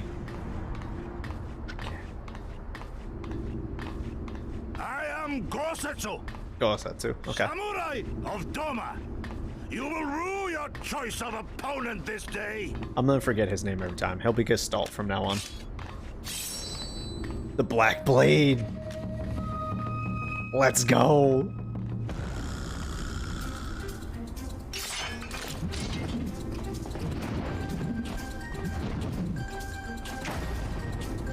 I would love if this was just a cutscene fight and he just like cuts them all down, but I knew it wasn't gonna be since it's a solo duty.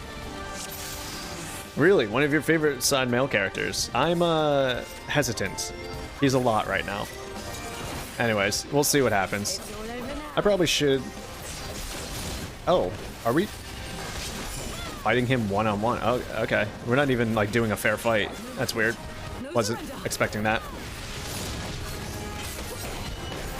I have you.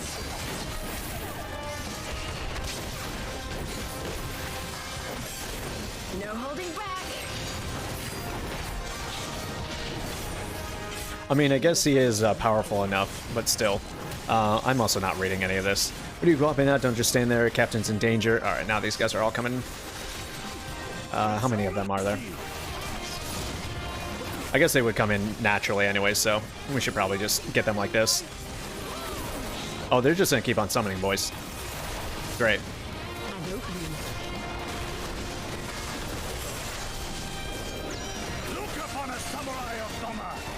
Oh, he's just laying waste to these dudes. I don't even need to worry about him. I'm gonna assume that I just like focus on this guy. Everyone else will come through. I don't need to go collect them. Everyone else seems pretty capable.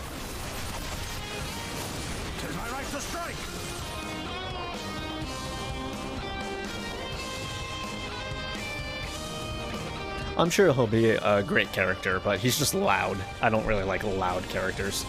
Surrender, we have you outnumbered.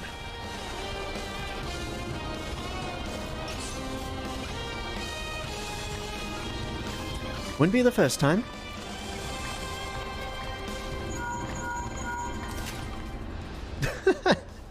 I love that I just like, I'm like, I got a call. Hold on, 1 second. We'll get right back to killing each other in a second. I just gotta take this call, very important. Hello? No. No, I didn't want sausage on that pizza. Thanks, okay. 15 minutes, okay. We'll be done with this slop before then. Anyways. Yeah, get that pre-Stormblood. He gets a lot of loud comedic moments. Yeah, I was just a little worried with like how he passed out because he was hungry. I'm like, oh boy, we're getting anime tropes, the expansion. Anyways, are you still playing with those soldiers? I suppose I can lend you one of my toys, but only if you promise to give it back. Yeah, I'm doing the same thing. Yeah. The red Magitech armor. I still think this shit looks like garbage. I'm sorry, Final Fantasy VI lovers, but this Magitech armor looks like fucking garbage. Behold, the Red Baron. Now end this nonsense. What the? No one told me they'd have Magitech armor. Forward for the Empire.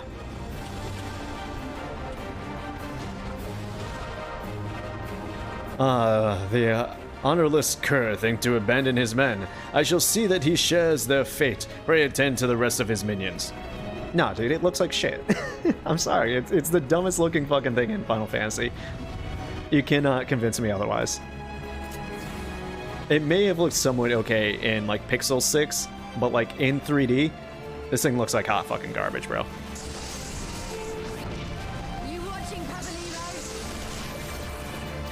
I don't know if I should just like go around collecting all the guys and then just get them all in one like big old explosion, but I guess we'll get them like this. It's all on shift. I need to be careful. It's all on shift. This one'll sting.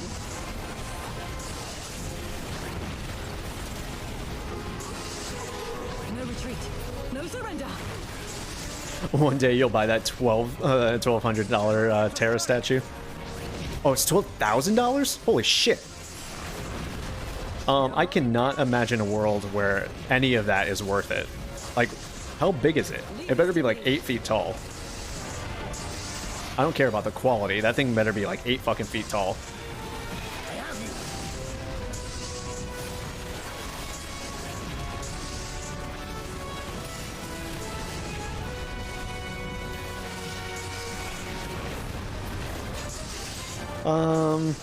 Dispose of the giants. Okay. So, get out of here. Look upon a samurai of Doma. Just clear out some of these guys a little bit. You tell him, Yida. You fucking tell him.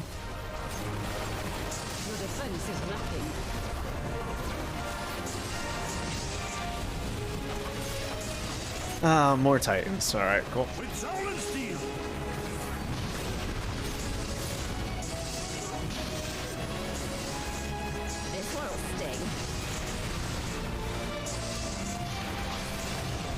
Are we having fun yet?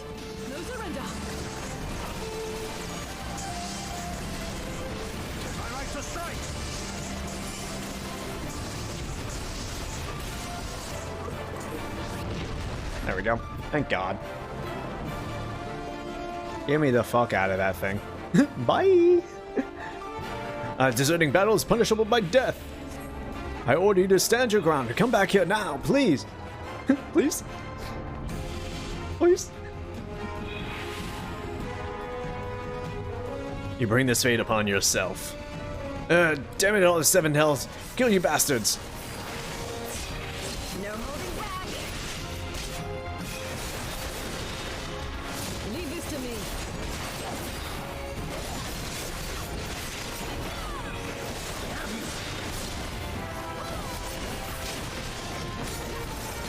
It's all over now.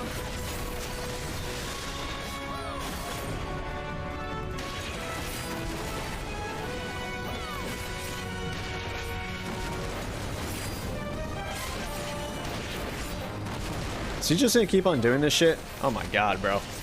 Are you serious? He's gonna keep on doing this? I don't know.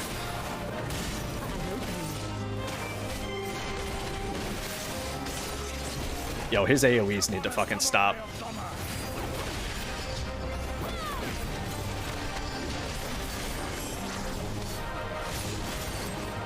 Alright, he's done. You have not seen the last of me, mark my words. It will be you who's what? Is that something? What are we putting a picture of in chat? Oh, wow. That's a tall boy. That's gotta be like 4 feet tall, 3 feet? 2 feet. Still, it's massive.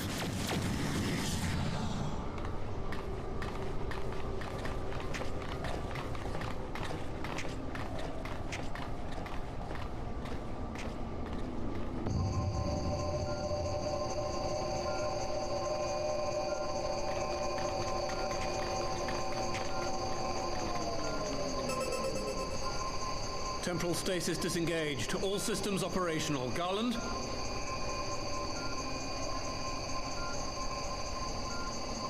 I'm curious who's buying that, right? How many have they made, and who's buying it?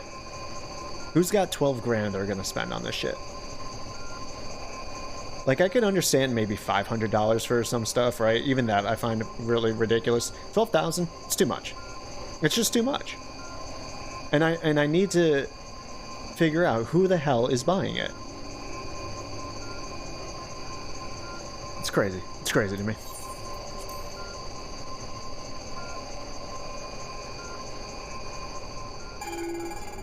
All clear on this side. It's waking up.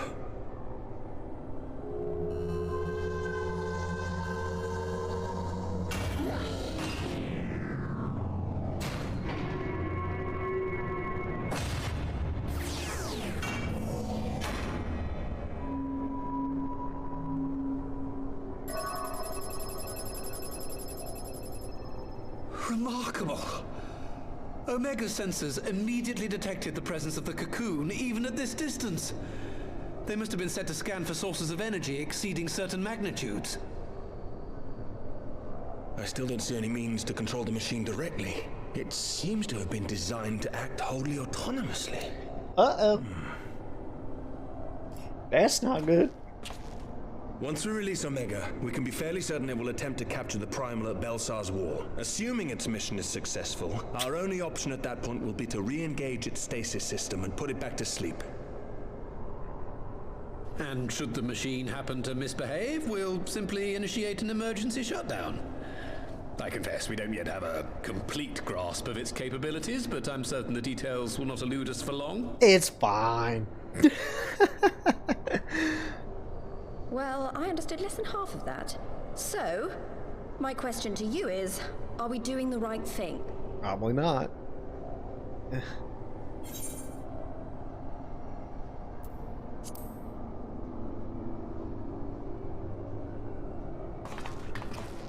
What do I think? Yeah. What do you think? You seem to be smarter than you're letting on.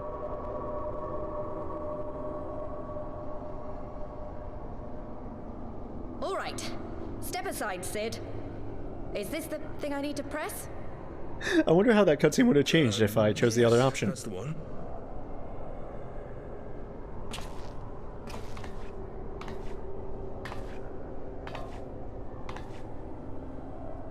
You gave too much for us to waste this chance, Papalimo.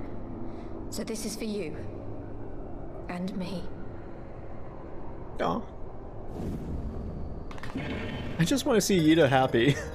She loves Mumbrita and Papalimo. I just want to see her smile again.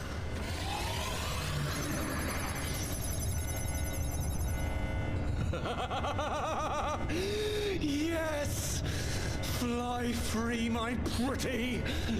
Show us what you can do. She kind of reminded me of Dee Dee in a moment from Dexter's Lab. She's like, I press this button. The launch sequence has begun. Omega is loose. Is this thing just gonna nuke Eorzea and then we're gonna have to relocate to fucking wherever Doma is? And they're gonna be like, welcome to fucking Stormblood. That land that you've been protecting for 80 hours is no longer...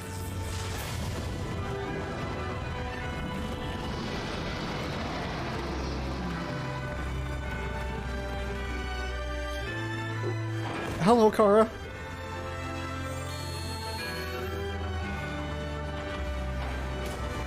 Who the fuck are you? No, I don't.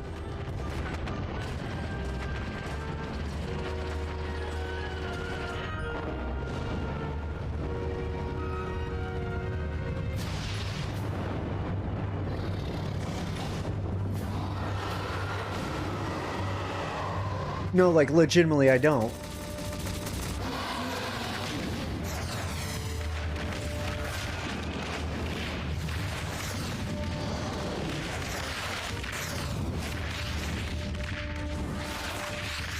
Why don't I recognize this big old dragon boy?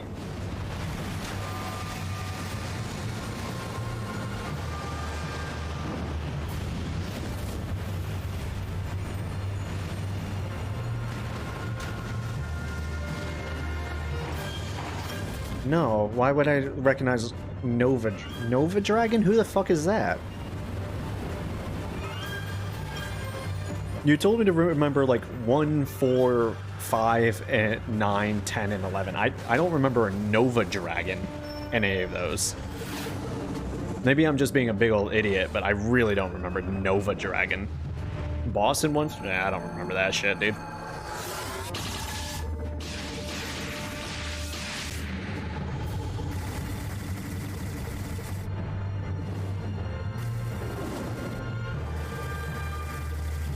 He was in After Years of 4, okay.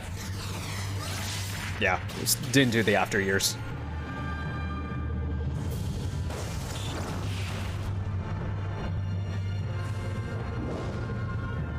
But I probably should play the After Years. I probably should.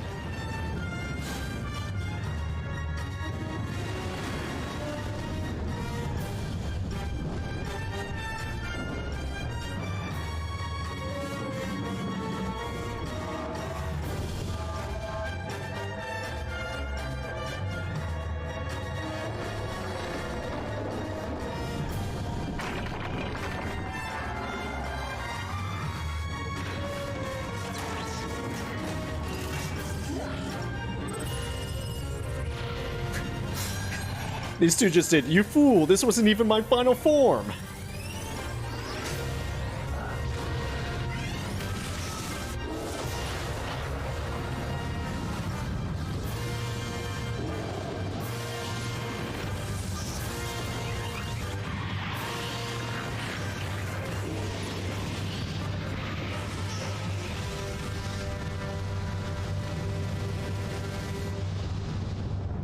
Well, that was fun. I wonder who won. Nobody. Absolutely nobody. What the fuck? We just nuked the fucking Eorzea, dude! Oh shit!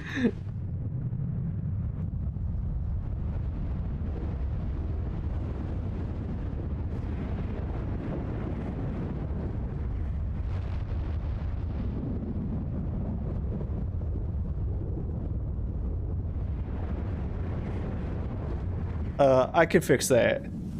I can fix that.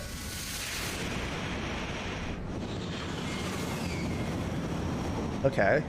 Lord Dragon, or whatever his name was, Nova Dragon, just got launched somewhere far off. And Omega seems relatively closer, but still launched. Huh? Omega has stopped transmitting. But that shouldn't be. I didn't engage the stasis system. Dude, that was a sick cutscene, though. That was awesome. Music and everything going with it. What does this signify? I have little understanding of these contrivances.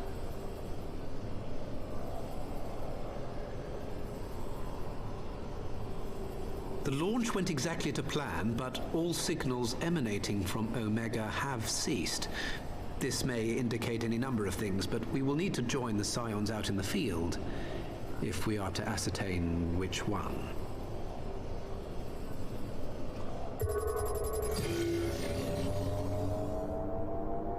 Right. I've ordered a malfunctioning beast to go to sleep. That should prevent any unfortunate mishaps. I suggest we make our way back to Gridania.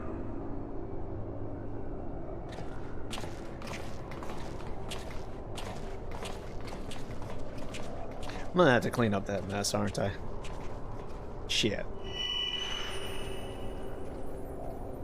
Hey, yo, what the fuck? Destroyed the cocoon. Papalimo's spell is fading. It was bound to his ether, you see. And if the connection is broken...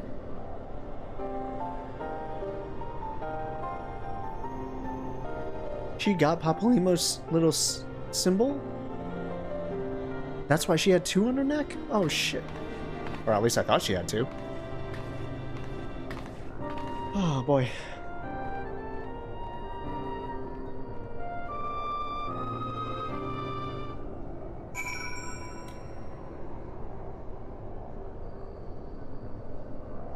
Well, fuck. Huh. They didn't really end the shit on a happy note. That's for goddamn sure. Why hell? Fucking blazes. I'm not sure why we lost contact with Omega, but I mean to find out. Let's be on our way. We got 2 big threats still out in the world somewhere that I'm not entirely sure destroyed each other. That's gonna come back and bite us in the ass. But Eorzea is still standing. So victory of some sort? I don't know. One moment everything was functioning perfectly, and the next it wasn't. It makes no sense. We need to see what happened for ourselves, and soon. Alright, I think this is the last quest of this expansion. I think Heavensward is about to end. Car, what'd you do? Went to a pool party last night. The gaming club was learned. Didn't get home till 6 a.m. After the pool, we went to play Smash Bros. After Smash Bros, we played Mario Party. After that, talked about did D&D for 4 hours. Jesus. Whoa, hold up. I had auto scroll on. Sounds like an adventure, Kara. Hopefully you are somewhat rested. Okay, well, who spoke? Okay, Alfino. Alfino, words can ill express how glad I am to see you all unharmed. When Omega came hurtling towards the cocoon, everything dissolved into chaos. Yida says, I have to see it. I have to see it with my own eyes. Yida, wait. We must... Elder Caesar is expecting us. Worry not, Alfino. Go Setsu, Golemald, Garleans, G-Man over here, and I will watch over her. You must safely attend your meeting. My thanks, Yukiri.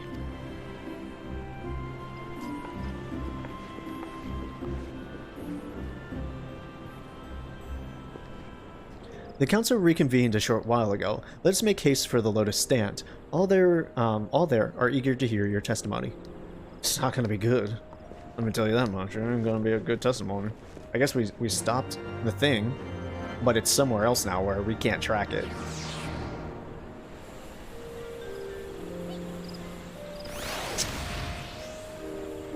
Well, okay then. The unfortunate part is this quest is gonna have to lead us into Stormblood eventually, so some shit's about to go down that I'm not quite sure I'm ready for. Something has got to be the leading action to get us into the new world. Like a reason that we have to leave Eorzea. The Elder Seer awaits you within.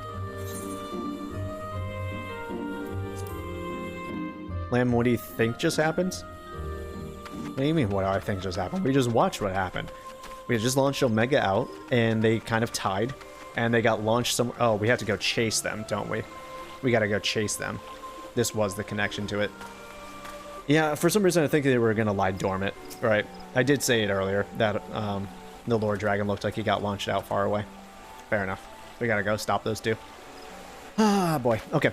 My friends, full eagerly have we awaited your return. You indeed could have discharged the duty entrusted to you, and most humbly do we thank you for seeing it done. You were too kind, Elder Seer. As I recall, we are as good as demanded. As I recall, we as good as demanded the right to try. Right, okay, I see. But tell me, how did the battle unfold? We succeeded in waking Omega I, but we lost contact with the weapon shortly after it launched. From our position in the control room, we were blind to all that followed. What words could do justice to such a scene? None of my choosing, that much is for certain. But I can give you the facts. The cocoon hatched as Omega arrived, and in form its midst rose a great dragon. The pair duly set about each other in the skies over Gran Abania. The primal's might defied belief. It seemed the very heavens would be rent asunder by the forces of its blows, and it wielded such magics as I have never seen, and hope to never see again. The battle raged on with no end in sight until both combatants were engulfed in a blinding flash of light. When the radiance faded, I saw the pair fall motionless from the sky, coming to rest somewhere on Alamegan soil. I will not speak for the rest, but to my eye it seemed that each had landed a fatal blow upon the other. While most among us... the way she was just swinging her arms. Okay. While most among us could think only of Bahamut when looking upon the Primal's form, the Domans were heard to whisper the name Shinryu. Get it? It would appear that the being resembles a creature of Far Eastern legend, and we have found it convenient to refer to it as such. This Shinryu's fate, and indeed that of Omega, is yet unknown. We have, alas, no eyes on the Gran Abanian, I forgot how to pronounce it, side of the border. The Gurn.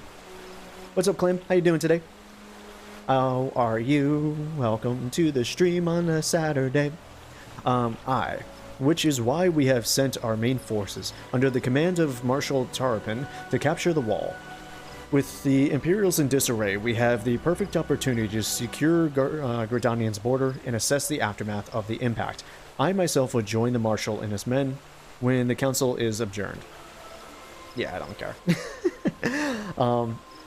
Well, that explains a few things. I'll wager the flash of light coincided with our loss of contact. You're meh today? That's okay. You're allowed to feel meh. Lest you wonder, we quickly re-engaged Omega's stasis system, so even if it has fallen into the Empire's lap, it will be of no use to them, save perhaps as a statue. Correct. Without me to guide their efforts, it would have taken them decades to decipher Omega's core functions, if they managed it at all. Just reassurances... Such reassurances do much to calm our fears, Yet the relic's fate is but one of several concerns. Indeed, I humbly submit that the time has come for us to make contact with the resistance representatives in Gurabania. Though Ilberd had forced our hand, it would seem only logical to seek an alliance given the inevitability of Imperial retaliation. And by working in concert, it is not impossible that Alamigo might finally be wrested from the Garlemald's grasp. Gotta go make food in D&D. See you later, Kara. Thank you for joining us. Hopefully you get some rest. Speak with Alfino. Was Alfino not here? There he is. He's just short. I couldn't see him. You must be exhausted. I would ordinarily suggest that we retire directly to the Rising Stones, but I wonder if we might we first might make a small detour. Your Stolen and the others have gathered at Amarek's Spire, and I imagine that you too would be interested to see what has become of the wall, now that the cocoon is gone. It is decided then. Lead on.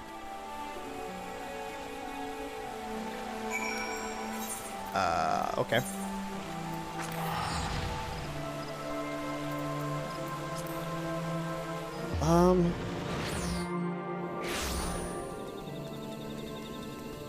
Sure. Imagine doing all this when you were 16. Couldn't. I couldn't. But he grew up in a different world than I did, so, you know, his level of expectations of what he can and can't do are a little bit different.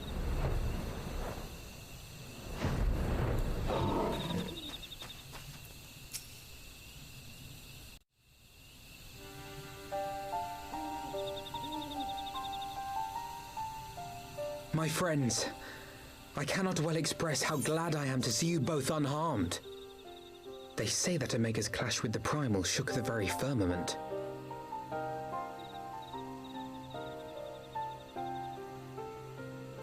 You need not have worried. The battle took place far above the ground. We were able to observe in relative safety, though I'm given to understand that there were casualties on the far side of the wall. It was like watching a nightmare unfold before our very eyes. Ilburd's primal manifested in the form of a colossal dragon, a being of pure violence. It burst forth from the cocoon with such terrible force. That such a horror should spring from the eyes of Nidhogg comes as no surprise. Nor do I wonder at its form. Ilberd all but announced it in the moments prior to his death. Plainly, it was his dying wish to visit a second calamity upon the Empire.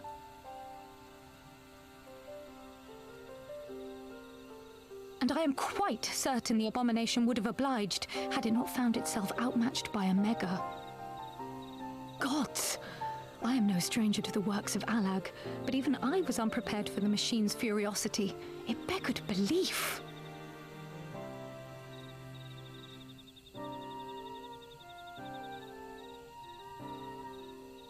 And how fares poor Ida in the midst of all this? Have you spoken with her? She is up on the platform, lost in thought. We deemed it best not to disturb her, but mayhap she would welcome some company after all. Shall we? I'm starting to see why I never encountered Shinryu in other games. Final Fantasy IV, the After Years is when it appears. Final Fantasy I in the Complete Collection, didn't play that version. And Final Fantasy V, it appears as a monster in the box, completely missable.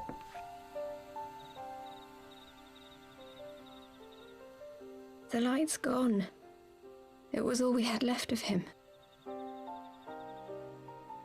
Ida. I don't blame anyone. I knew what was going to happen. I knew the spell Papalimo meant to cast would drain away his life force. I knew that it would only buy us a little time.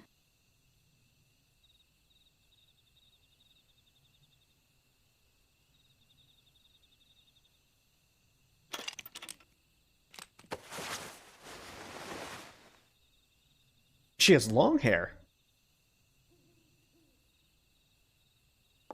Wasn't expecting long hair. Ida, there is no need to explain.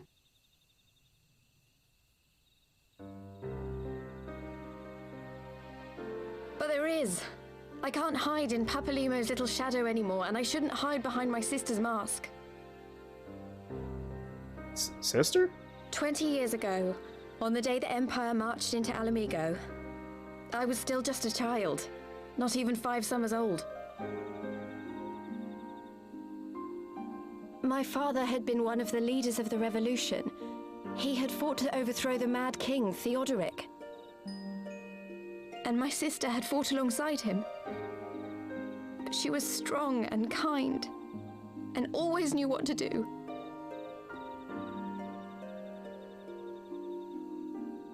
But when the Garleans came, everything changed. My father went to war against them too, and I never saw him again.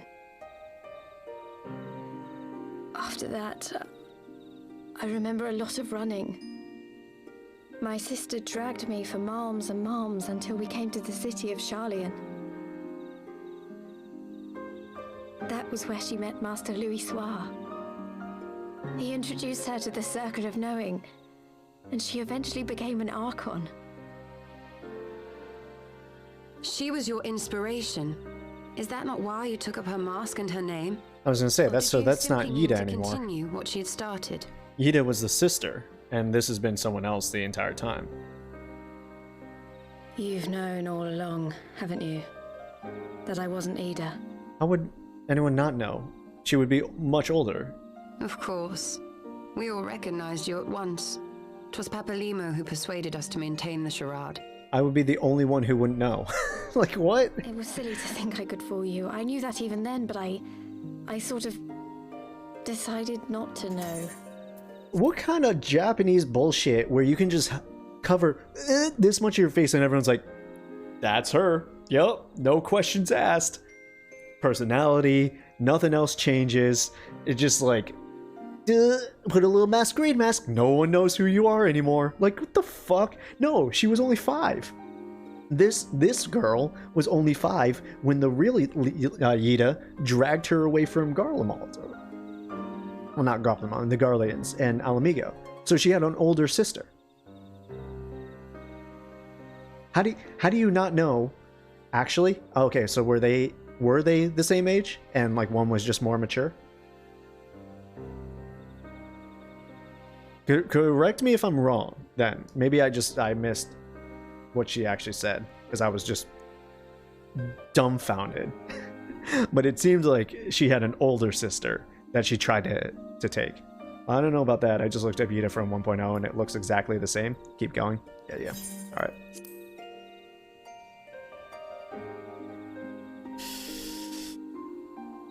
Ida died 6 years ago, on a mission to smuggle refugees out of Alamigo. They say she was overwhelmed by Imperial soldiers when she stayed behind to save a little girl. She was so strong. There must have been a lot of them.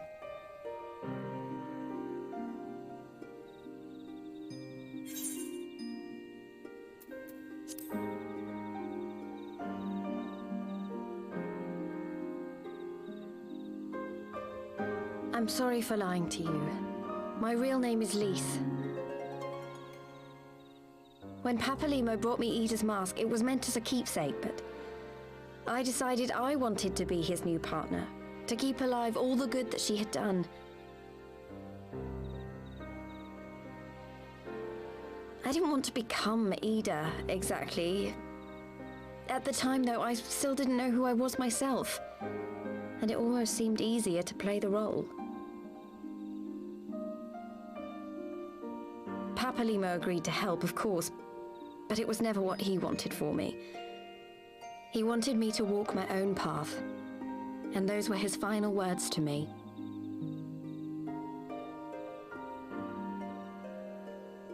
The Archon's mark he gave me is faded, and my last excuse along with it.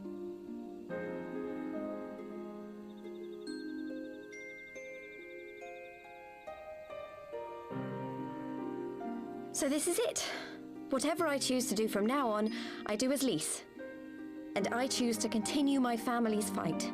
I want Alamigo to be the country that Ida and my father always wanted it to be.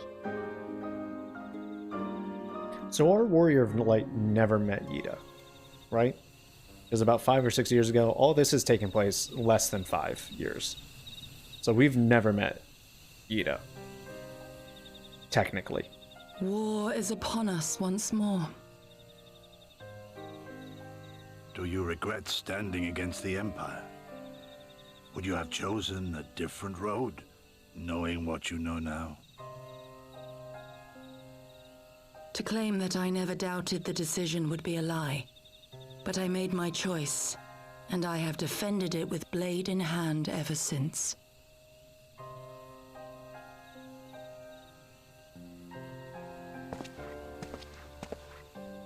The battle continues, and our steel is needed.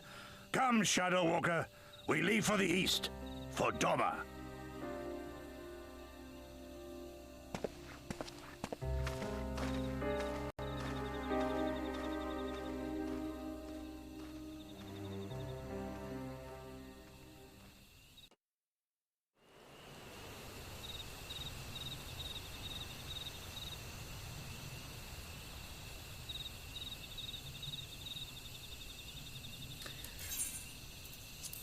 Okay, this won't mean anything to me, Liam, but the kid that the original Yida befriended and protected, I imagine, was a child called Fordola, according to the wiki.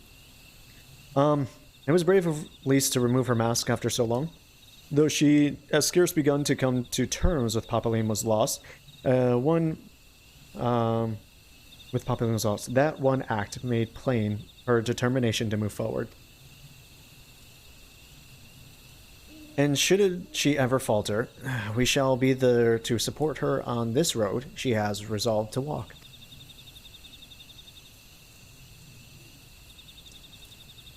Let us return to the Rising Stones. We have quite a story to tell Tataru and my sister. Clam's lost, yeah. You know, a little bit me too. So was Yida, the real Yida, she was in 1.0. But ever since 2.0 it's been Lise, I'm assuming. Oh shit, that's... Oh, wow. Okay, we didn't go back to Alizai. Shit, that's the end of Heavensward. Fuck! Okay. Alright, so yeah, the real Yida is from 1.0. Gotcha. So at some point between 1.0 and 2.0, real Yida led that whole thing where she died. Cool. Echoes of truths that once rang clear. Gonna let this song play because it's fucking fantastic. Intertwined, one true love they did find, bringing land and heavens near. But flames that burned full bright soon fell dark. Memories dimmed by shadowed hearts. In the waxing gloom did wane the lover's moon, watching as their worlds drift apart.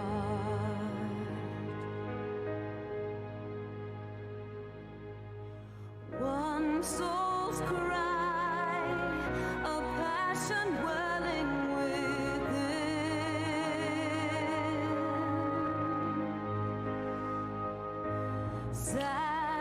That's a good question, Quiet Cat. I usually watch the trailers right before we start the expansion. I don't know if I should watch it now or later in the month when we start Stormblood. That's up to you guys. What do you think I should do? Because we're still going to play Control and Final Fantasy VII next, so it's going to be at least a month until we play Stormblood, just so you all are aware. I'm going to take a little bit of a break from 14 to play some other games. Why not both? I don't know. I really don't know. Teaser, then recap. Recap. Wait, recap? Okay. Doing it now would sort of be like a teaser. Once now to build hype, and then again to remember when you start back up. Okay. All right. Yeah, we can totally watch it. All right. Yeah, I have no reason not to watch it. I just figured that we would watch it at the start to kind of like, this is the launch point of Stormblood. But yeah, we can totally just rewatch it. I've watched the Realm Reborn one 7,000 times, so.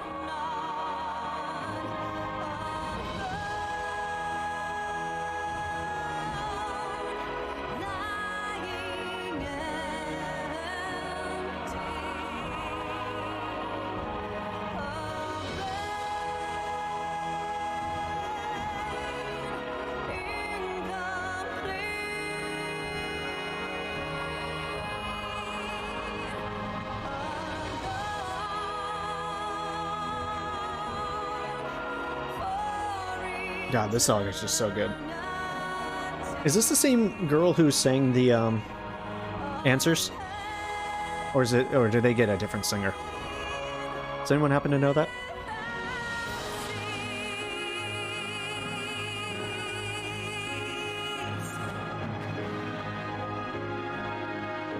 In a different chat I was having with people, they say that they didn't like the Endwalker trailer because it spoiled a lot, which I greatly disagree. I was just like, yeah, but do you remember the start of the Heavensward trailer? So I think that's the... Are we talking about the trailer or the splash screen cinematic, right? Because I don't feel like the Heavensward splash screen spoiled nearly anything.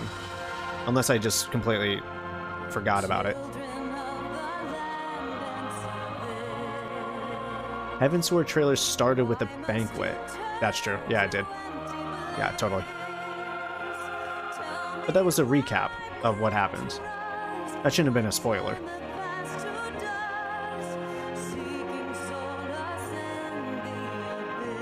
If you're playing Heavensward and you haven't done A Realm Reborn, that's your own goddamn fault.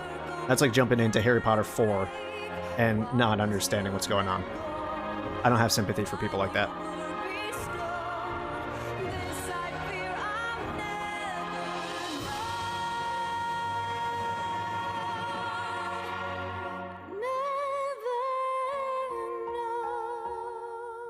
Female vocalist is Omega Bone for Heavensward theme. Answers is sung by Susan Calloway. Alright.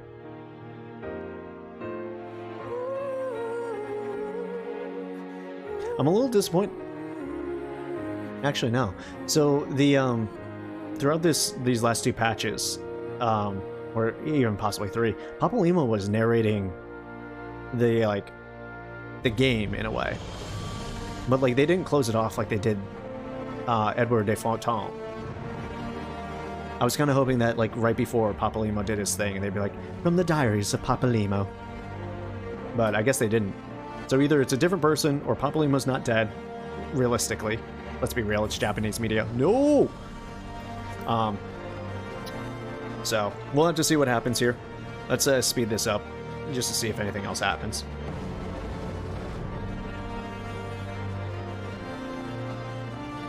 I can't wait to get into Stormblood for the one reason of I need Alizé to get a new outfit. That nude color jacket that she has is fucking terrible. So she needs something else. She needs some new drip.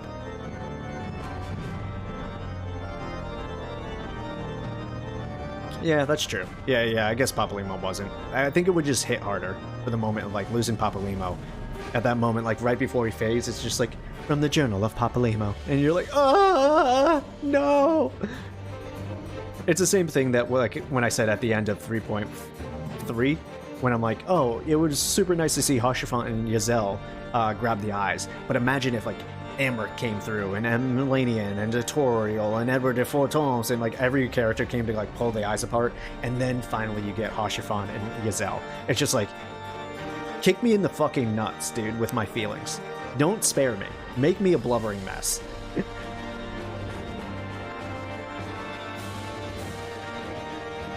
Yeah, the Papa Limo mirror to Louisoix. He was his greatest disciple.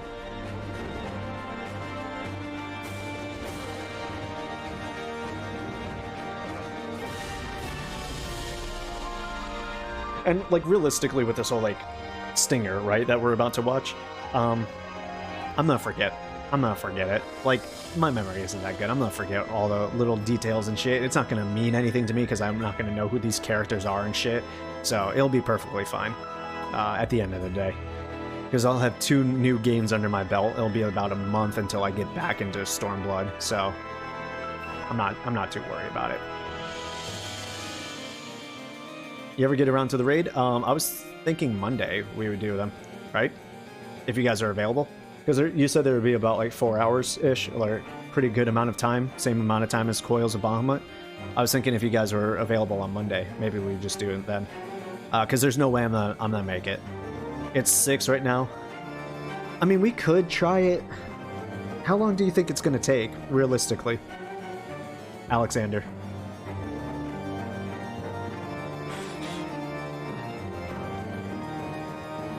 Alex first and then Heavensward Alliance raid.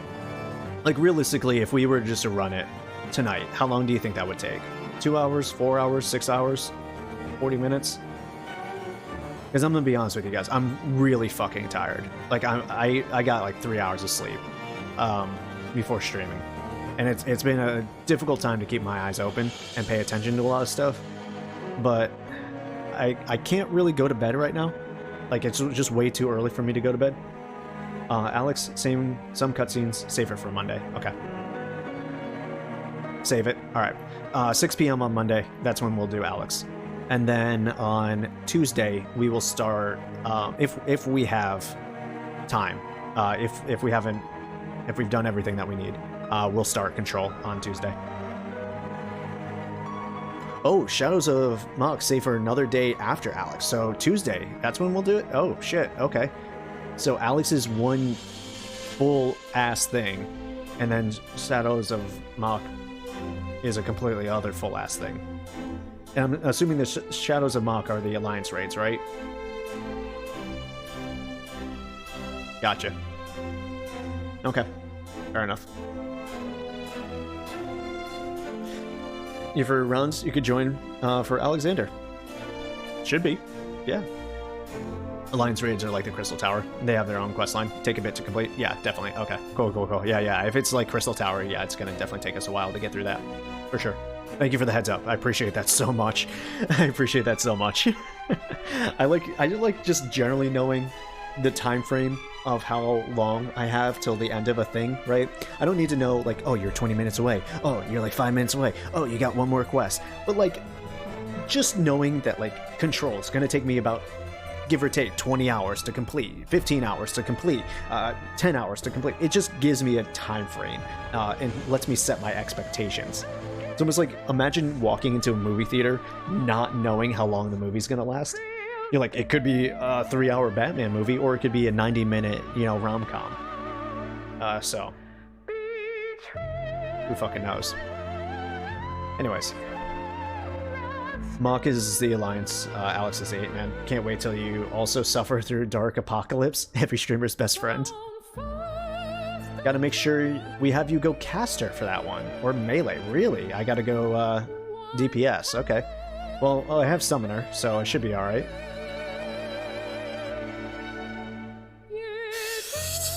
No tanky rolls for me, no Healy rolls. It makes sense. It's probably too many mechanics for someone doing it for the first time.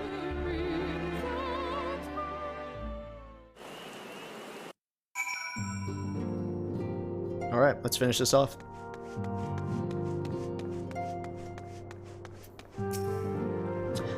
He may have mentioned, but Alfino has apprised me of all that came to pass in Gridania. Your only task now is to rest. This is the calm before the storm. Lise. Right, Lise. Her name is Lise now. Lise has chosen her path, and as her friends, we must do what we can to support that choice. We are fated to join the conflict in any case. Once the Alliance has taken the wall and opened a way to Gurabania, we will have little choice but to fight. Which is not to say the cause is unworthy. After all, ignoring the plight of those whom one might conceivably save is not wisdom but indolence. Correct? I for one look forward to joining hands with the Alamegans and striking a blow against the tyranny of the Empire, as I rather suspect do you. There it is. The official end. Okay. Here we go, final cutscene.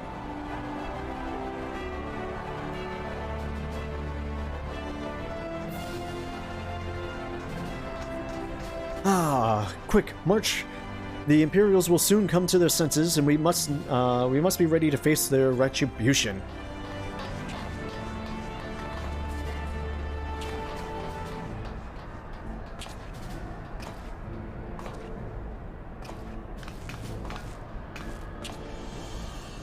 It's almost time, Father. Aye, almost. Stand firm, Pippin. I learned to brace myself against the charge of a bull of Alamigo. No foe will dislodge me.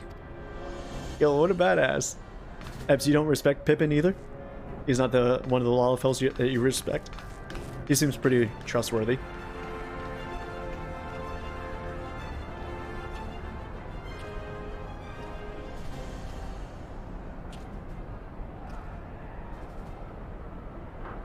Never forget Pippin EX. Oh, Jesus.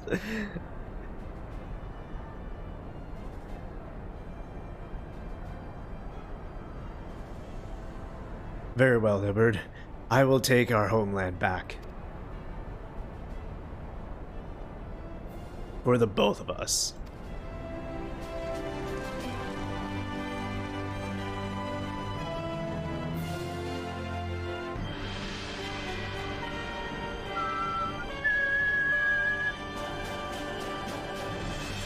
Ba, ba, ba, ba, ba, ba.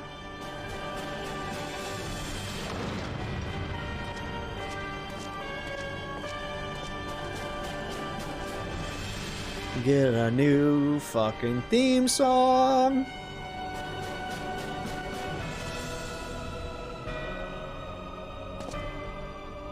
My lord, Vicroy, our scouts have confirmed the preliminary reports. Balsar's wall has fallen to the Eorzean Alliance. Viceroy, I think that's how you pronounce it. The hunt for Omega and the unknown icon continues, though both yet elude us. My lord, the battle caused considerable damage across the region. Should we perchance divert some of our forces from the search to undertake the necessary reconstruction work?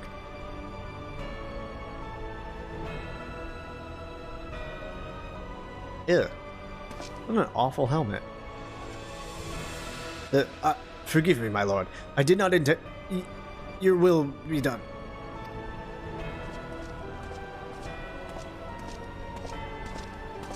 This boy didn't even need to speak. Unknown. My spies tell me the Domans call it Shinryu, and that it proved a match for Omega. Yes, the coming days promise to be most interesting. Most interesting.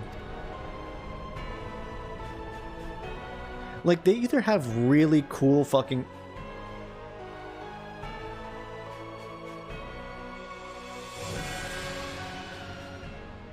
Okay. At the far edge of fate, the road begins anew. The heroes look to eastern skies and behold their crimson hue. A dawn of liberation, a gathering storm of blood. I don't know why we need that close-up of his luscious lips. That was a little weird, but... Alright. Yeah, they either have, like, really cool-looking armor, or it's, like, the ugliest thing I've ever fucking seen in my life. Anyways, shit. Alright. I'm gonna go, I guess, rest at a bed and log out and get to the title screen so we can watch the cutscene then. F cleric stance? Yeah, that's right. There was like tank stance and cleric stances and stuff like that, right? DPS stance and whatnot. Thank God they got rid of that shit. Unnecessary bloat.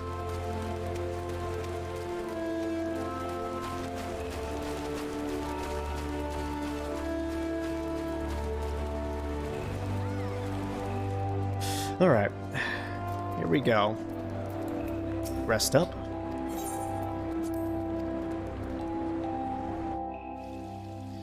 Let's see here. It's time to log out. And time to watch the new cutscene. Ba ba ba ba ba. Good night, Morna. You deserve a rest. Alright, movies and titles, Stormblood. This is what we're watching, correct, guys? This is what you want me to watch? You want me to watch the Stormblood demo and title, correct? Just want to double check that this is what we were all talking about. We're not talking about a different trailer that came out 2 years before this expansion. Yep, this is the one? Alright. Stormblood, demo and title. Oh, you get extra XP for logging out at the bed. I always do it.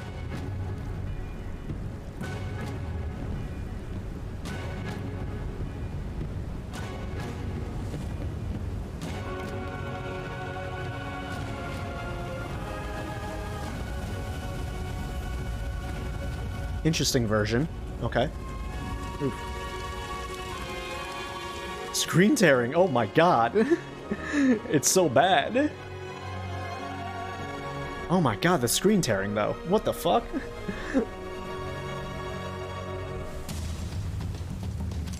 Okay. Dancer introduced in Stormblood. So Red Mage, Dancer, and Samurai all introduced in this expansion.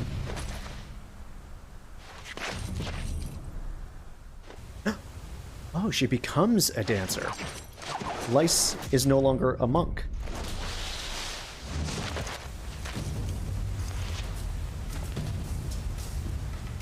Oh, it's monk, not dancer? Oh, okay.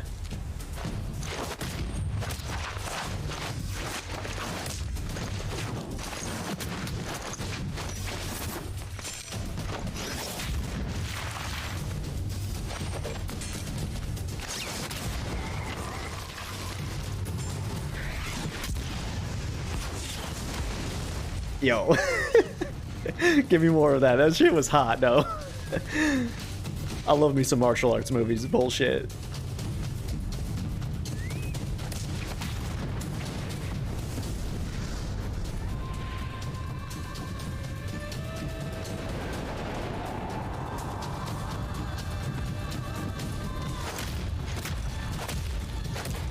Ugh, the screen tearing is fucking terrible, though. What the hell?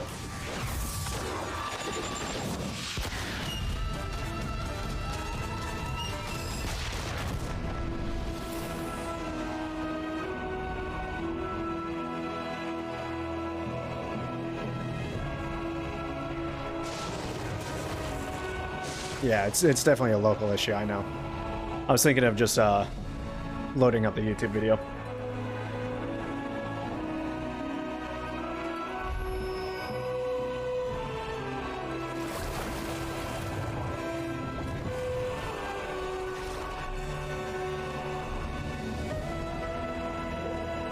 Hey yo, what the fuck?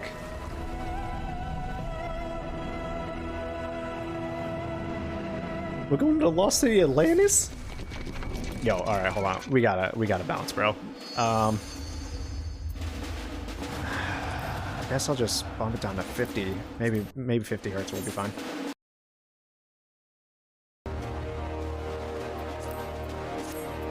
Alright.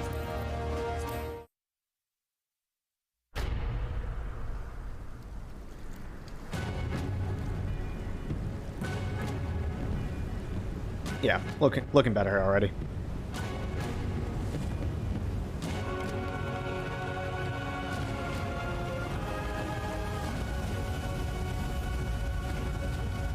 Nope, it is not. All right, it's still a local issue. Let's see if I can find a good YouTube video then.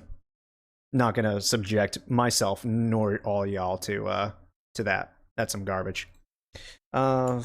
Whoa! Caps locked.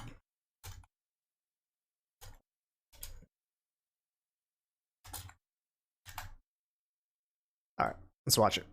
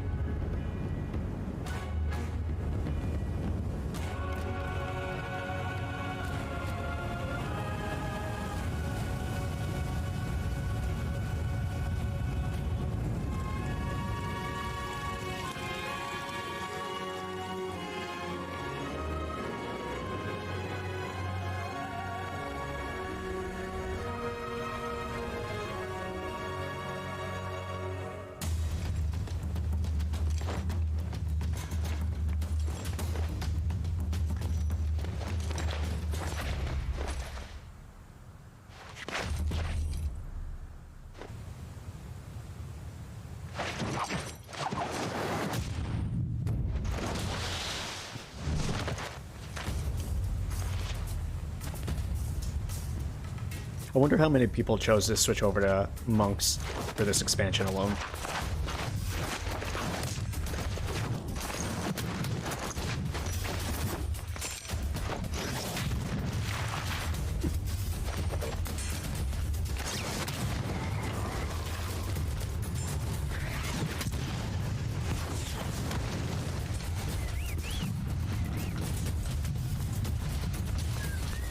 I mean, it just looks fucking cool, so, you know, some people are like, yo, I gotta be that cool-ass class. Yeah, switching into class from the trailer is a time-honored tradition. I'm almost half tempted to do it, but I don't really care for the pugilist.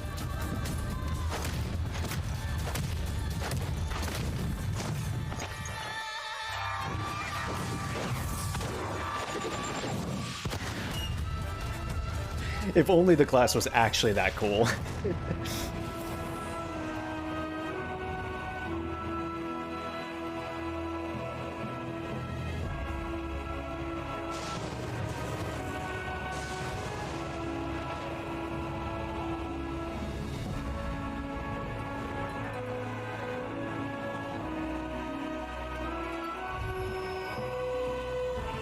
So off the coast of Doma,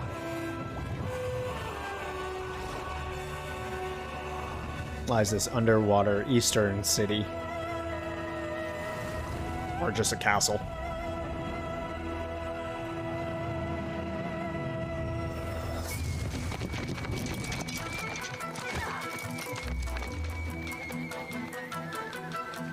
Alright, we're going like straight up Japanese village up in here. Okay, fair enough. I was kind of hoping they wouldn't go that route, but it's fine. I should have expected when I saw Getsu.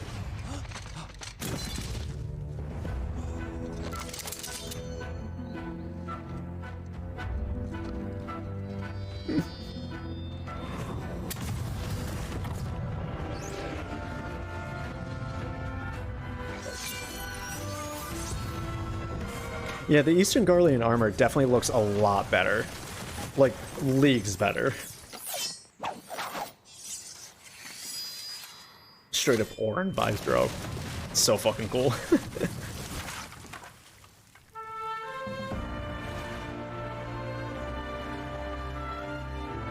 I know, I just was kind of hoping that they wouldn't be so blatantly obvious about it, but it's alright. I'll get over it. I just don't really like blatant Japanese, feudal Japanese city in a fantasy game. It just feels really weird.